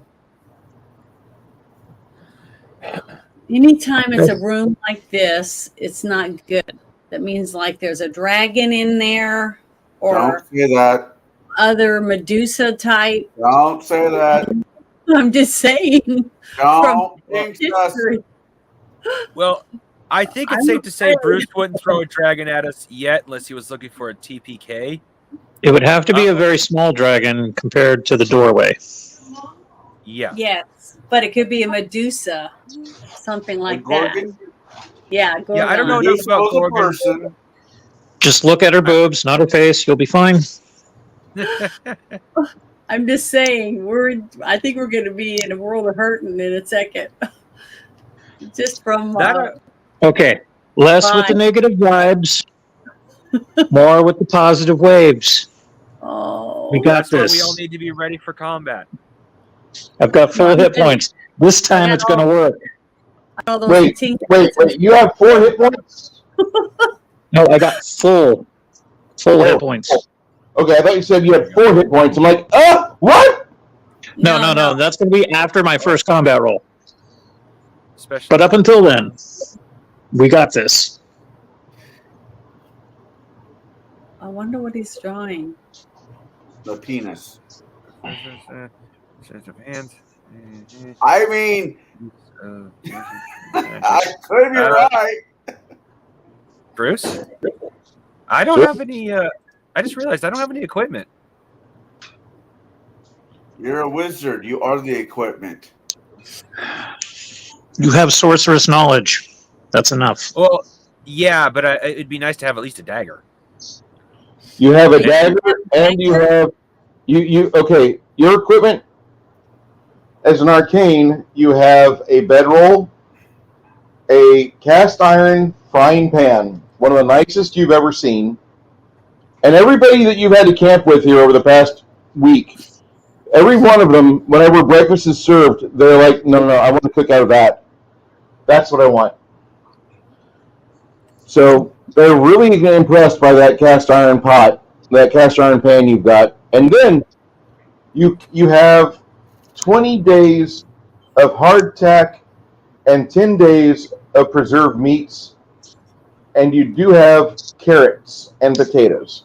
Any beer? Okay. So, how much damage does the cast iron pan do? If you must use it, it does a D4. I would not recommend. Man, what was that? There was a movie my daughter used to love watching. It was a Disney movie, and the main two people would use frying pans as weapons. You have also a quarterstaff you have a dagger. The quarterstaff does a d6 damage bludgeoning, has a speed factor of 7, and it has. Oh wait, already did bludgeoning. Okay, your dagger has a speed factor of 6 and does a d4 damage. All right, you're gonna have to write this down in the Discord, and I'll write it down. Make sure I got it all listed. Sure. Yeah, my reading disability comes with even worse spelling. So. Oh, I get it. Trust me, I get it. Can you do math? Very well, actually. I can't. The moment you add letters to math, you lose me, though. Yeah, I'm. Yeah. I need you to roll your stealth, Lemmy. Again. All right. Oh, shit. There we go. I failed. That is going to be 29. As you open this door, you discover that behind the door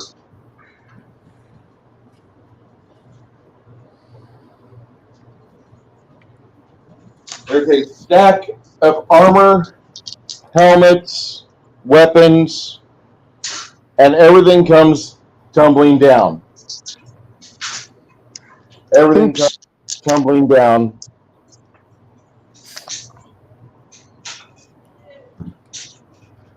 Tumbling down from the upper level. No, literally, there's a armor. There's a perfect miniature for this. It's a stack of various armors, shields, weapons. That's awesome. Where did you pick that one up from? Mantic Games is your best friend. You should be a customer of Mantic Games, okay? And let me tell you why you should be a customer of Mantic Games. If you want figurines that look fantastic, that are evocative, that are totally unlike other figurines, this is a Mantic Game Goblin Dog. Look at how fucking cool and vicious that shit is. No shit. Bruce, you should have links prepared when you for every stream. These are the minis I use. Here's how you can get them. I will do that. And from now on, you know what? I owe that to you, my viewers, because I should be a better streamer. No, he needs to have his items on display during the show. Well, That's During the intermission, we can have like a little gaming corner chat. Yeah. By the way, if you want some figurines, paints, accessories, so on. These are there is a special I'm running. If somebody says, Bruce, I want my friend to have 6 painted figurines that are looking good, okay? I need them to look good, I need them frocked, I need them to be quality enough to where at 3 feet or 2 feet away they look good. I need them to look better than Paizo's pre-painted figs. If you want that, if you need 6 adventurers, the price for that is going to be $75. Mm-hmm. Talk to me in Discord. No. Talk to me in Discord, and that should cover shipping. Because shipping is a bitch, I found out. Okay? Secondly, if you're like Bruce, I want 20 figurines. I need 20 figurines that are painted, that look good, that looks like a townsfolk, like a lively fair.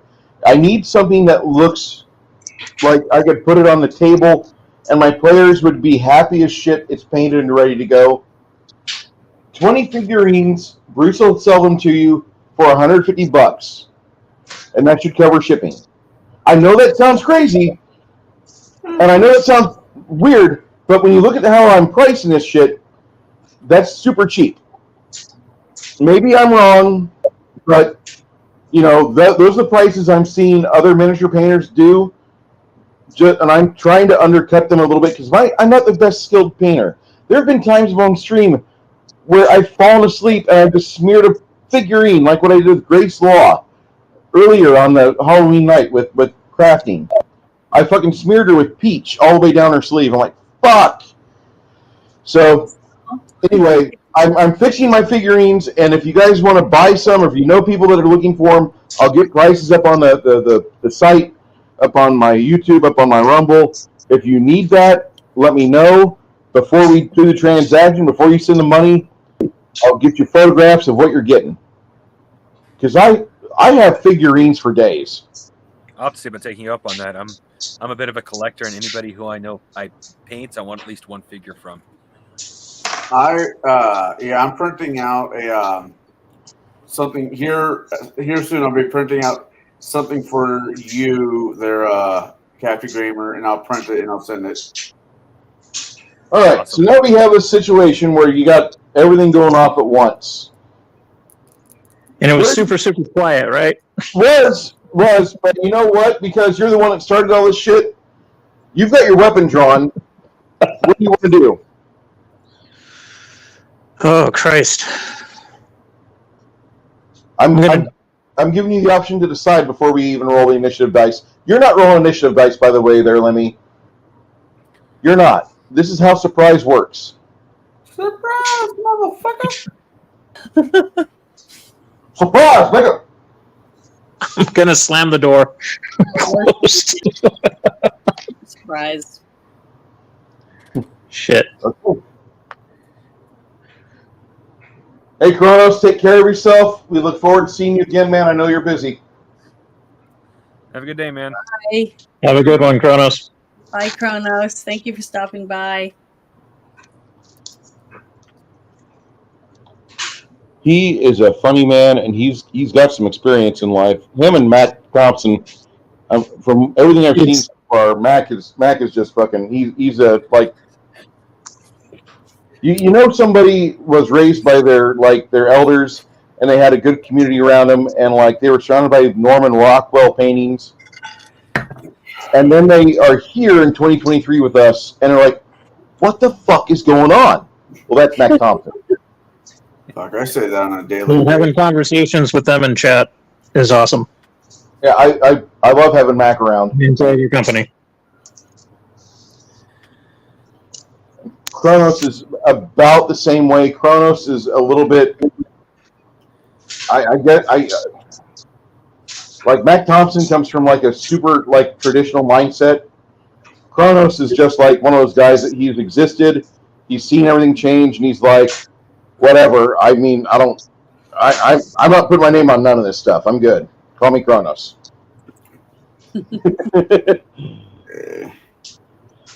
Okay. So you're gonna slam the door shut, and that you do. Everybody else gets to roll a D6 because you've got advantage over these little bastards. Just one? 1d6, ma'am. 5. What'd you roll? 5. That's not horrible. Oh, let's see, Mr. Redice. We don't put it. We don't So add you it. gotta be kidding me. All right, I just rolled a die 10 for the goblins. They'll be deciding WTF on initiative 1 because they rolled a 1. I rolled a 1 on my D6. I rolled a 2. Which kind of I'm works out. 'Cause that means going to start the count for initiative now. On 1, Connell, Yep. what are you going to do? Do I actually see any goblins? You see that there's some things inside sleeping. I will start to move in there silently. Do I have? You're going to move towards there silently? Yes. Okay, you're going to move 15 feet. Roll me your stealth check. What type of armor is that? Chainmail? Yeah. Okay, let me apply my modifier to it. Go ahead. Tell me your die roll. 73. armor crashed to the floor, but they're still asleep. They rolled a 1, and that's when they're going to get their wits about them. Oh, okay. I see. Made a crap ton of noise, and they're about to jump up. I rolled a 73 to answer that question for you, Bruce. All right. So it turns out with disability, because I'm wearing chainmail shirt, it goes down to Arrow in there. An exploding one. Well, I'm hoping to find a crossbow for you while we're here, honestly. That's We better should than have brought how much shotguns. went down. On initiative 2, I will. Crafting Gamer, you said you had rolled an initiative 2. What's your next? Yes. What's the next item you're doing? Our warrior and our rogue is really close to there. Can I see how many goblins are in there? Before he shut the door, you saw at least 3, but now the door is slammed shut.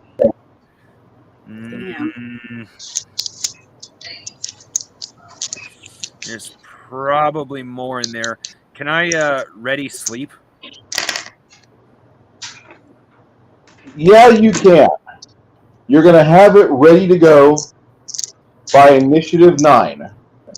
But if you have to hold it past 12-second mark, I'm going to have you roll a spellcraft check. Okay.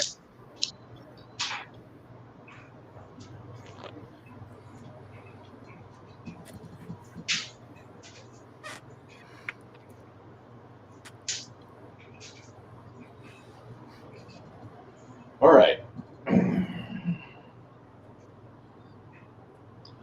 Initiative 3, 4, 5. Me.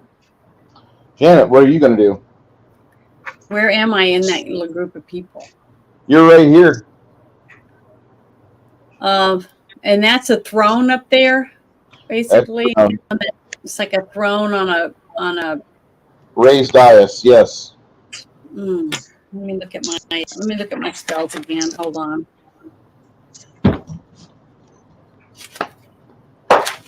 I hate these drain gnats. The hand of God comes down and smacks the battlefield. Yeah, I was trying to get the damn gnat. Like, how the hell did I get a gnat on my battlefield? What it is the beer. The beer drives bugs nuts. I don't know why. Okay, there was As one long of as these. they're not drain flies, those things are a pain in the ass. They are drain flies. I feel your pain, man. We had an infestation. What is the where is it again? Shoot. Hold on.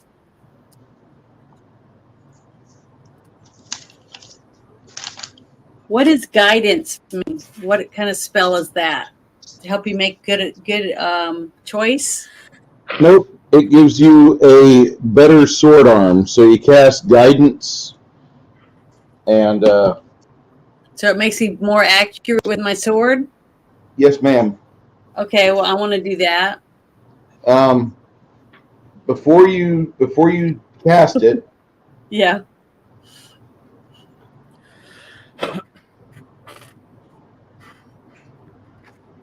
you get a full minute or until your first swing. So you can cast it now. It'll go off on initiative 12. Okay.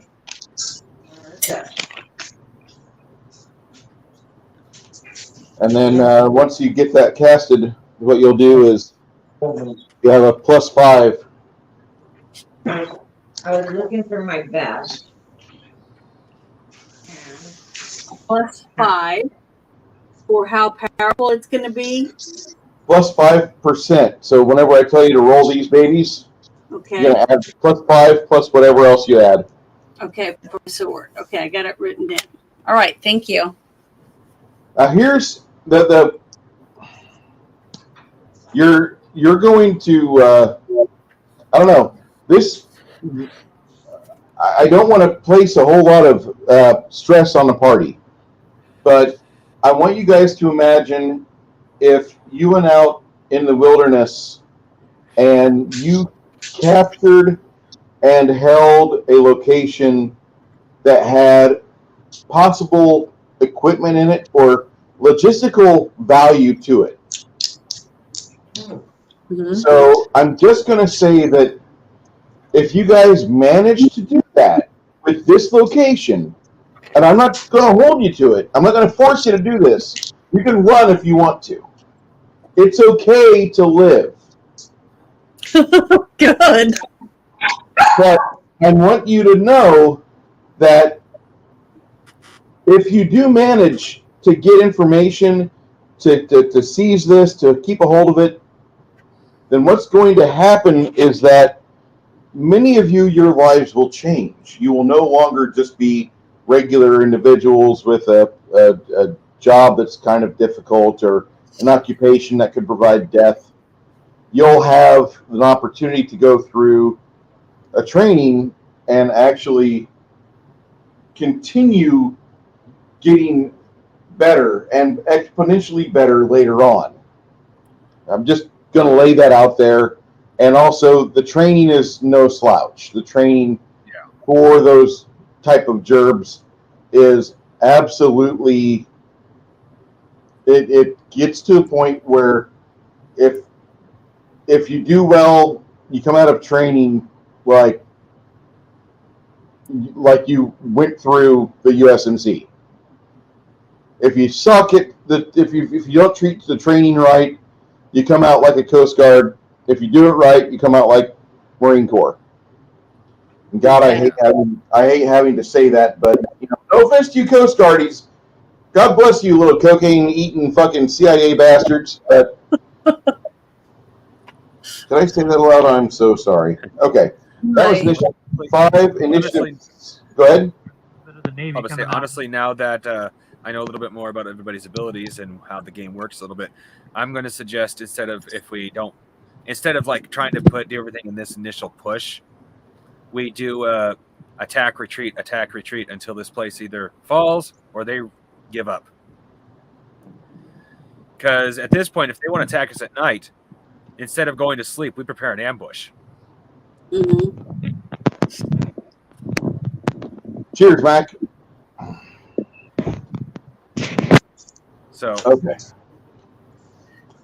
That sounds like a good plan to me. All right. Wear them out and not let them kill us. Yeah, I mean, I know that we had another job to do, but honestly, leaving this here, especially in the fact that it's along the path back, if what we have to deal with at the city is worse, we'll be too tired to deal with these guys on the way back. Yeah, but can I say one thing about that?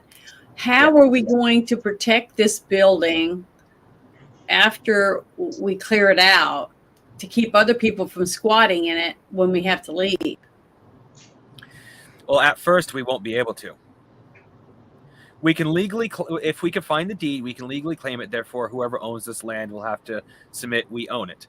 But since we can't afford to have anybody protect it, when we leave, if we're gone for too long, it could get a squatter or two, and we'll have to clean them out every time we come in. But that is limited until we can afford to hire people to look at it after it constantly. Okay.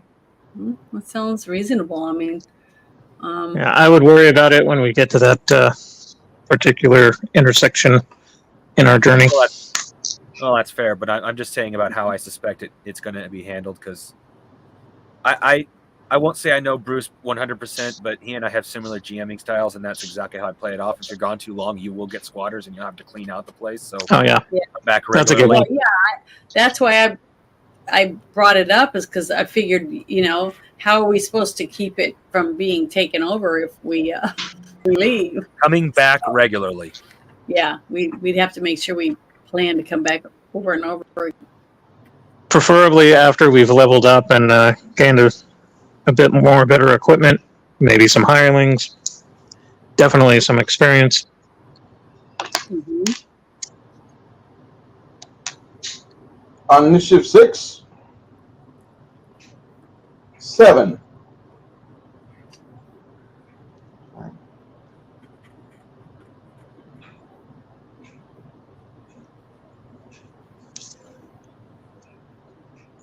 Can I say somebody open the door, please? I'm in front of the door. I'll gladly kick that thing open.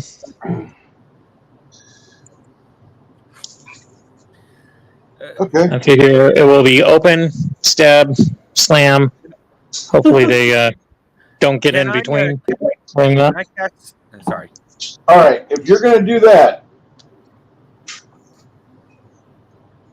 Can I cast sleep so it only affects that room, or is it going to leak out and potentially knock the other players out? you have no idea. You know it's a big spread. Well, I've already got it prepared, so it's either it peters out or I use it. So Okay.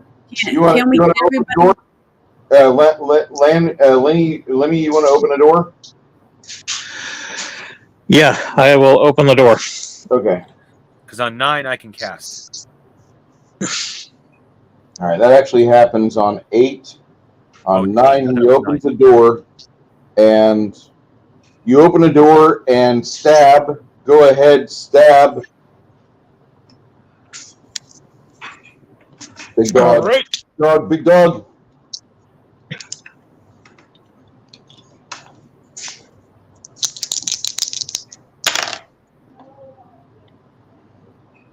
$56.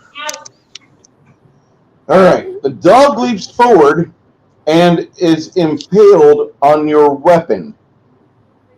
You try shutting the door, but the door remains open. Make a strength check. Okay. What do we got for strength? You got a plus 11. 20. You got a plus 20 to your strength, don't you? What's your strength score? My strength score is 11. Okay, you have no bonus on it, so you're going to be rolling a D percentile with no bonus.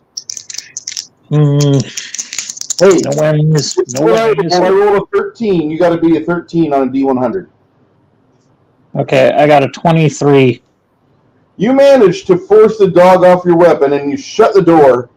However, he casts sleep as you are pulling the door shut.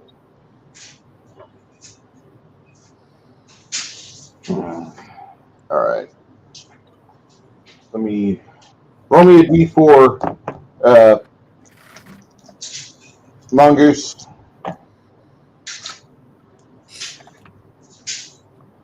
4.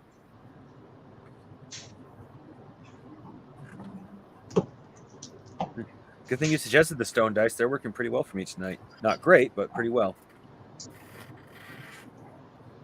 I've gone through 3 sets tonight. Oh, if I were to, I if I got were to some have black all and my white dice, that are looking pretty good.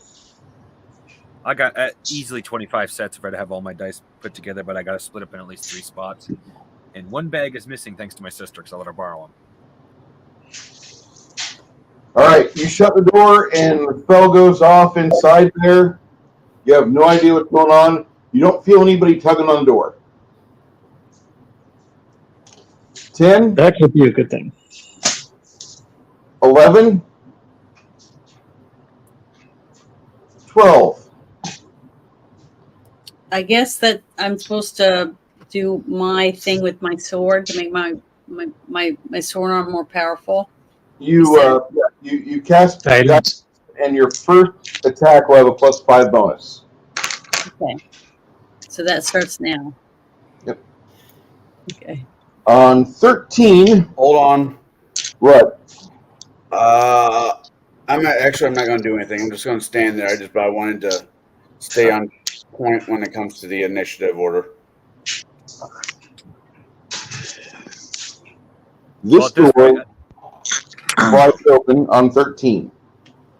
And on 14, this guy charges out. Tom.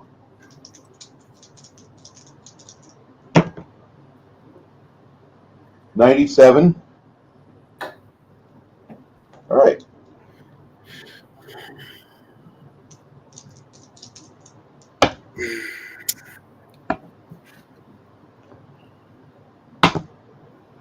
All right. Basically, nothing happened.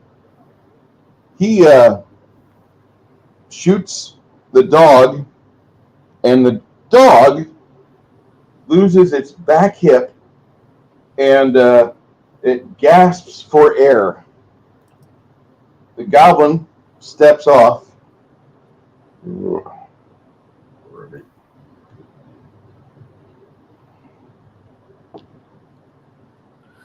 I presume touch of fatigue means I have to touch somebody. Yes. Okay. That just leaves me at this moment magic missile or sleep. Well, your betting average with sleep has been kind of questionable.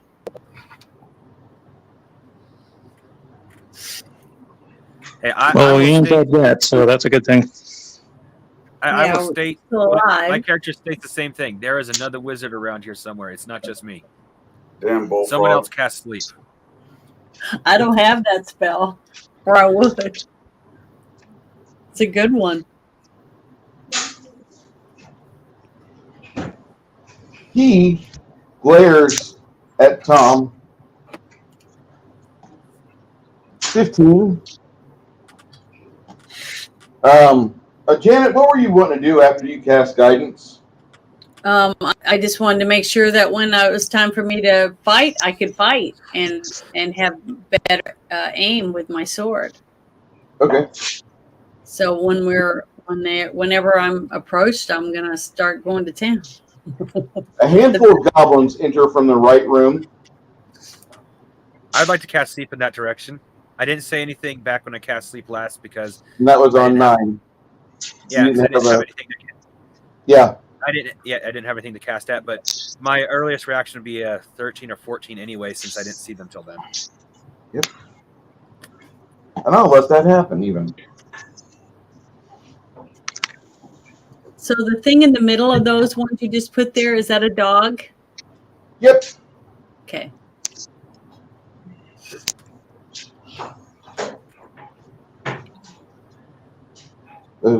Your archer Tom just completely destroyed one of the dogs. It's scrambling to get to its feet, but he broke its hip.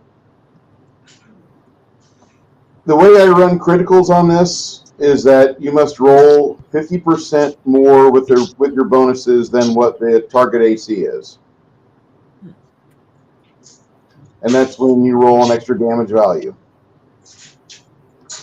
What I say by damage value is whatever your damage is, you roll you increase that, you double it. So that means Magic Missile has no chance of critically because I don't roll to hit. But I don't mind that. It's a guaranteed hit. Hold on. Magic Missile has a chance of causing trauma damage.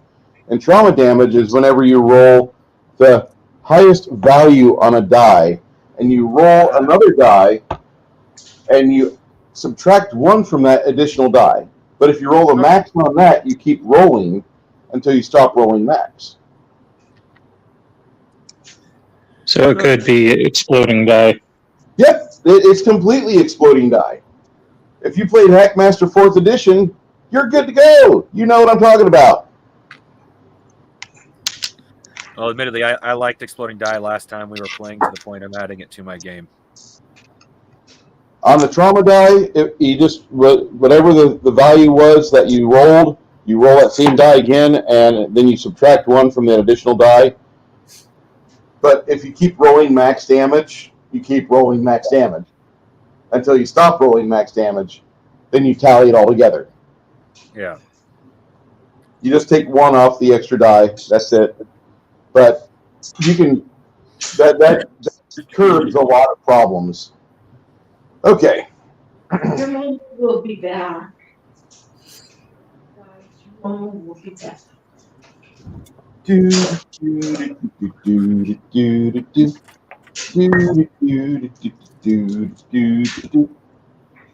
you having this contract to Doug?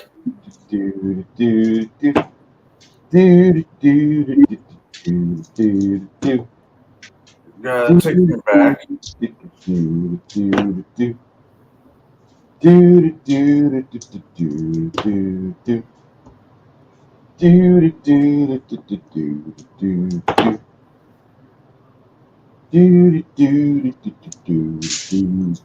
That guy's still trying to get to his feet.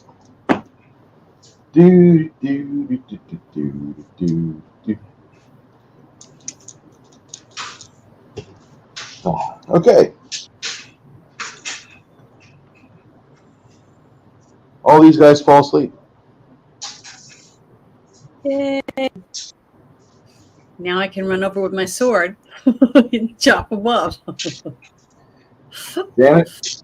You She's see one of the goblins, Faces. you and him charge each other, and as he's running towards you, Tom, or Will, actually will back up and try to get a pot shot on him, and he actually injures the goblin for a substantial amount. You and the goblin charge each other and attack. Go ahead and roll your attack. And I roll the Percentile dice, like we're doing. okay, the same two. Okay, let me grab my other one. Yeah, we don't do anything else with this. This is all this game is. Percentile dice are your 25. 25? Yep. All right. Well, he misses you too. You and him both clang on each other's shields.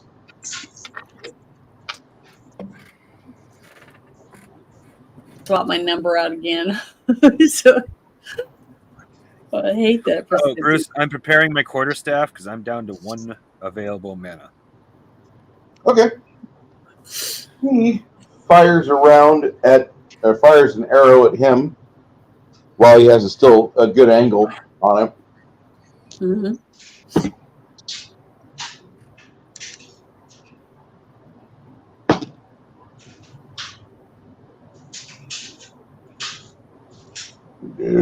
Okay.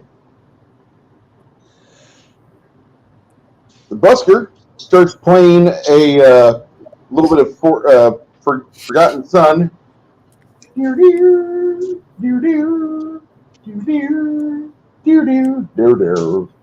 All right.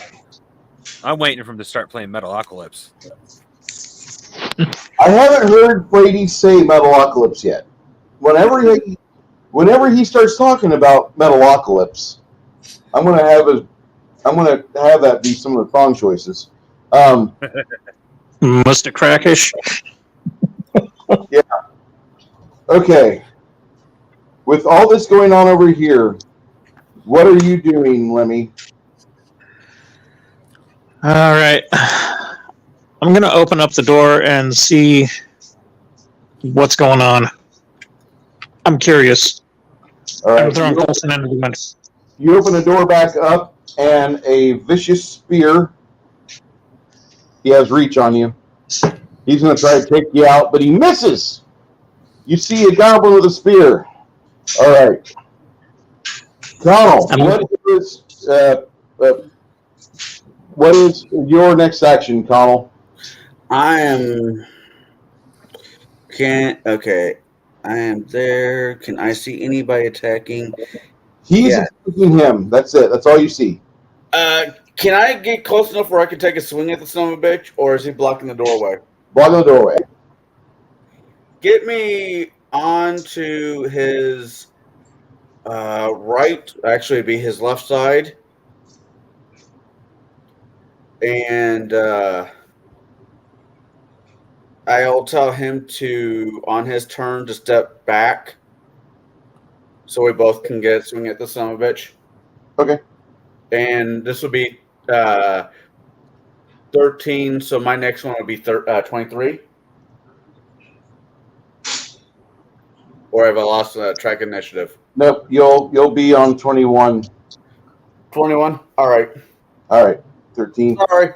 Still getting used to it. I'm assuming you're drawing your quarterstaff and moving over here? Yeah. Okay. Well, there's plenty of people in the other direction, so. On initiative, he will move over here. On initiative 19, it is now Lemmy, what do you want to do? Do you want to back up like he said? Yeah, I'll scooch off to the side. Okay. Give him some room. You back up or scooch off to the side? I'll back up. Okay. As you back up, that kites him in, and as he does that, I'm going to give Cormac an attack of opportunity.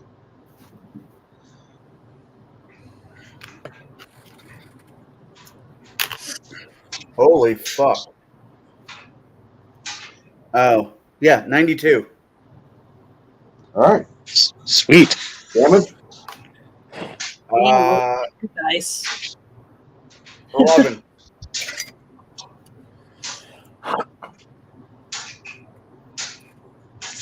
All right. Colin, what do you want to do next? Step back, clearing the hallway. All right.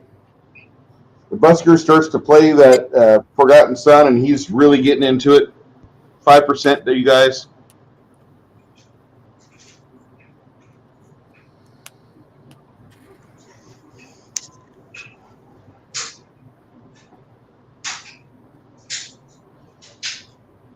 Janet, as you're getting ready to unleash your sword arm on this goblin, you see another arrow from up above Uh-huh.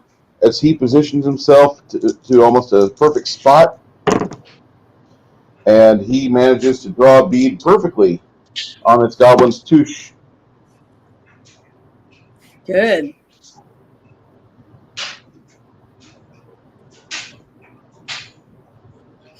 All right. This goblin looks excessively worried. Janet, make your sword arm attack. Oh, come on. I swapped my percentage dice out. Come on, come on, come on, come on. Oh, 93. All right, Janet, roll your damage. Roll your damage. So that's the square one, right? The 6, D6. You're using what type of weapon? A longsword? Yep. You're using one of these, hon. Oh, let me grab that again. Okay, here we go. A 1. The white ones hate me. I swear. It's okay. You only had a point of hit points left. You managed to drop him to the ground as he's like staggered and got blood coming out of his mouth, and he looks rather apathetic and with his little goblin eyes and his 4 teeth in his head. He's there begging for mercy. And then the mage comes up and brains him. Blah, blah, blah. But the other ones are all laying on the ground asleep. So they should be easy to kill, right? Yeah, you guys will just go among them like, Oh my God, this is so bad. oh yeah, we're completely gonna reenact the what's a good time? Oh, the Battle of the Bulge. Yeah, this is when we walk among the joinments and we make sure they're all dead. Oh look, that one twitched. Get him with your bayonet. All right. Meanwhile, on the other side of the battlefield, Will misses, but not by much. This goblin steps forward to impale Lemmy on a spear and fails. Carmack, you want to attack him from the side? Yes, I do.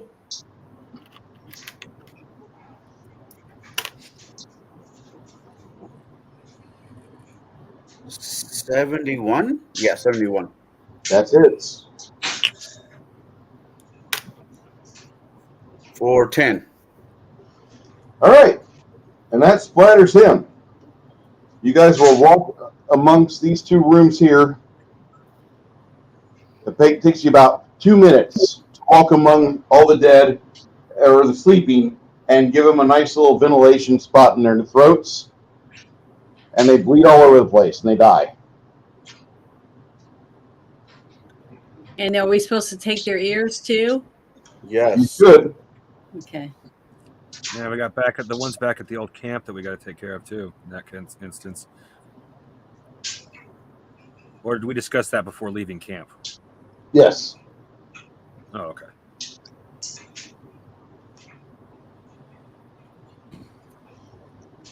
All right. I'm so happy you guys are enjoying yourselves. You and the chat both. Well, chat doesn't have anybody yelling at them. Well, I'll admit, combat's different from what I'm used to, but it's not hard, so it's still fun. Mm-hmm. Yeah, it rolled decently. Oh. It's when you consistently roll shit. It sucks. Yeah, I'm gonna have to like drop these in some salt water to see if they're misaligned or something. They've been in storage for the longest time. Hot and cold might have warped them. That's my excuse. I'm sticking with it. I'm gonna box up these white ones. I don't think I'm ever using them again. I threatened my dice. They suck. It's either that or somebody put a voodoo curse on me. It's probably both. At some point, I'm gonna surprise the people in a live game at some point by taking sugar dice with me, and whenever my dice fail me, I'll eat them. You can do that? Sugar dice, yeah, they're edible. Yeah, that would trip somebody up. Uh-huh. Just don't They're use hard to 4 come by pounds. either. Just don't get 4 pounds of D4s. No, I'd bring like just 2 or 3 sets because I'm cutting sugar out of my diet, so I wouldn't want to eat that many of them. But just like 2 or 3 sets, so I could have a decent That would supply of actually be- sugar dice. That'd actually be kind of cool if you're like drinking. If you're at somebody's house gaming, and you're a coffee drinker or tea drinker, you bring out a tin of Oh, yeah. dice, That and you would just- actually be really cool. yeah.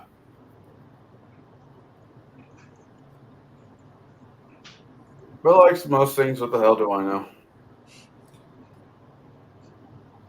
Hey, everyone's got to have a brilliant idea every once in a while. Mine was to leave my. Never mind.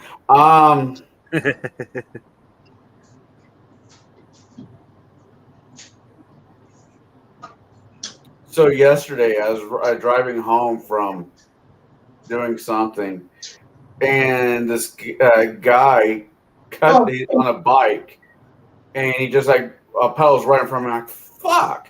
As I take a good look at it, he's wearing camo outfit, and he has a bow and arrow strapped to his back. I'm like, welcome to Pekin. Well, I wouldn't say that's out of the ordinary, except My mother. it's not. Sorry. It was one of My the mother Frog likes- brothers. My mother likes to run around with camo pants and tie-dye shirts at the same time. God. Yeah, if you're not wearing like mossy oak and you got your hunting knife strapped to you or you're open carrying or whatever, it's the 7 out of 7 times I've had sex with my wife in the month of September and October because mainly pain management fails. She's been wearing mossy oak, and I don't know what it is about that shit, but that's like you see them wear that, and it's like you're gonna get laid tonight.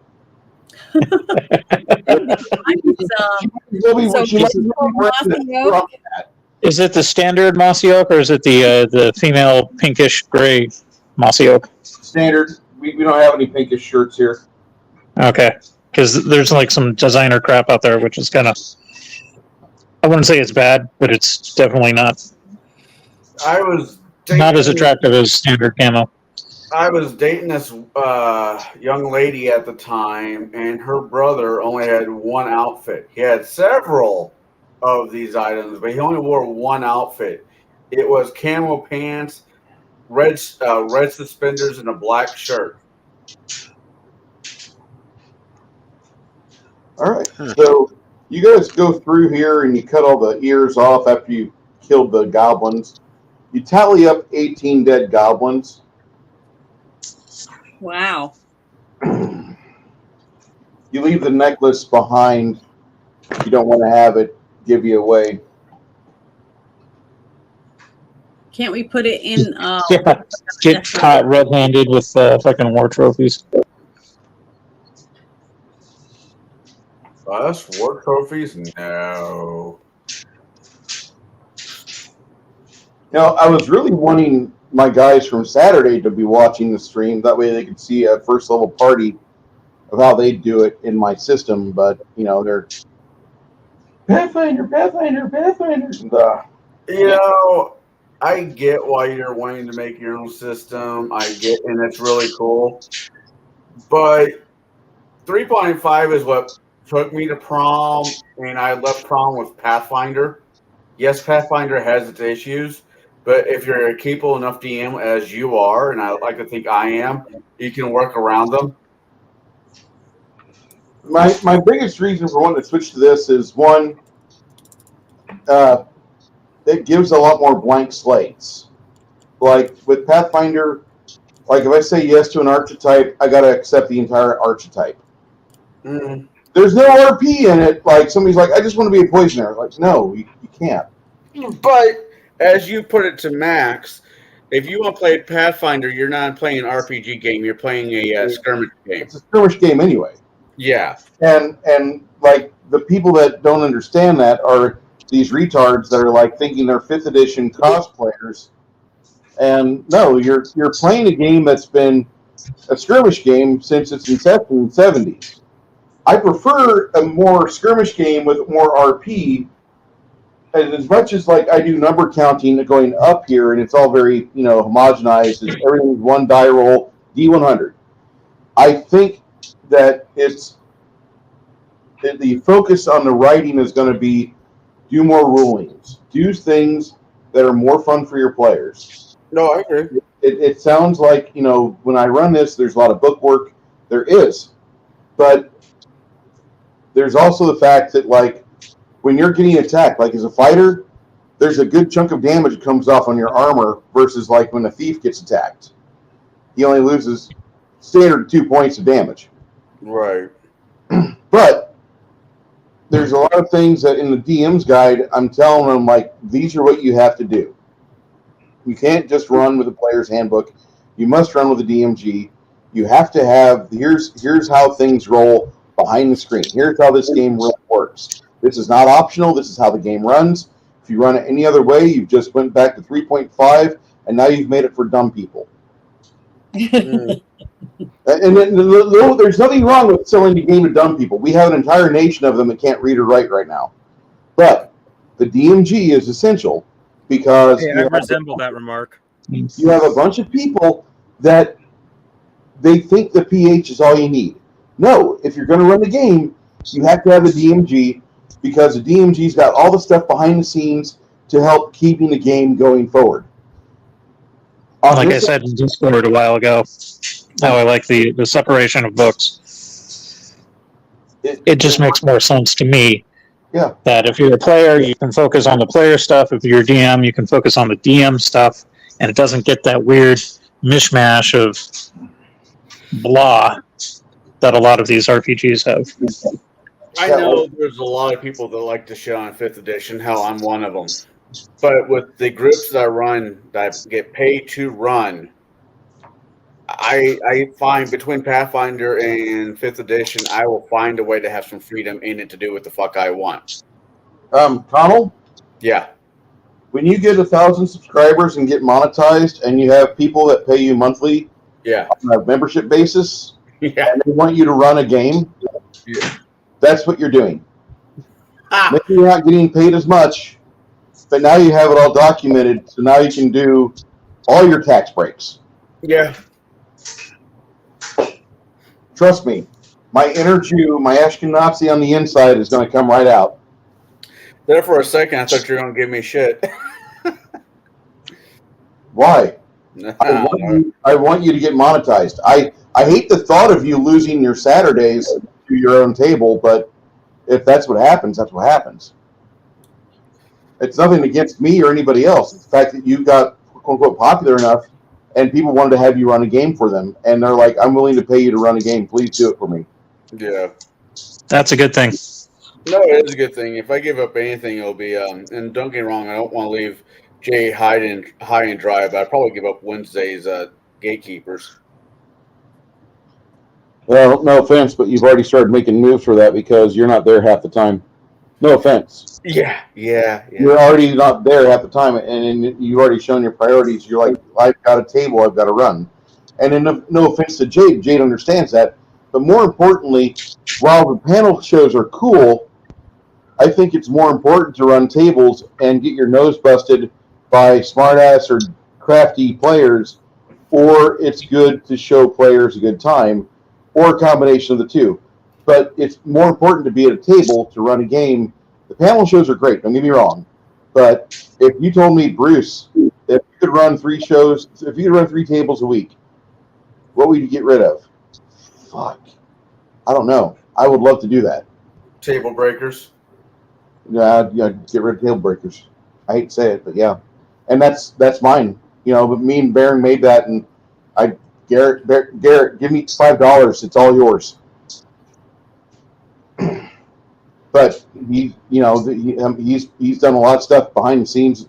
He's done so much behind the scenes. He quote unquote practically owns it, and I'm happy for him. I want him to make money off the name. I think it'd be badass if he did. Okay, so here's what we have. Here's the setup as we see it. You have a door over here. You have a door over here. We've got unexplored area here. We know there's a turret over there, and we also know that this is 2 stories.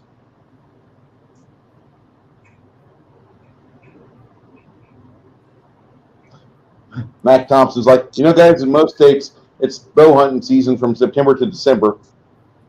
Yeah, I just can't get my fat ass up a damn tree anymore. So I just do archery for fun. I have a Ron White philosophy when it comes to hunting. It's early in the morning, it's really cold, and I don't want to go. All right. So where do you guys want to go next? Because you've massacred everything in these 3 rooms. But have we gone in the rooms to see if there was anything in there that we might need or want? Aside from gore. I'll just tell you this much right now, Miss Isabel. What you guys are finding in these 2 rooms is you're finding a lot of material that was shipped down from the mountains, from Fenrir, from other earldoms to the north. And this is, if you guys don't kill all these people, the king will come back, and the duke will come back and make sure they're dead. No, we started. We might as well. I'm kind of curious what's in the other rooms. Well, I was about to say, this is the part where we do a quick check on this first floor and then run away. Unless nobody minds me not having sleep anymore, because I am out of magic. No, Sleep is overrated. You just need to keep the brain wet.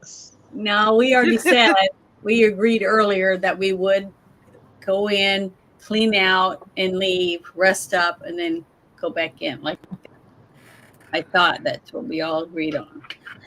Well, that's what I suggested. You and I agreed. Technically, nobody answered. Okay, well, we're the only ones that answered, so I guess we win. True. Does it work that way or not? Well, all right. What time is it? As you guys are investigating, 7 o'clock. It's about 5 p.m. over here. The sun's getting pretty close towards that last quarter of the day where the sun's in the sky. You've got maybe an hour and a half left. Okay. You're looking through all these. You've got stacks and stacks of crates full of wheat. You've got silks. You've got blankets. You've got yards of fabric. Okay, then, so nothing so far useful. So not useful. It is kind of useful in the sense that if we clear this place out, we can take these goods and sell it. All that part I'll agree with. I'm just saying right off the bat. Sorry, Bruce. You're fine. The more the party talks and gets their focus or agenda and how they want to go about things, the better it'll be. If I narrate and I force ideas into your head and say, here's how I lead you by the nose, I'm really not a good DM. I'll give you information. I want you guys to decide what you're going to do. You're scoping this out. Did you want to open these other doors and see what's in door number 1 and door number 2 before we try to evade? I'm curious to see what's behind the door. Like, if we can clear out at least the bottom level before it gets too late, I would love to do that. Okay. It's like my OCD is kicking in. All right. By the way, while you're doing that, Will and Tom decide to start dragging the goblins into the center room, and they start a fire after they've stripped the bodies. All right. Can this room support a fire without burning the rest of the place down? Stonework. Okay. All I needed to know.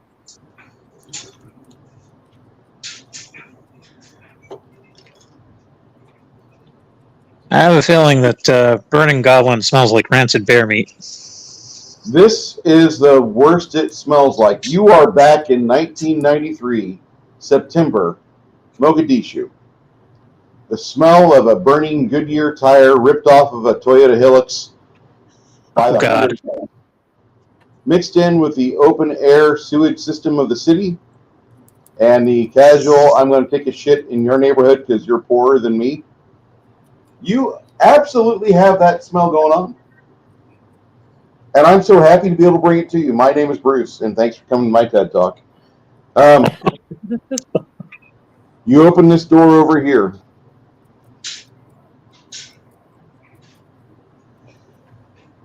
Do you guys like the way that the map gets drawn for you as things progress, or do you? Yes. I like that. I like to know that, because if you were to go into a room, you're going to see Well, actually, if you could do it isometrically.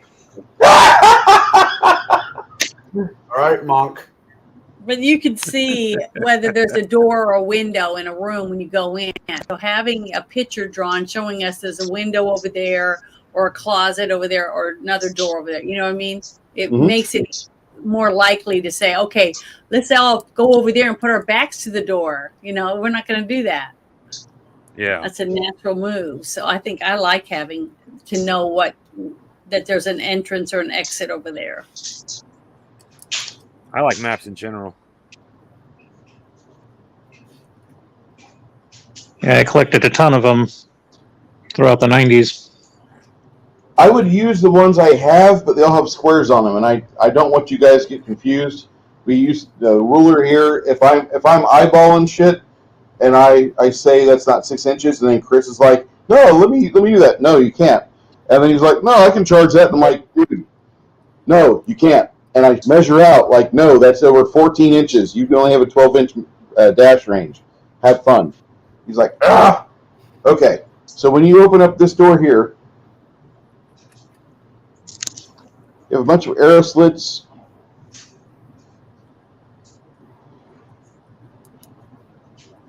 This is a stairwell that goes up, and then it goes over here and disappears in the ceiling. However, also in this room, you see, and I really need you to, I feel sorry for you, Lemmy, because you see a bat-like creature shuffle out of the darkness. Oh, shit. And It's not a worker, is it? It's crawling towards you. Make a die roll. Roll a d6. Roll a d6. Roll a d6. I am rolling a d6, and it's a 1. You run out the door before it manages to get to you. Tom shakes your ass, and you hear a big whump on the door. Oh, God. You and I All right. are not. Are there any clean drawers in the vicinity? You need clean drawers. We have fabric over here. You could fashion. We've got a sharp sword. We'll just cut you this 3.5-foot length of fabric. It looks like terry cloth, and you can just wrap it around after we scoop this stuff away from you. There we go. And by the way, guys, this is a common thing to happen in the adventuring field. Don't think that don't think ill of your friend just because they poop themselves in the middle of, like, adventurers commonly poop themselves. Things will happen, and like you'll get grabbed by a dragon, shaking around its mouth, you poop yourself. You'll get hit, like a roper will stick its tentacle up your asshole, you poop yourself. You'll be there in the middle of a brothel, and you realize the hooker you bought is succubus, you poop yourself and die. And then, like, I mean, just poop yourself is a normal thing. It's okay. It's a natural body function. All right. Yeah, that reminds me of a real life story. So back when I was a teenager, I was playing a lot of paintball, and I got to play with an actual Marine Corps sniper. The dude was really cool, but he had this like creepy vibe about him, like he had seen some shit.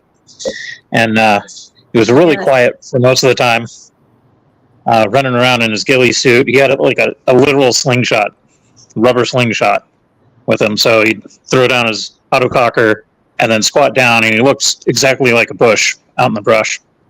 And then, we're busy covering flank or whatever. And then you just see this little paintball go flying out of the bush and nail some dude straight in the forehead. And you take guys out like that, completely quiet. Well, long story short, we're chilling, having a barbecue.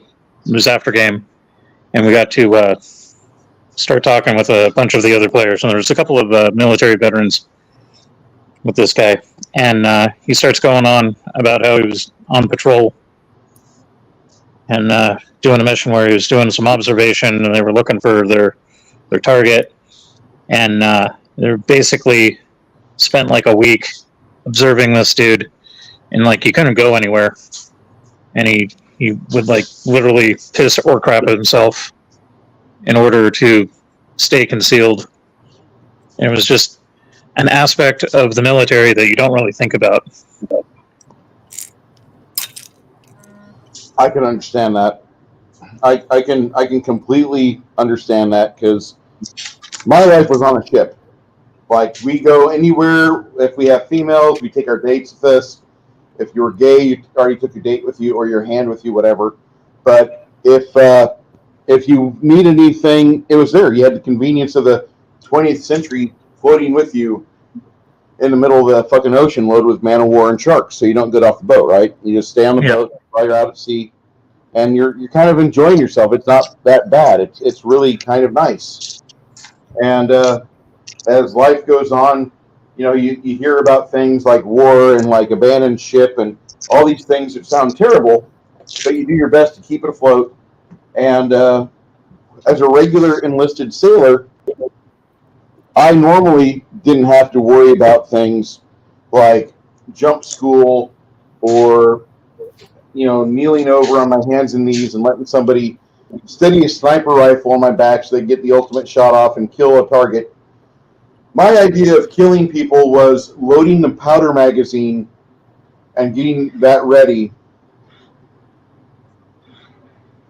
and then pressing buttons and turning knobs and hearing words like target processed, target prosecuted, like the most emotionally dampening words possible to take all the fun and excitement out of making somebody shit their pants and bleed to death.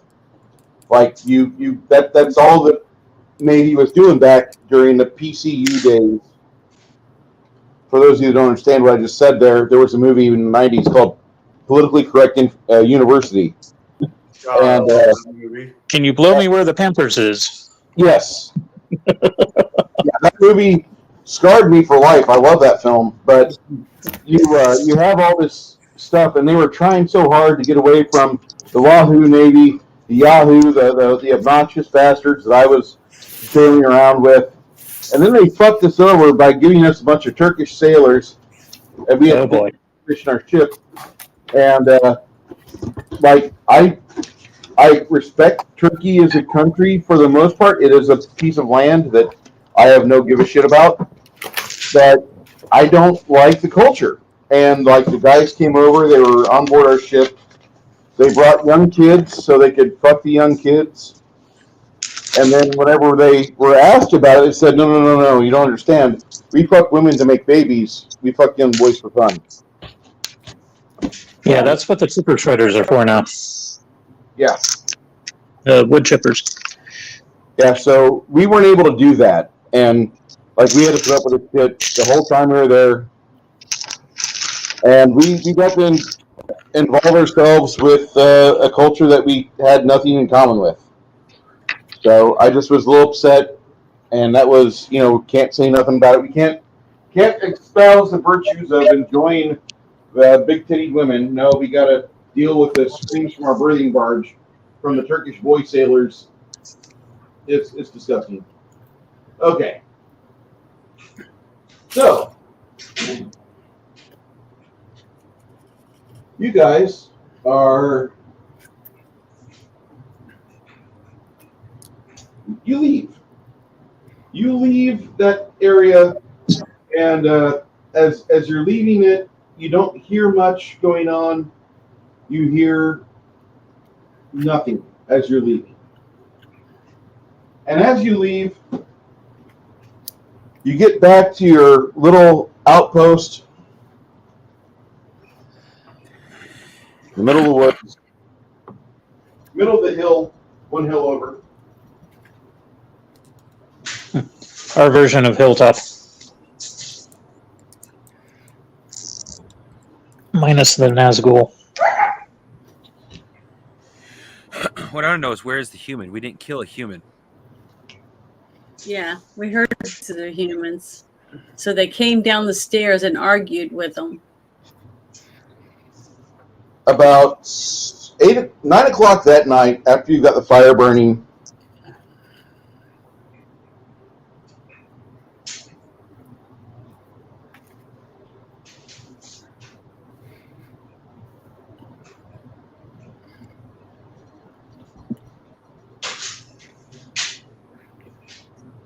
All fell silent. it does get silent by the fire. And then you see 3 women come into view of the fire. One of them looks like she does something that she cancels a silent spell. She says, I need you to be quiet.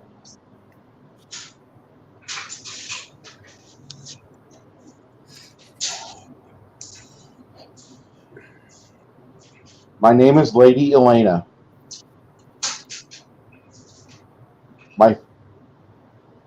I am of the Miller family.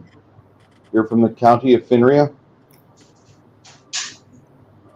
We have 12 other scouts hidden on the hill right over there, and she points. We came to see what was going on because we've not received any word from Gilboath or any other city-state in Ream, including Ream. So we want to know what's going on, and you look like a mercenary band. So we need you to be honest with us. And at that point, you see her. Looks like she's a cleric of Fear. Janet, Isabel would tell Janet, Fear is the brother of Mir. Mm-hmm. Those 2 gods are brother and sister. Okay.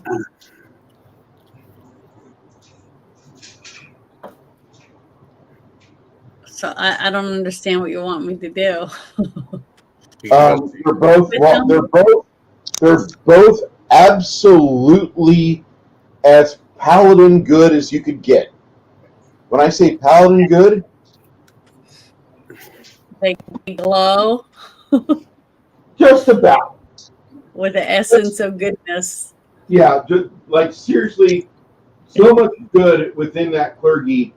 Like, and if any instance of fucking altar boys and abusing powers are found out, Yeah. there's a serious amount of either rehabilitation or just put it in the wood chipper. Okay. Mm-hmm. There's not a we just move them and nothing changes. So they're principled people. So they want to join our group? They want to No. ask us questions. We want Oh, to they ask you want to ask questions. questions. Okay. You're over here. You're here, and you're 3 miles from a site that we've observed for the past 2 days that's been having action. And in the past Yeah. 2 days, you retreated back to this location here, and we've noticed that you've got oil on the grass. Mhm. So we're going to ask you what's going on, because we are curious as to why we haven't received our fall perishables from Ream. Well, as I'm the one with the 25 diplomacy, I always step forth and say, well, I tell him the story of what happened with the gnome and what he told us, and said, if you want to know more about that, you can ask him. And I tell him about the fact that in the fortress that you've been seeing was us, obviously, clearing out a bunch of goblins. And you can show them your ears. Yeah. And I point to all the holes in my clothing where I got massacred. Yeah. I'm covered with blood and stuff. Our clothes have to be bloody, right? Yeah, your clothes are bloody. There's no denying that. She stops. She doesn't seem to. She's under the auspice of a spell, and Janet, you recognize that spell as Zone of Truth. She was putting you through the ringer to make sure you weren't lying. Okay. So, Says somebody kind of. Sorry. what? What do you know? Somebody was trying to put a spell on these people to try to get information from us. No. We want to know if you're telling the truth or not, because She's using the proverbial electricity you mages and clerics use Yeah, for. we were telling the truth. yep. Pause out of game. She pulled out the rope. She pulled out Wonder Woman's golden rope on us. Basically. Okay. I wish I had that spell. No, you don't. We just got Maury Povich. You have access to it as a 2nd level spell, but it's not of the domains. Oh, okay. That's Tyr. She says to you, I believe what they're saying. The gnome says, if you wish to put me under scrutiny, I submit. No, you don't have to do that. So how many days have you been here sieging the forces within that community, within that keep? Just 2. We got insanely lucky yesterday when I managed to cast Sleep twice when 2 groups came running in at us. When our rogue had a mishap, a bunch of stuff fell on him, or almost fell on him, arousing all the goblins, and they came running, giving us an opportunity to just kill hopefully all of them at once. But with that said, we heard human voices inside, and we did not kill any humans. We haven't figured out the whole place yet. The lady No, magician turns around and faces the hill that they accuse having a dozen scouts, and she fires off a singular spell, which seems to be a bright burning orange flare. She fires it 4 times, and then 2 more times after that. And then she'll turn back around. The other 2 act as if nothing's going on. They're like, okay, we're going to reinforce this position. No offense to you, you've done really well. We're going to make an area to where you can come back to and get healing, triage, etc. Before we go any further, we will look at your wounds. When we say look at your wounds, we're going to heal you of them, if you have any that's around. If you have any wounds. Yeah. Yeah, we all do. We're healing So you guys- ourselves, but we need I more could healing. use a tall ale, some sausages, and a bath. So you guys are going to take over the tower? Or take over the fort? We're taking over this location.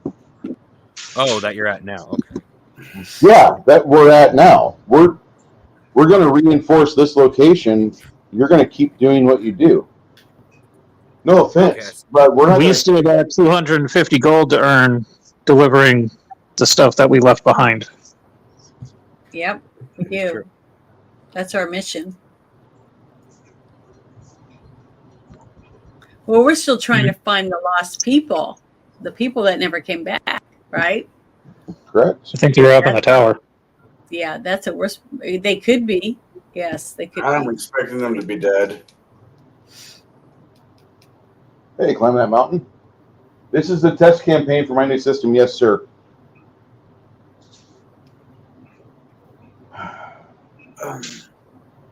I'll have to. This is my second adventure that I've ran for this climbing that mountain, and so what I'll be doing is building a playlist for it.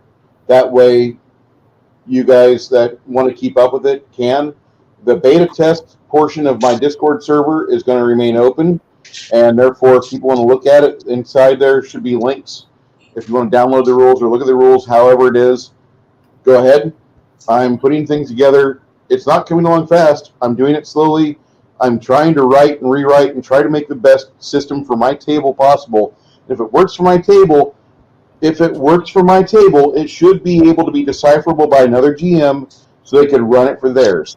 No game system ever runs 100% for every table, and that is why Gary and Dave both agreed, if you find something at fault within the text, make it right for your table. That's always the rules. As much as people bitch about Gary and Dave, they always said, take command of the game. Take command. And that means if you've got to rewrite something, if you have to redo something, if you have to make it to where your players can understand it, do so. Mm-hmm. Anybody that had wounds is healed. All right. They're great. Huzzah. Finally, after some serious talk, two of the three ladies, Lady Elena, Lady Ariel,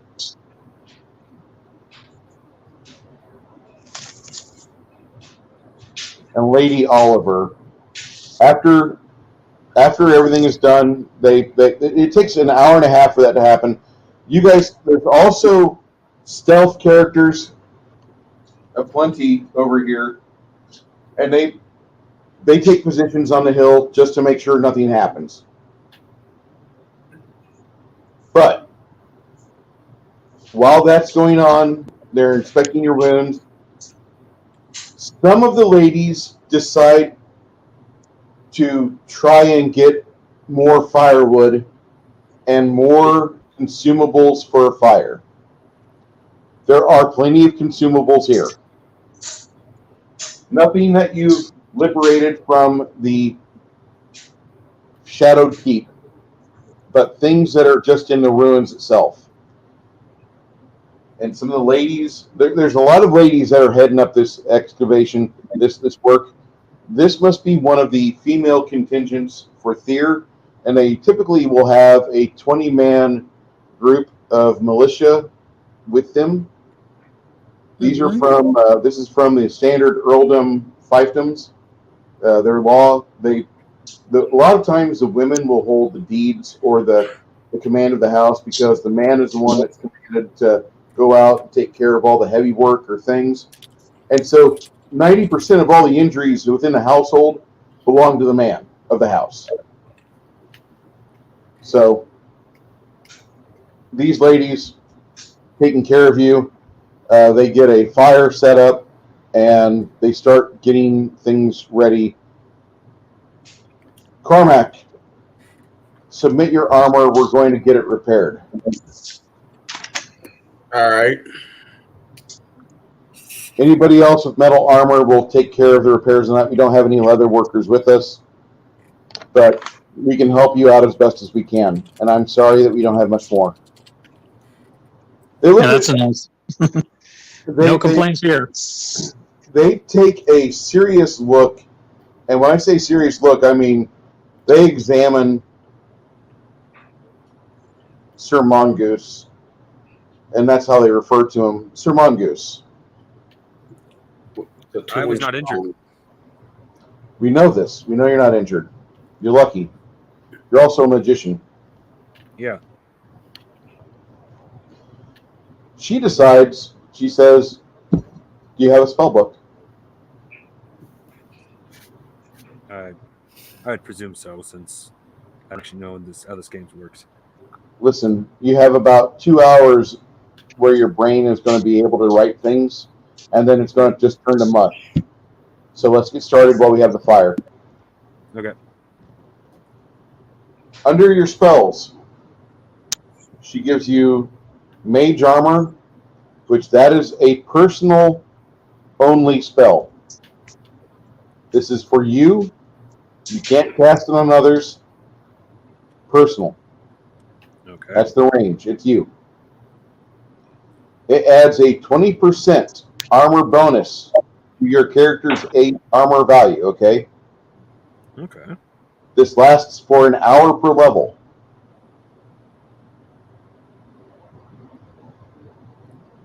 Cool.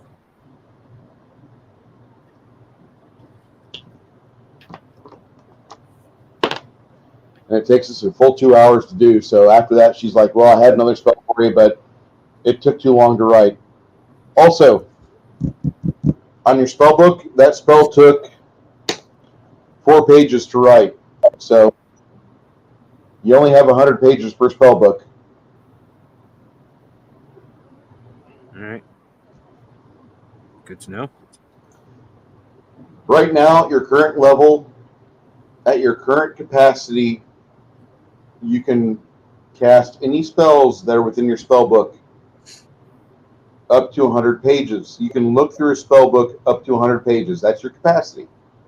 Later on, as things change, you'll be able to increase that maximum value, but those spells are what your mana pool accesses you to. That single spell book, that's it. That the 100 pages, that's all you got. If you have 2 traveling spell books of 50 pages each, that's your limit. 100 pages, that's where your brain's like, I'm full. We're done. Okay. Okay.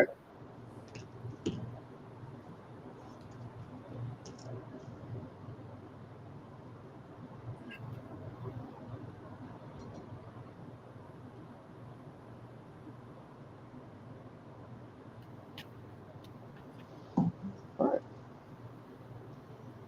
At that point, you notice that the contingent of Therian clerics and war priests starts to set up the bedrolls for the evening. Anybody have any requests before the night passes? No, I'm good. They hand you back your armor after about 8 hours of dinging on it. If you wish to sleep the whole night, you can. At that point, the fire that's there, you realize this whole time your stomach was kind of rumbling before, and then they take the hairs and the turkeys off the spit, and you realize they've been cooking food this whole time. We typically do not offer such hospitality to people. All of our hospitality, we can lay claim to the fact that we have a sister cleric within your group. And at that point, that's when everybody just kind of looks at Isabel. And many of you have not heard a lot about this, but Mir is the twin sister to Thyr. Those are 2 of the principal gods within the Millennium. And they're not so highly worshipped anymore. I don't know why, but things have changed in the world. And these 2 deities are still the same individuals they were to the cosmology for many eons.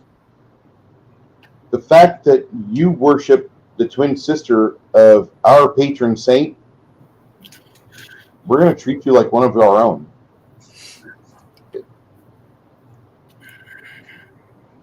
curate Isabel, we want you to understand that if you ever see a Therian priest in need, if you can have the means to affect them and make them better, please do. I will. All right. Is there anything anybody wants to talk about or do before they turn in for the night? Because at this point, this part of the campaign is this is the Therian priests and priestess the Therian priestesses are turning this into Fort Hope. I was wondering if Bob Hope's going to show up and start singing us a lullaby. Are all these women Single? celibate? Well, I'm not going to directly try to sleep with one, but start showing interest in one, flirting maybe.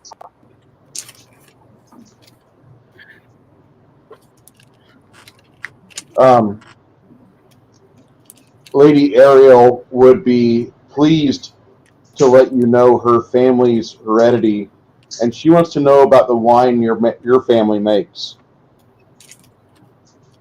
I'd love to talk about that. Yeah. I'm proud of my family's craft. I may be a wizard, but I'm still proud of my family's craft and appreciate a hard day's work. I may not do it much anymore, but I appreciate it. All right, Sam. I think what you're supposed to say is, would you like a cup of coffee? Oh, yeah. Sure. Let's have some coffee. Hey, coffee's nice. As long as they don't believe in the earth is flat.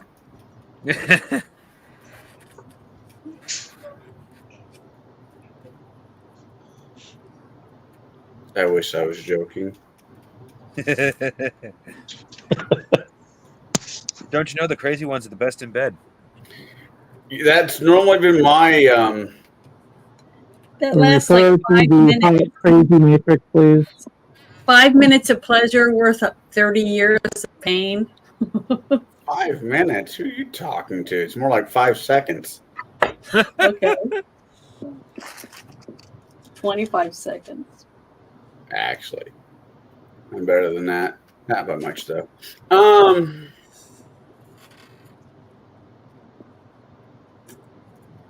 It all depends on the medications in my system, admittedly.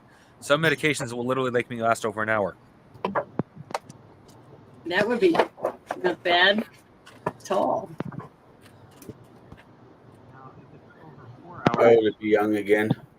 So while you're there at Fort Hope, their blacksmith retires for the night. The sentries go and they hide amongst the hillside.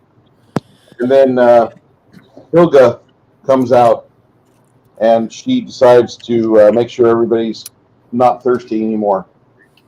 The blacksmith, he kind of goes over and he invites discussion with Miss Isabel. And he says, how do you know, how do you do? And at that point, you notice that the 20-year-old or 18-year-old kid blacksmith is like seeing the light of why being an adult is so fun. Mother Superior doesn't look, she doesn't look, she doesn't look, she doesn't look, she doesn't look. Nobody looks, nobody watches, all those two, fade to black, blah, blah, blah, blah, blah. Y'all have a beer and go to bed, however you want to go to bed. Not going to say you got to go to bed a certain way.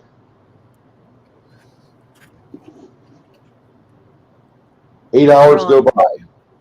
We're all adults. Yep, you're all adults. Consenting adults. Mm-hmm. Well, unless the girl I was with who started pushing for it, I'm looking more for a long-term relationship, so sex wasn't really on the mindset of my character. I call bullshit.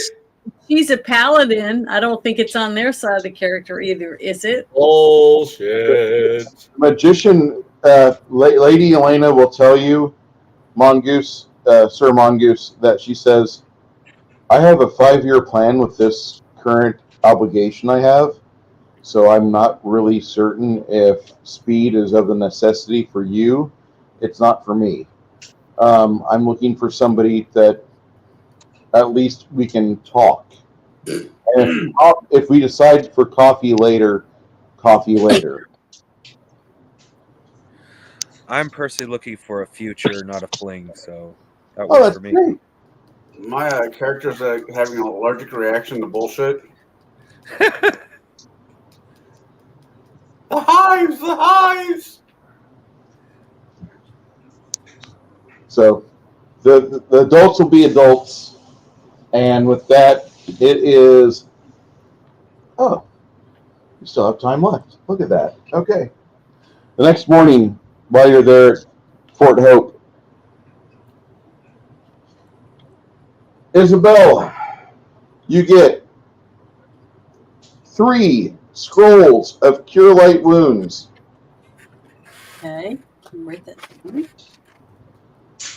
They will do a D8 plus 1 healing. You also get Shield of Faith D8. Wait a minute. D8 plus 1. plus 1. heal. Yes, ma'am. All right. Yeah, I'll need Bruce to put everything he told me to, like the spell and all the equipment, in Discord so I can write it down.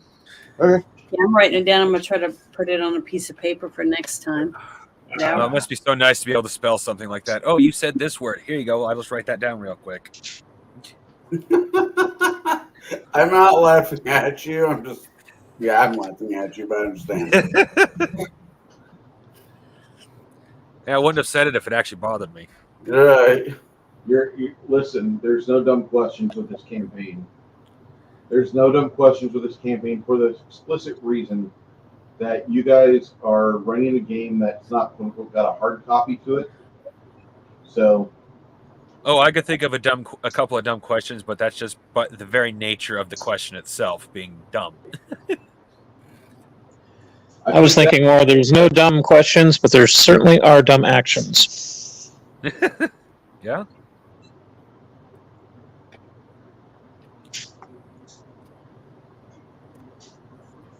Well, I had a good time. Oh yeah, this is fun. We're not done yet. Oh, because I'm starving.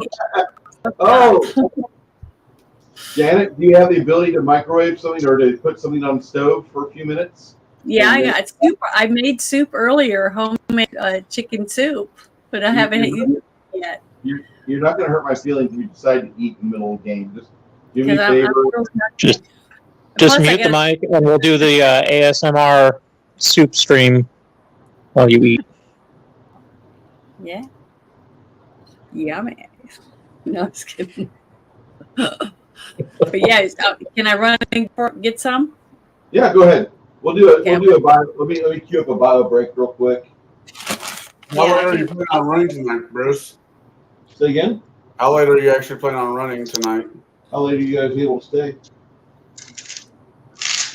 I'm good, so. I'm at 65% on my tablet, and I have access to my cable, so I can run a bit longer. There are definitely dumb questions. Sometimes phenomenally dumb, almost painfully dumb. Yeah. I love that.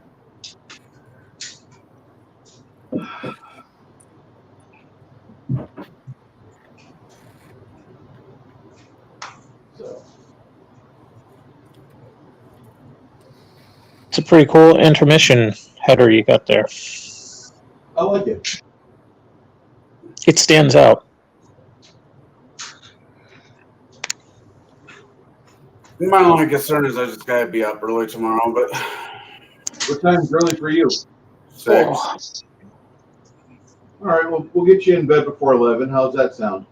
Okay. Or we'll turn you loose before 11. All right, I can handle that.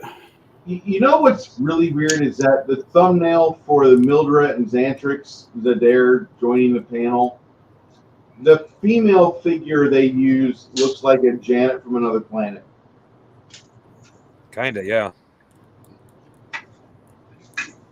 I don't know about those guys. I mean, Fucking Shauna was ripping into him earlier. Well, Shauna does that. Shauna does, and Shauna will.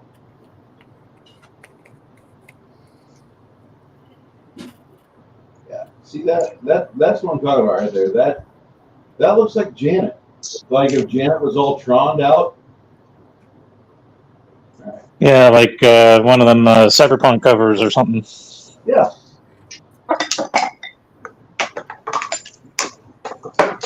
Hold on, Mac. Let me see if I can pull that up here. Give me what once. I don't think Lady is my dirty campaigner and the others that are involved with my membership.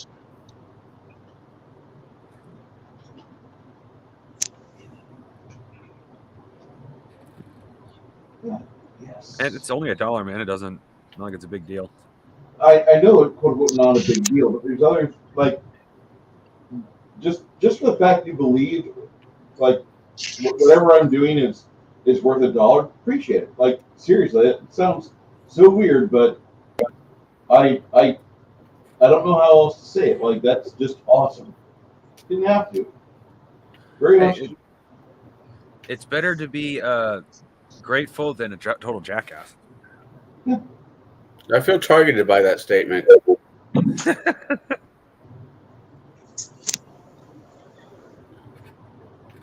So I'm pretty certain this will probably get me demonetized, and I don't give a shit because now I've got YouTube memberships coming in, and I appreciate that. I was otherwise making 4 cents every other month. Yeah, that's the main reason I didn't do it to my channel. It's like I don't need. No offense, Bruce. I know you like doing this kind of stuff, so it's like, yeah, I don't need a bunch of strikes on my channel. There's always Rumble. There's always Odyssey. There's always Pornhub. Rumble does not like me. Nobody watches my shit on Rumble. I get 5 to 10 people watching me. When I get animated, it blows up to 30. I don't understand it. I don't even have enough followers to do live on Rumble. Well, I might now. I haven't checked in months because it wasn't working. You should check it. How many followers do you need in Rumble? 5. Like I had. I thought it was 5. Yeah, either 5 or 10. It's ridiculously low.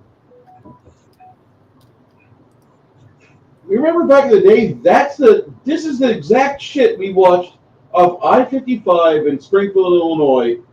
This was the ad for the concessions.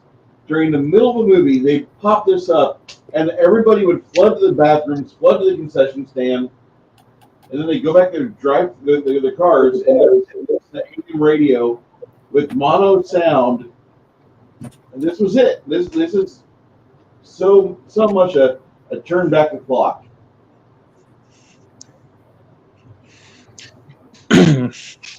I know that sounds. I got a craving for driving nachos now. Dude, I got a Velveeta block and some bad chips or some stale chips. I'm thinking really hard about it right now. You know, some really good chips to make nachos with is the baked sour cream and cheddar. My sister likes to use the regular Ruffles sour cream and cheddar. I like baked.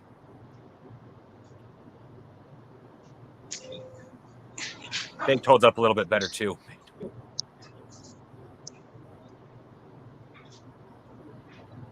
An ex-girlfriend of mine, her mother was doing the Atkins diet back when Atkins was still alive. And so had to cut out all carbs. So she took pork rinds, made nachos out of them. I can see that. It's a bit funky. I'm not saying I want to eat it, but I can see that working. Yeah, if you have to do the diet, I guess it works. That's just a lot of sodium. That's what I was thinking. Oh, people hate me. Several people on the property have to be careful with the sodium levels. I add salt to almost everything potato.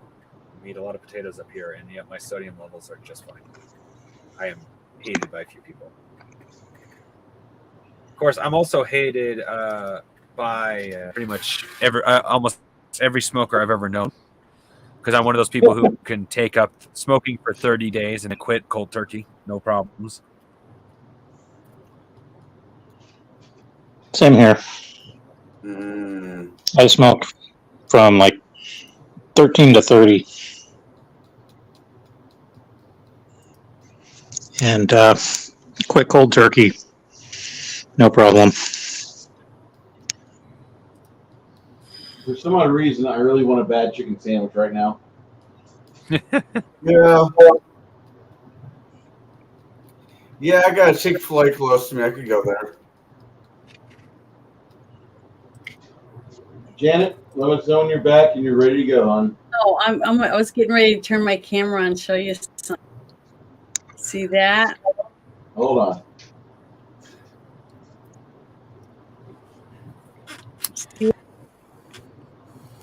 Soup. Yeah, it's homemade. That looks really good. Homemade chicken soup from Yeah. and then Nice. a croissant. Starving. The first thing that You first from thing I your thought of right there was Riddick. You gonna kill me Well, with a soup cup? Tea, actually. no, whenever I'm gonna tea I with my get a tea cup. rotisserie chicken, after I've eaten on it, for a couple days, I make it into soup. Oh, what we usually do with a nice ham bone is make ham and beans. Yeah. Wait, is that store bought or is that one of your? Not one of my chickens. This is a store-bought Okay. rotisserie. That, Mm, well, why good. not? because they're laying eggs. Yeah, but you got roosters. They lay. You could have a nice top. About 3 Well, years, start In rotating them spring, out. I'll have me another hatch out me some babies, and if I have a rooster, then I'll put him in the freezer. Because I only need one rooster. We Yeah, I can hate eat for the you other. to have cockfighting at your house. Yep. So far, this one's really nice. He hasn't tried to hurt me or anything, so. If your rooster's shooting blanks, you can always make coq de vin. But he's pretty. He's big, bigger than my other rooster was.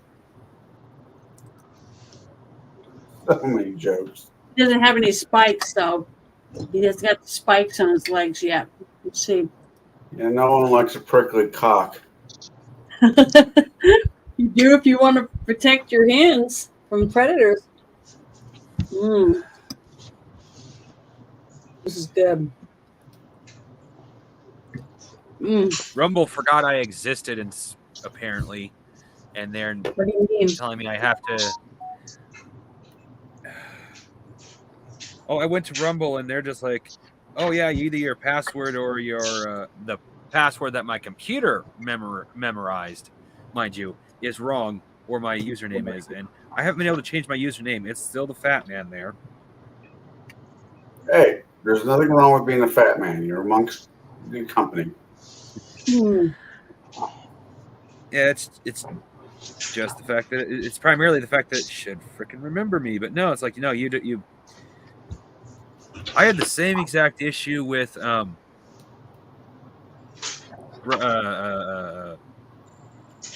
actually, it's worse with Twitch. I think it's Twitch. The other YouTube video stream that isn't Rumble. Mm. And that's like Facebook. I stopped using Facebook. I deleted my account, but I didn't erase all the information. And I was thinking maybe I should go back and do that. And by the time that I did go back, they wanted my driver's license and all this other personal information. I was like, the hell with that. Whoa!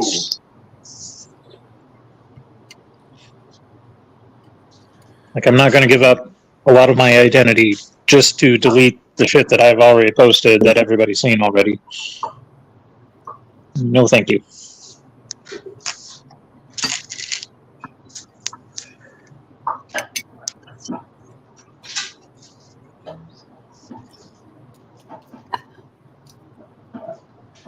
Well, thankfully, Rumble's made it simple. All they have to do is reset my all I have to do is reset my password. Skin a black cat, eat it, turn invisible. No, wait. Wrong one. Well, if you ask Ye Old Geek, it's put a chicken on your head.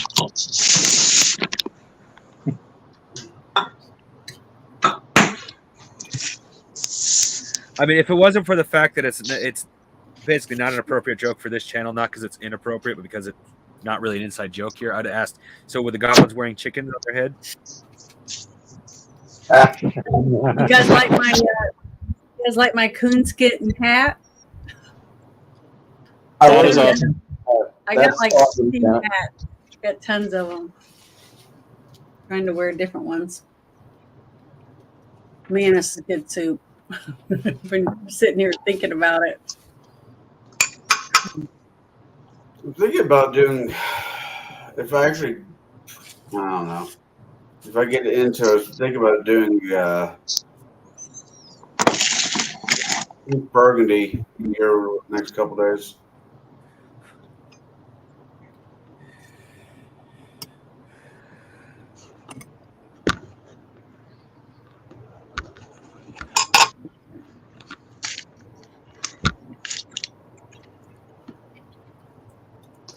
All right, so you guys come in the front door, and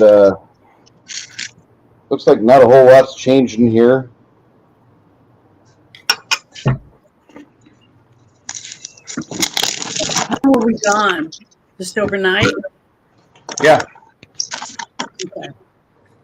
Yeah, there's no need to try to be like, oh, we'll stay there for a week. No, I can give them time. Because whoever was upstairs, if they came down, they would see all the bodies.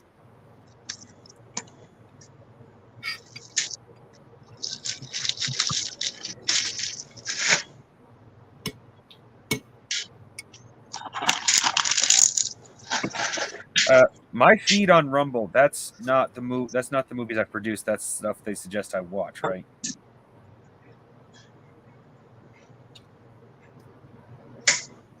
Yeah, I think that's what that is because I'm confused otherwise.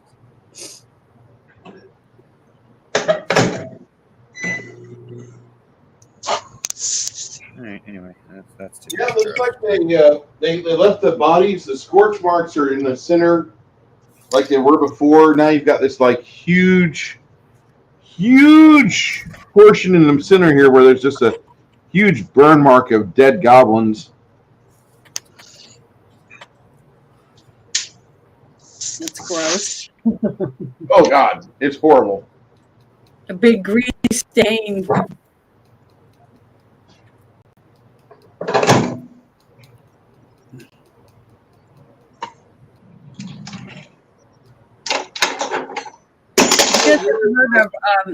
You guys ever heard of Roz Sale?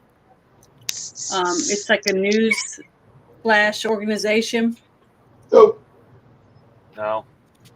Do tell. It says, breaking, pro-Palestine protesters are now climbing up on the White House fence as they throw objects at the Secret Service. That's a good way to get shot. Keep it up. oh my God. It says, currently Darwin Award thousands incoming. of pro-Palestine supporters have gathered at the White House after today's large march against U.S. And it says, show more stuff. Would you like to know more? That's ridiculous. People are in prison right now from January 6th. Yeah, I'm okay with it though. And but this isn't considered bad. They stormed the White House. They stormed the. Well, difference is here, Joyce. If they not Joyce, Janet. If they make it over the fence, these guys will get shot. I bet they won't.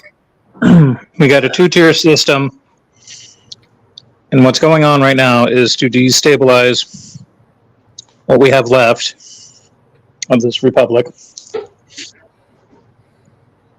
Now, I don't know if you guys recall, back in 2018, there was some explosives that were stolen in one state,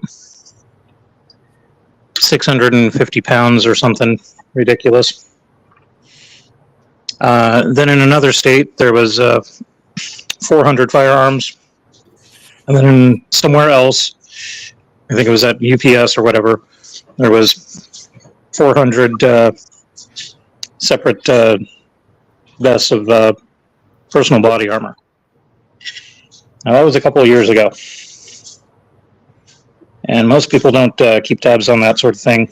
But if you think about the amount of illegals and whatnot going on in this country, the lack of law enforcement, the lawlessness, that's the perfect hotbed for an organized group to come in, plan something massive, and have the time to amass all the equipment and logistical stuff needed to do something really horrible later on in the future. Yep. So it's something to think about with this election year right around the corner. That's one reason why I left. I'll tell you one. I'll vote for the same person I voted for last time. He's the only person I could trust. I voted for myself because I live in the state. It doesn't matter who I vote for in the state of Illinois because it automatically turns blue. No, I would still say vote for who you believe in, just to stick some sand in their ointment, but also be wary of population-dense areas. Get strapped if you can. Oh, I live in Pekin, Illinois. I might get shot at just for being at the register booth for not being white. Did they ever find out what happened to all the fertilizer on that derailed train in Palestine, Ohio? Yeah, I went into Canada for their forest fires. At least that's my theory.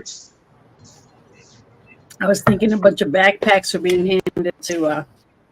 Because if you've ever lit anything with ammonium nitrate in it, it has that weird orange smoke that was hazing into like New Jersey, New York, and all that over there on the East Coast. Man, that was good. Okay, I gobbled my food down. It was delicious.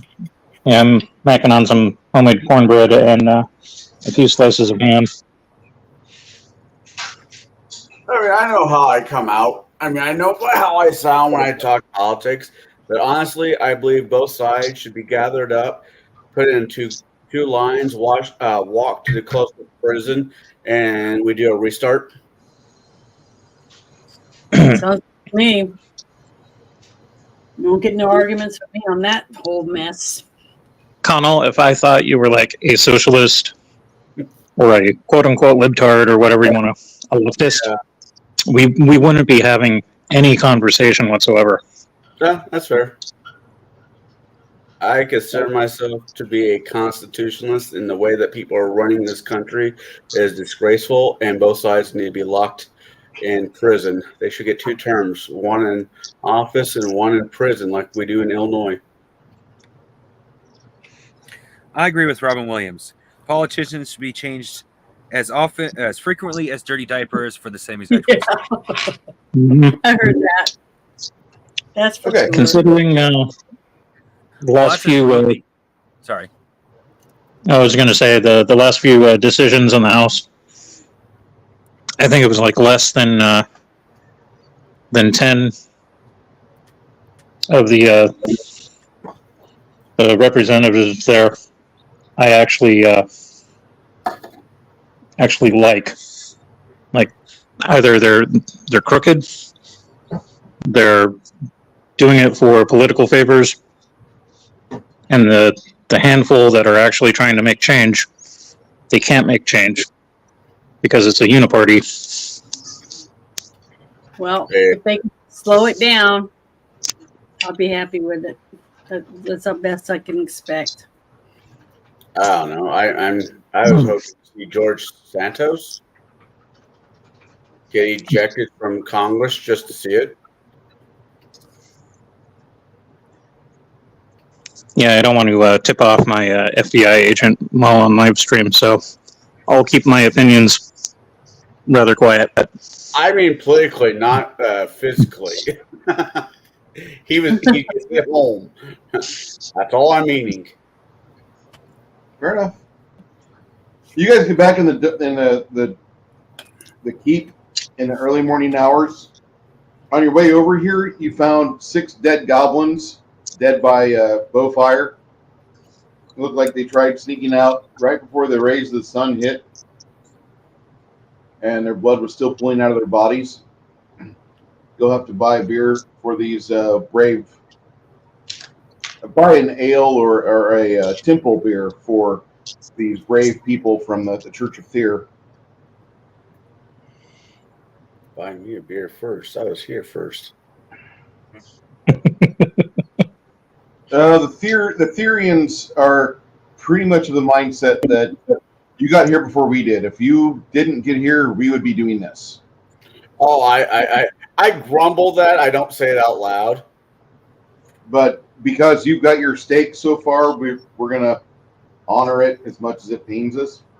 Fine, whatever. Yeah. Salvage rights.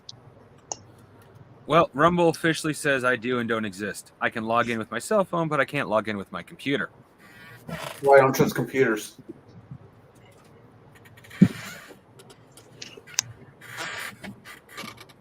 You should talk to your FBI agent. Maybe they can work it out. I used to think I was an FBI watch list. Oh, I know. Because I am a DCH. I found a DGH, and I didn't notice the G. I thought it was a C. About 10, 13 years ago when I was doing amateur airsoft, we were the Santa Cruz Airsoft Militia. Militia, being in the title, automatically puts me on a list. Do you, there's a part of me that doesn't buy it, but there's a part of me that does, not what you said, but what I'm about ready to say. Anybody who does SCA or any of the LARPs, Dagier, Belgarth, or any of those, are put on a watch list because they train us the way that we're trained in the sport to think as a unit and Arms, armor, tactics, yeah. weapon theory. I've also heard if you play Dungeons and Dragons or any RPG games, you also be put on a watch list. So, Hey, Bruce. Yeah. Look, I'm done. It's sewed together to help get the shape, but here's the bag I was working on. See? That looks really nice. Yeah. Finally. That's why I always tell people that you're one of the craftiest women I know. Well, thanks. It's a lot of work, but it's not. All right. Back to our shape. I'm done. All right, so you guys are sneaking in to this situation right here, and you're getting ready to open this door and see what's going on, and see if things are still the way they were. Does someone else want to open the door? I can open it if you want me to go over there and open it. No. I was just You are shocking. the last two people who should be doing that kind of stuff. How come? I'm supposed to be a warrior this time. That's why I got. I've been fighting. Or at least I could, if I could roll. No, If I could roll, Janet. I don't. Okay, if you're a warrior type, you should be. There should be Connell and the rogue should be first. You should be in the second line, and I should be in the third or fourth line, depending on how many of us there are. Let the burglar burgle. Okay. That's right. So But far, you I should not haven't be in the made that. front line, not as a healer. If you wanted to be in the front line, man, Janet, you should have taken a warrior class. As a healer type, you need No, to I at like least being a second healer. fiddle. But I want to be able to protect myself too, the best of my ability. At least if I can roll better. All right, he kicks the door open, and this room has a bunch of drag marks. You guys got the ears, but a lot of the dead goblins, you can see their smeared bodies. Sorry. They went out that door. So there's a way up, and then there's the way the goblins went. I don't want to be chasing goblins. Let's go up. What if that huge bat-like creature is still in there? We'll be ready with one of those missiles to get it. Magic Blow it missile. up.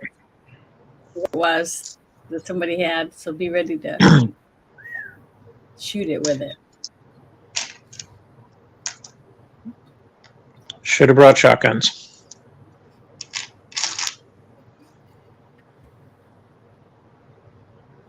All right. Or just crucifix. All right. You say shotguns, and I automatically think Victor's in this game saying, you know, I wrote a book about modern gaming. Isabel, Yes. you get a gentle nudge from your patron that you have access to this spell called Bless. It's a second level spell. It gives a +1 to save. I have that now. Yep, you have. It's a Okay. community spell. You have major access to there. So, like when it's all said and done, you can go up to 7th level on community spells. But you can cast Bless. It's within the pantheon. Like it's kind of okay, but Bless is all right. You can play with that. Okay. Well, then I want to cast it before we go in, Okay. if I'm allowed. Yeah. Do I need I got to take a moment to feed the dogs, so I'm going to put myself on mute, but I'm going to be paying attention to what's going on. Okay. Be back in a Do second.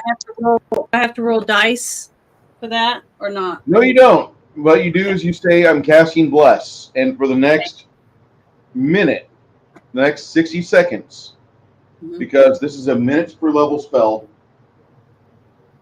What you have is you have a spell that goes off, and you get +5 to hit and +5 to save versus fear. Okay, and they can pick which one they want it for. It's both, not Okay. either or.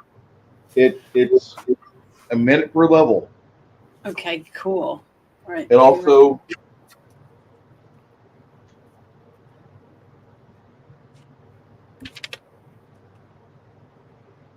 this spell hits all of your allies.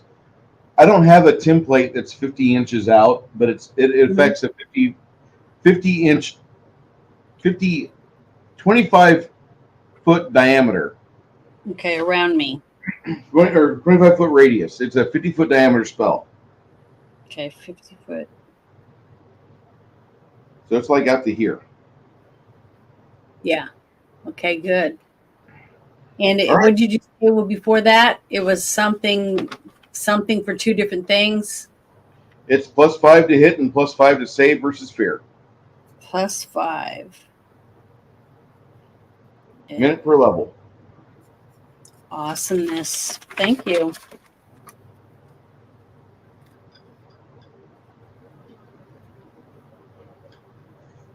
Oh, hi, Eagle Rider. Eagle Rider! Hey, how are you? All right. He will boot the door, and as he steps aside, these two guys will will kind of come together and take aim down the corridor. As he boots the door open,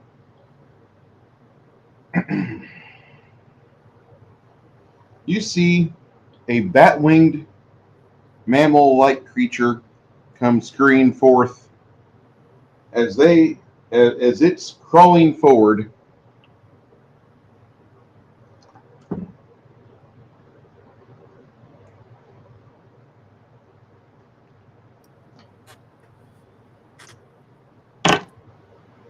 Oh, one of them definitely misses.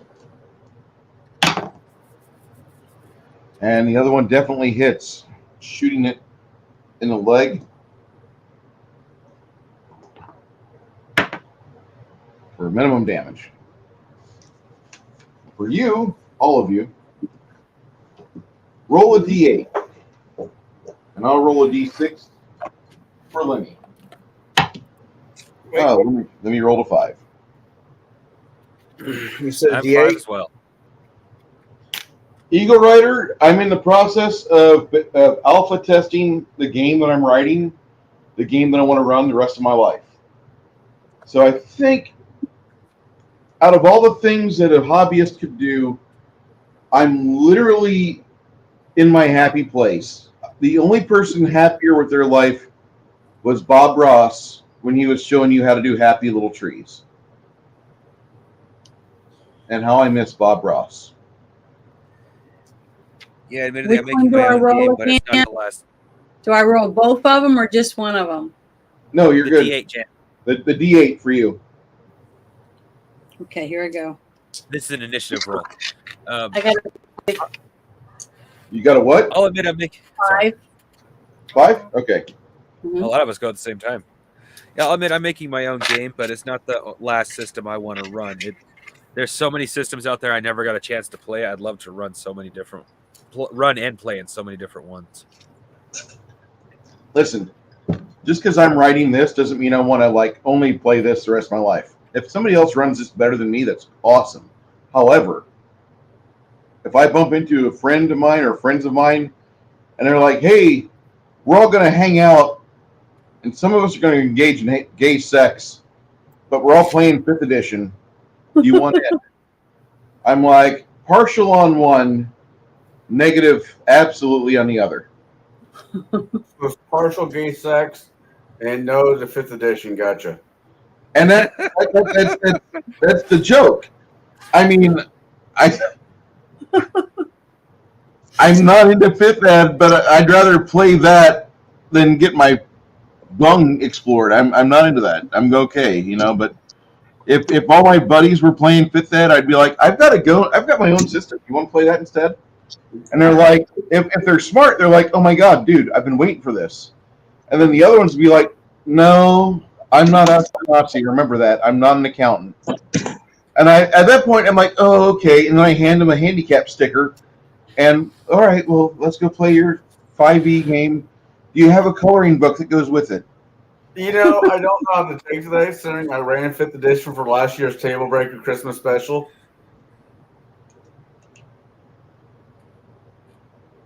It's all right. This year I'm doing Pathfinder. Okay. That's good. I've been tempted on asking if I could take the Christmas spot. So I've had a Christmas idea for a long time now. Mm-hmm. But it's Connell's turn, and I just went, so. Oh, you'll enjoy it. They enjoyed it last year, especially with the pies. This is indeed a Polaner mug, and I have it filled up with vitamin C. The pies. The Yeah, Russ, how you doing? Yeah, Eagle Rider, I understand that. And we do live tabletop RPG content pretty much. I wish I could do this every day. Maybe when I... All right. Anybody roll a 1 on their initiative? No. 2. Nope. 3. 4. Yep. What are you gonna do? Draw my You sword. already have your sword out. Good God! If you walked in here without your sword in hand, we'd fire you. I normally Get out! Like you were which way did the bat fly? what? But he didn't fly. He's crawling across towards us. Yeah. Oh, Bruce, if you're going to fire somebody, you need to do your best Donald Jump impression. He needs an orange jumpsuit first. He's not arrested yet. No, keeps fucking with that judge. If that judge would use the law, there'd be no case. He's trying to be a constructionalist. He's trying to build a lawsuit out of law that doesn't exist. I don't understand why he's still there. The fraud one? The frog one. Yeah. Anyway. Sorry, so many judges. Are you okay? You've got your wits about you. You want to get in position and ready to attack this thing, I assume? Yeah, that's what I'm gonna do. Question 1. When you do this, are you going to block the doorway, or are you going to charge into the room and allow enough space for other people to filter in? I'm gonna move in the doorway and I'm gonna cut to the wall, giving enough space for the next person behind me to come in. What? Can I just say this, Mr. Tactician? You're a martial character. Yeah. Come in and give enough space for other people to filter around you. Okay. But at the same time, don't allow this guy to get around. Okay, that works. I would say hog the middle. Hog the middle. And that'll be on initiative 9. I'm an archer. That's normally what I play, but I'm not playing an archer this time. So. Yeah, because I fixed ranged combat. Oh wait, did I say that? So how are you fighting him? With a battle axe. Oh, that's right. Until me and Bruce have some time to talk about how whips should be correctly used in fantasy campaigns. Anybody on 5? Me. Yes. What are you doing on 5? I'll let Janet say first. There's 2 of us already. Now, I already was able to cast Bless, right? That's already done? Yeah, at 60 seconds, that spell expires. Okay. I'm going to draw my sword and step in. You've already got your sword drawn. Okay, well, then I'm going to step in next to Connell's character, or whatever his name is. Cormac. Cormac. I'm going to go stand next to Cormac and be ready for battle. All right. Actually, if you wait till 12, you can go in and get an attack on him. Okay. Well, how long is that?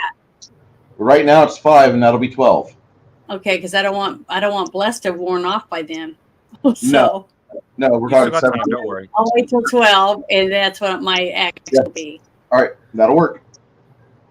Oh, that'd be Now, awesome. Crafting Gamer, what are you up to? Let's see here. I don't have much to do short of like using up my magic.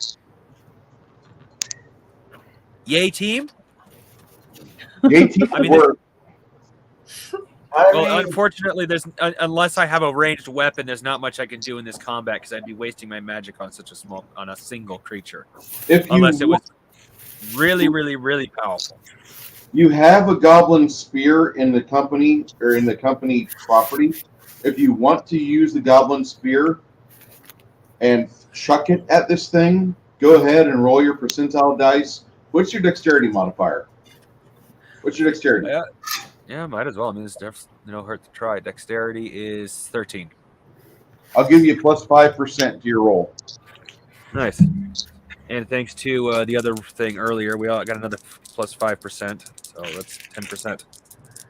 Yeah, remember that. You get 5 for hit, and what was the other one for? Plus 5 to save versus fear. Should fear come up. Okay. 68 total. You know what? That's a pretty respectable number. You managed to lodge your spear in the middle of its back, maybe its kidney. Roll me a D8. What's your strength? Strength is 14. Really high for a wizard. Okay, you got a plus 2 to strength. And what's your intelligence, by the way? Intelligence. INT. 12? Did I grab the wrong character sheet? No, because he's only for a tip for basic weapons and light armor, and everything else lines up with what you said. So. All right. And there's a reason, like one of the other things I was going to showcase was just some of the stuff you can do with the system. We'll find that out here. Yeah, level up. That's okay. I just realized I have grabbed the wrong character sheet. Right at the top, it says 16-year-old butcher. All right, let me go make sure I grab the right character sheet.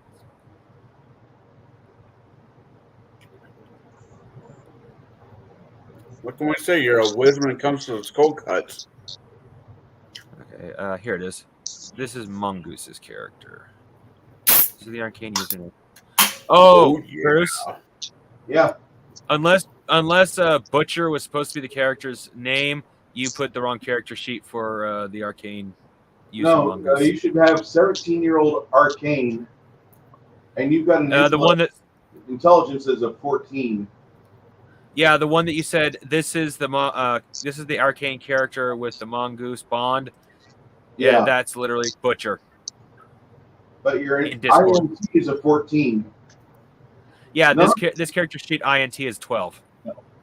Shouldn't be. Go to your Discord. Scroll back up to where you put the character sheets in I originally. did, but let me just. And the arcane user with the bond with his mongoose is Butcher. Should be. It was sent at 4:40 p.m. that day. Okay, it's right underneath that. Because you've got the Butcher up top, 17-year-old arcane, and then there's another one right underneath that where strength 10, dexterity 13, con 14, intelligence 14, wisdom 9, charisma 11. You see that, or?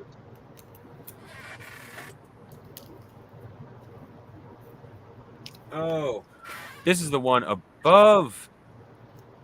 Okay, so the wording in between, I would say, okay, I can see what happened here. The My wording bad. in between meant So the I one rolled up above. six- I I rolled presumed up it meant the word below. Okay, so Yeah. that's I rolled up 6 characters, and there was 2 arcane users in there. okay. No, I don't need this character. I've been using the wrong character sheet this whole time. Eagle Rider, that's a possibility, and that's a possibility we can resolve here in the next couple weeks or month if we can. I mean, I'm okay with a wizard name of Butcher. I mean, that's kind of on the nose for those who don't reference.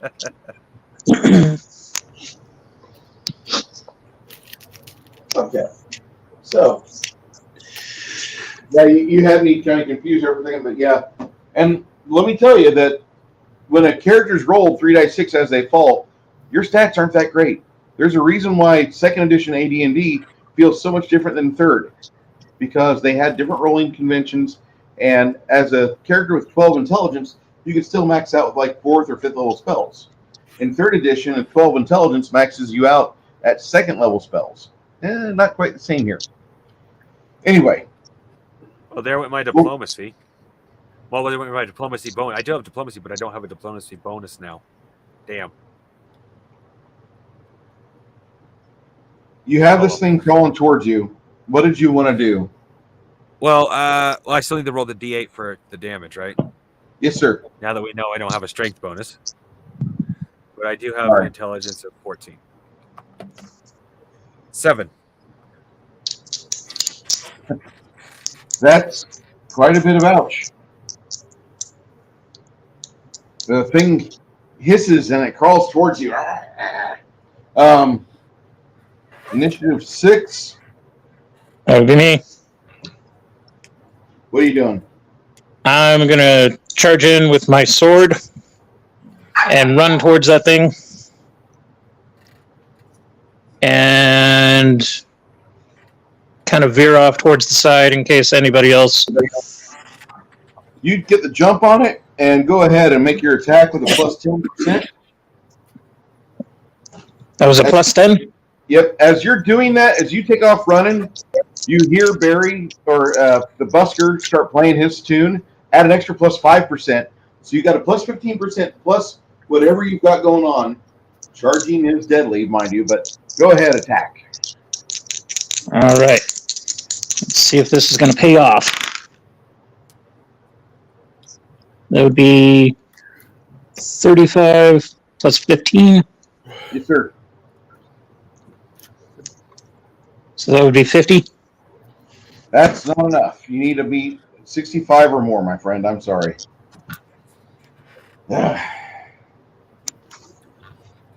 This thing squeals in pain. It can't get it who it wants to, and it rolls pitifully. I rolled a 10. Its bonus is not nearly enough to strike back at you, you mighty scurvy thief.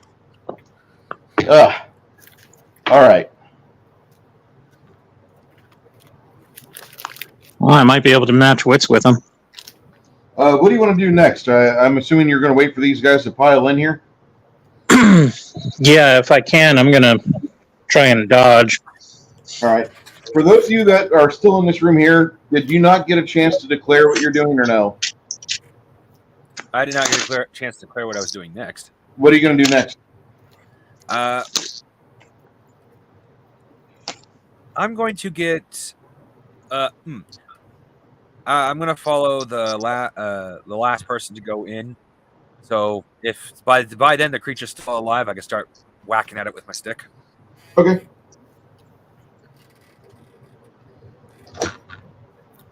With your what? With a stick. My stick. Oh, I'll whack him with my stick. All right. All right. Um, Much better. My mana's 14, not 9. Okay, that explains so much. 8. I just thought Bruce's game was sucky for wizards. That'd be me. All right. Your gun has been jumped, but Do I have enough movement to run in there? you got enough movement barely to get an attack on him. Go ahead, go for it.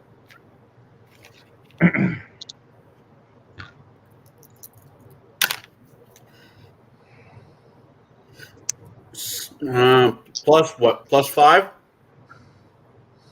I give you a plus 15 plus and movement. That'd be 70.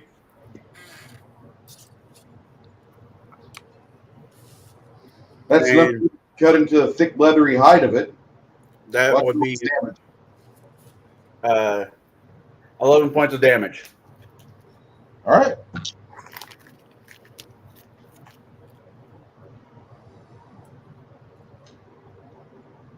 Nine.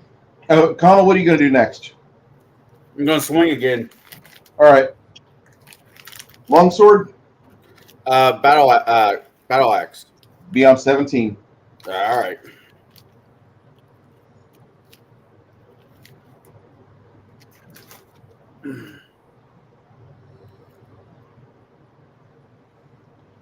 All right. What type of weapon are you using, Lemmy? Using a long sword. Okay.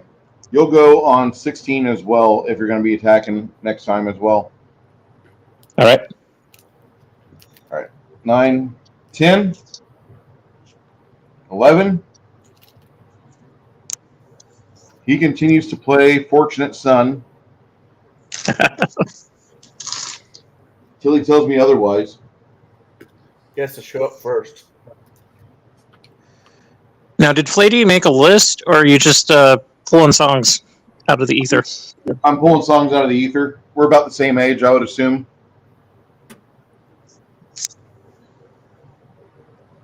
$12. Now, Isabel, you want to make your way in there and try to get to the damn bat thing? yes, I'm ready. And we have bless on us.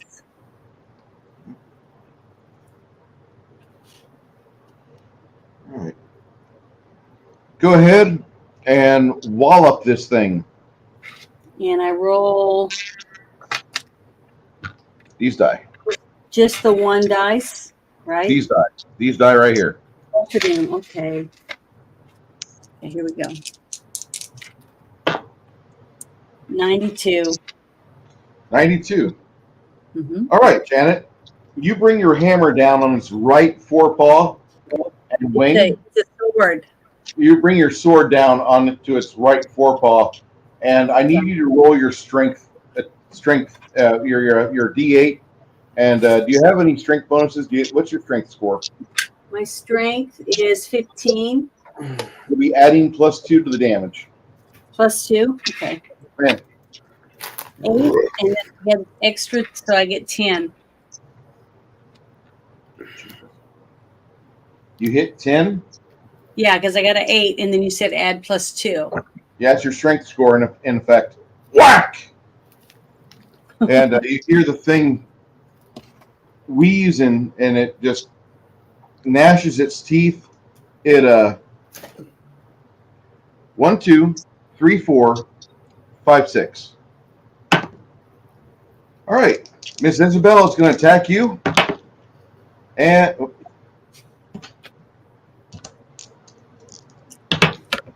all right, and it misses unless a armor value of 78 hits. Does a 78 hit you?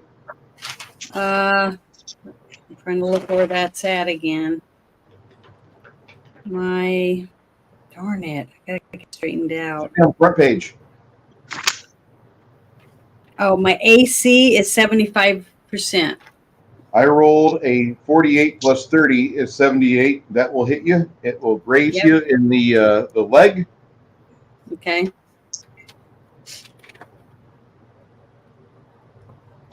How Janet becomes a werebat. And it hits you for 6 damage. Actually, no, wait, my bad. It gnaws on you for 2 damage. -2. Yep. Well, at least you know she'll be a hot werebat. That's true. Janet, what is Isabel doing next? I guess I'll hit it again. Okay, It's that'll still happen. alive when it comes back to my turn. Yeah, that'll happen on initiative 19 for you. 18. All right. And I assume that this is where the wizard or the arcane goes, yay, team! Yeah, because I'm waiting to go in last because if I'm able to hit if it's still alive by the time I'm actually able to hit the thing by going last, it really needs to be hit by somebody. Anyway, so yeah. Now that I know I have 14 mana, I'm not quite as worried, but still. So I think if one more person goes in and it still ain't dead, I might want to consider hitting it with a spell.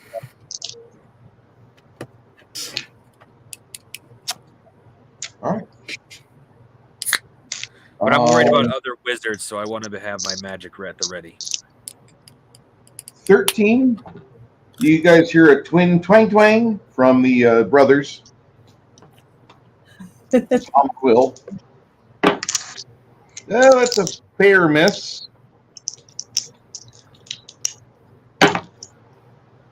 That's a damn good hit right there.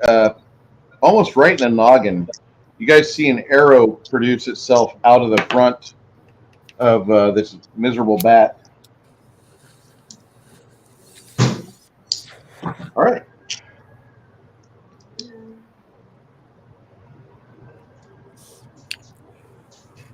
$14,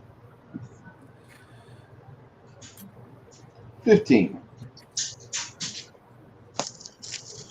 16, 17. That would be Battle Axe Carmack. Yeah. 15 with whatever I roll. Oh, a couple of the characters aren't going in? Yeah, the 2 archers. Oh, I didn't realize that a couple of characters weren't going in. Do you understand what archers do? I forgot we had archers. I didn't. That's why your experience points isn't at 1,500 right now. Because these 2 guys are mooching off you. 100 the dirty way. All right. So you do a pretty nice shot to its noggin. Roll me damage. For 9 points of damage. All right. Beautiful. That extra 15 helps.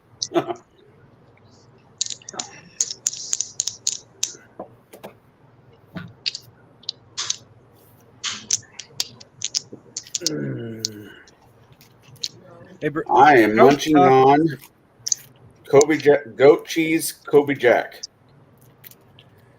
Now, I'm not looking for a definitive, it's easy to tell answer, but how lively does the bat look at this point? Does it look like it's still rare for a fight? It looks like it's got a fight left in it.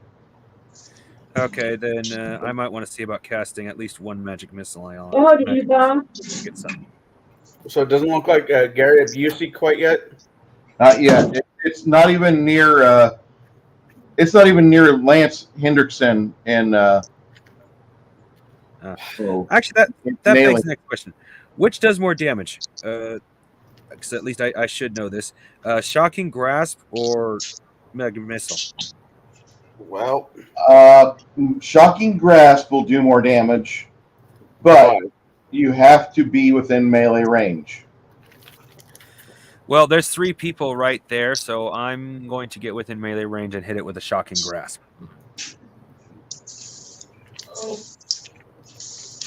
I'd hit it with. I don't want to. I would like to hit it with Sleep to a degree, but there's only one of it. / there's too many people there now. On, If I known it was this tough, I would have hit it from Sleep to begin with.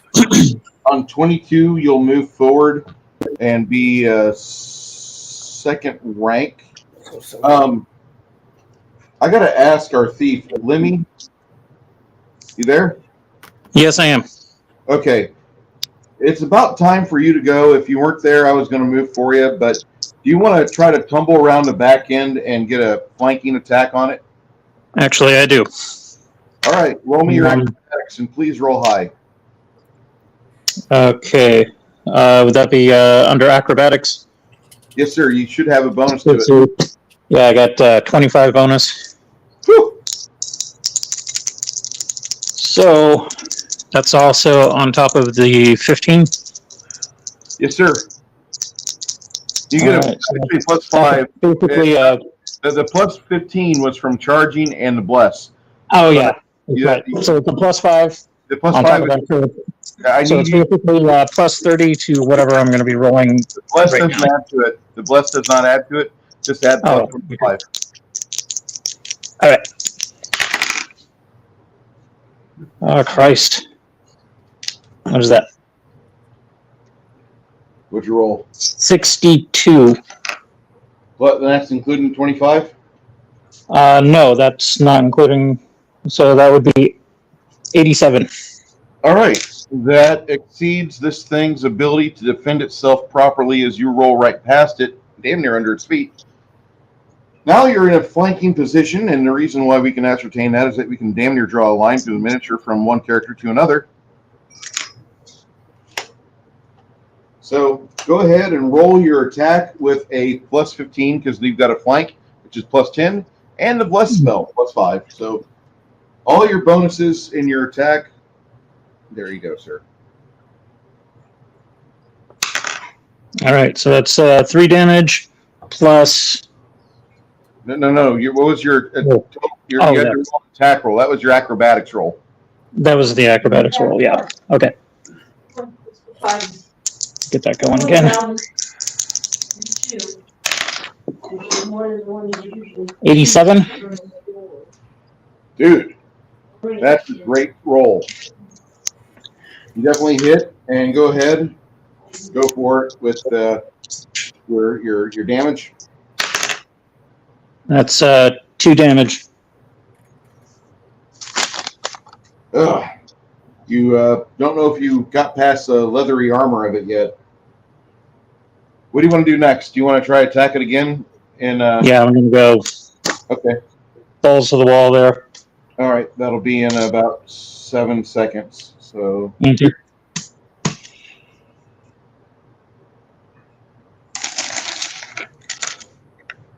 All right, that's still on 17, 18. This thing gets a ferocious attack. 1, 2 is to spin around and attack the thief. 3, 4 is attack the fighter. 5 or 6 is attack the divine. It spins around and launches its teeth into the soft flesh of the leather-skinned bandit that we have in the party. And I definitely bite. He goes for a head bite for a total of 5 damage on the thief. Ow. Yeah, that sucks. It's only 20% though.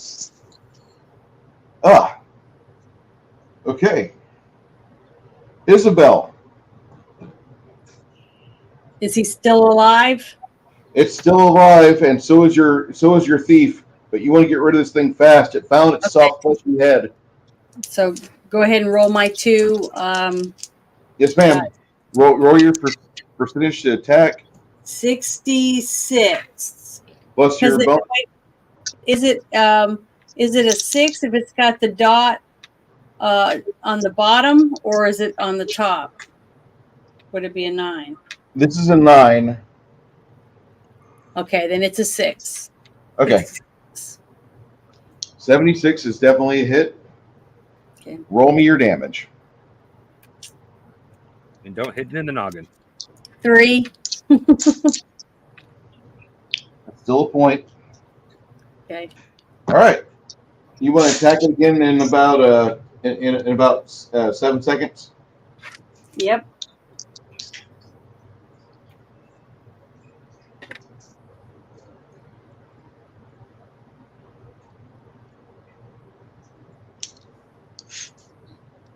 So should I do it again right now?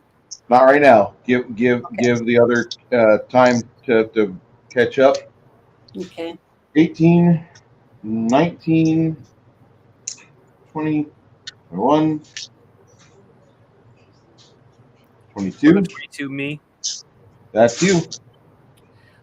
How familiar would my character be with the properties of electricity?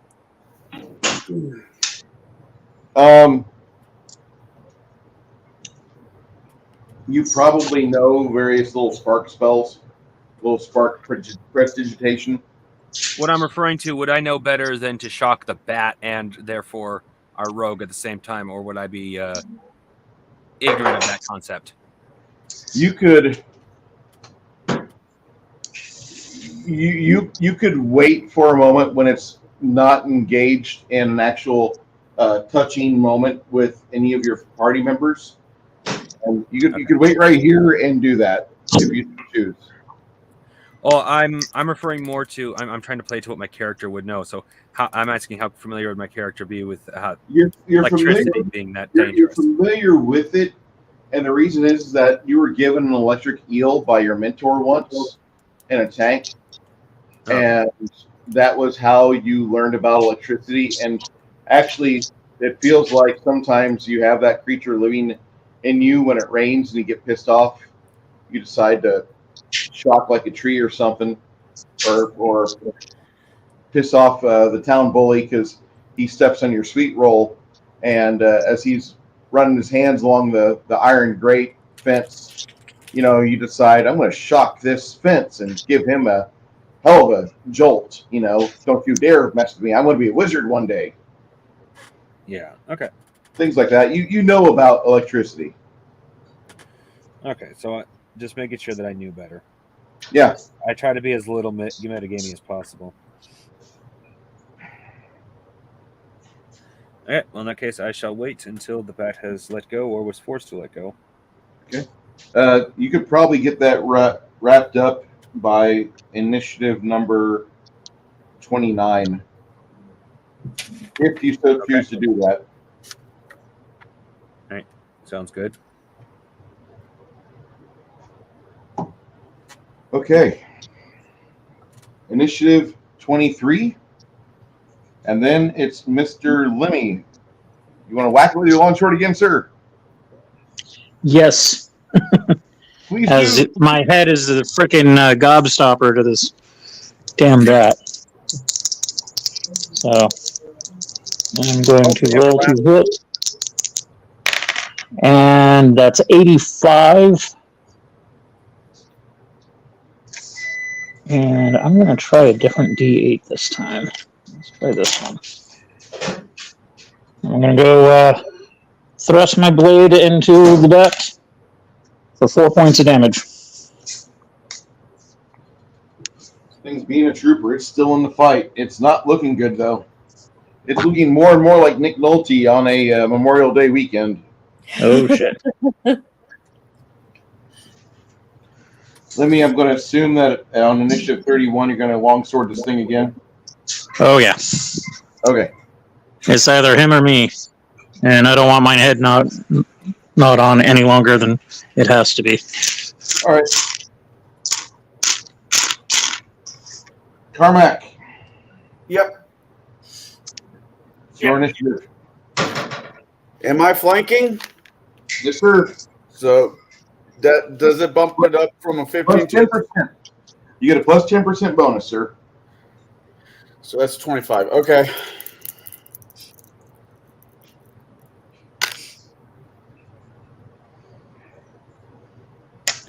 $40. Also, I should let you guys be reminded, initiative or your intelligence bonus. Your intelligence bonus also figures into your base attack. Just so you understand, because you're smart, you know where to hit things. 70. I've got average intelligence. So I think I got what's that's a 10? 9. So 10 is average too. Yeah, 10's average. 11's average. 12 gets you a plus 5%. Go ahead, Connell. 71, and I did 11 points of damage. All right, you hit this thing in the wing and carve into it.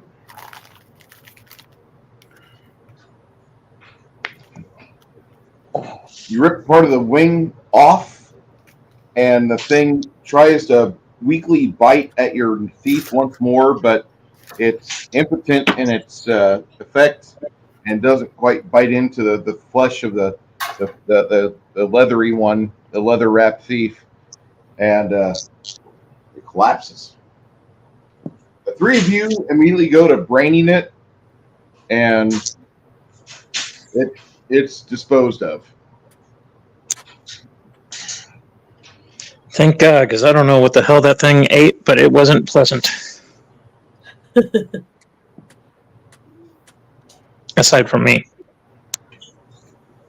I'm sure it eats blood if it's a bat, unless you're a fruit. You guys will hear footsteps up above in the next floor above, and that's you hear about 4 sets of footsteps. And as you guys get ready for either the onslaught to come down the stairs or for them to try to prepare and turtle upstairs, we're going to stop tonight's game right here. And I want to thank everybody in the chat for coming and watching our alpha test. This is session 2 of the Heroes of Ream. If you want to know more about the Grand Duchy of Ream,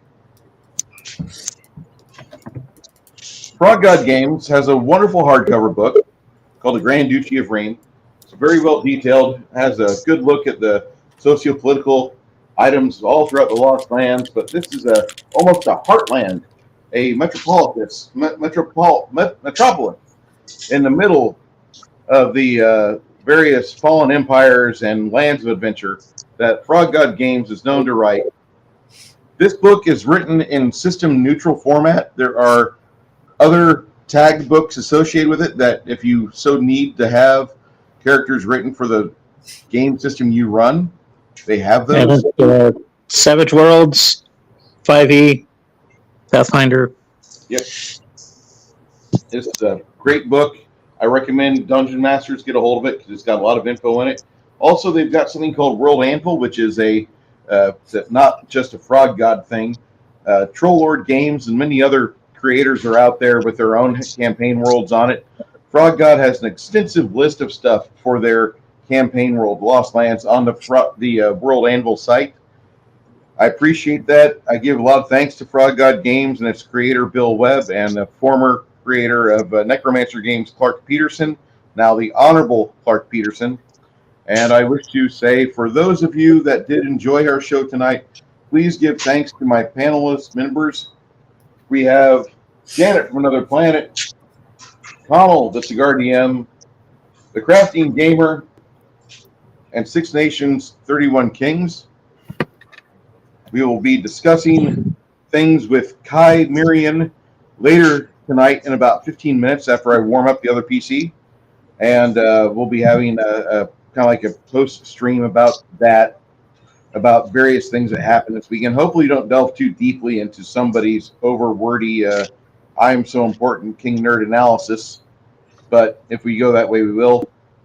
My name is Bruce, and I do suggest that you do try to pick up a subscription to the Cigar DM, the show every Sunday. It's really good to watch. You have some fun people on there. Also, my co-host, Janet from Another Planet, on my Monday night a girl, a guy, and a movie. We've been running for over a year now, and it's a fun show. And then I also pop over on her shit show on every Friday evening. So I love it. If you guys followed us there. If you really like what we do, be a subscriber. It's free. There's other options out there too, but just subscribe for right now and hang out. We've got a Discord. We've got a show Sunday night. We'll be watching the movie Powder. What's that guy's name? Sean Patrick Flannery. Yes. When you say powder, is it the stuff you snort up your nose? It should be. No, it's the color of his skin. Oh, so it's not the Johnny Depp movie called Blow. Mm-mm. Yeah. No. No, this is him as a electrokinetic Yeah. albino kid. Electricity is attracted to him. I saw Powder when it came out back in what, 1999, 95. 95. Mhm. It came out the same year that John Travolta's movie came out. Phenomenon. Yeah. It's a good movie though, and Bruce hasn't seen it. Well, Bruce has not seen Powder, so I'm excited to get to watch a movie with Bruce, and he hasn't seen it yet. has he not seen it, or has he been too drunk since then and now to remember seeing it? Maybe, I don't know. He says he hasn't seen it. I never saw it because I just didn't like the concept of it. But now that we're doing this, okay, fine. I guess I can watch it. But You get payback's a bitch. no. I'm not going to make her watch Willy's Wonderland yet. No, I'm gonna cry the whole time you make me watch it. I mean, if you're going to go that route, might as well go for the gold and just wait for 5 nights of What the Fuck Was I Drinking at Freddy's to come to stream. Janet, if I ever did that to you, I would have you sit on my wife's lap and have my wife pry your eyeballs open while you're there in an I Love Me jacket, and we could watch Nicolas Cage back together. The Ludovico technique. I would just bawl and cry. No, not Beethoven. What's one of Nicolas Cage's better films? I think he says, what, 2-3 words? Yeah, that's about it. Yeah, the Wonderland one was the worst movie. One of the worst movies I've ever seen. I mean, I like old Nicolas Cage when he decided to, be Elvis. My liking of his movies kind of. That one wasn't very good, but it wasn't as bad as this one. Have you seen that Wonderland one? Look, no, I haven't seen that one. The last good Nicolas Cage movie I saw, he was my spirit animal. It's called Leaving Las Vegas, where he wanted to be drunk the entire time. That was such a depressing movie. It was a good movie. Too. Oh, Connell, I've been printing your. I I've been loved him painting your 3D in print this whole time. Ghost Rider. I thought he was phenomenal in Ghost He Rider. wasn't Ghost Rider. Elvis was in Ghost Rider. Raising Arizona, yep. Oh. Valley Girl. Face Off was good. Con Air was all right. I thought Face Off was great, and I thought Con Air was good, but the other one where he was on The Rock or whatever it was called, With Sean Connery. yeah, that was. Rules that try their best. Let us go home and fuck the prom queen. Yeah. I was just thinking that. So I've seen him in a lot of movies that I thought he was really good in. He just sucked. I mean, it was just overall one of the worst movies I've ever seen in my life. And I only watched 10 minutes. I have to see his newest one where he plays Dracula. I haven't seen that one I yet. like Renfield. Renfield. Renfield. Yeah, I'm I pushing. kind of wish he made it as Superman. There's a part of me that just wants to see him as Superman and see how horrible that movie would be. And I can answer I don't that like question Superman. for you. I can answer that question for you because I went to go see The Flash because Michael Keaton, my Batman, was coming back to play. I the loved Bat. Michael Keaton as Batman. Right. That's the reason And the why I went to go Joker see The was Flash. excellent in that movie I went too. to go see The Flash. I won my money back. But I got to see Michael Keaton as Batman. And they did a scene where it's like the multiverse, where you see Nicolas Cage plays Superman, Mhm. and it was the last turd in the turd salad. That's kind of like Doom. Like that was a really crap movie, but that 5 or 10 minute sequence where it was first person perspective and it was almost Doom I like. love Doom. I thought Doom was freaking great. You never I played the grew up game, on Dune. I I love played the Dune. game. did you? A few times I wasn't very good at it. I'm not saying I kicked ass in it or anything, but it was fun. Janet, But I So thought it was Carl cool. Urban what doing about his Doom impersonation. That was like And the best part of the film. I've got to meet the actress that starred in that movie. Oh, what's her name? She also did James Bond with Holly Berry. Ooh. She always travels with her own hairdresser and makeup artists. Well, lucky, la di da.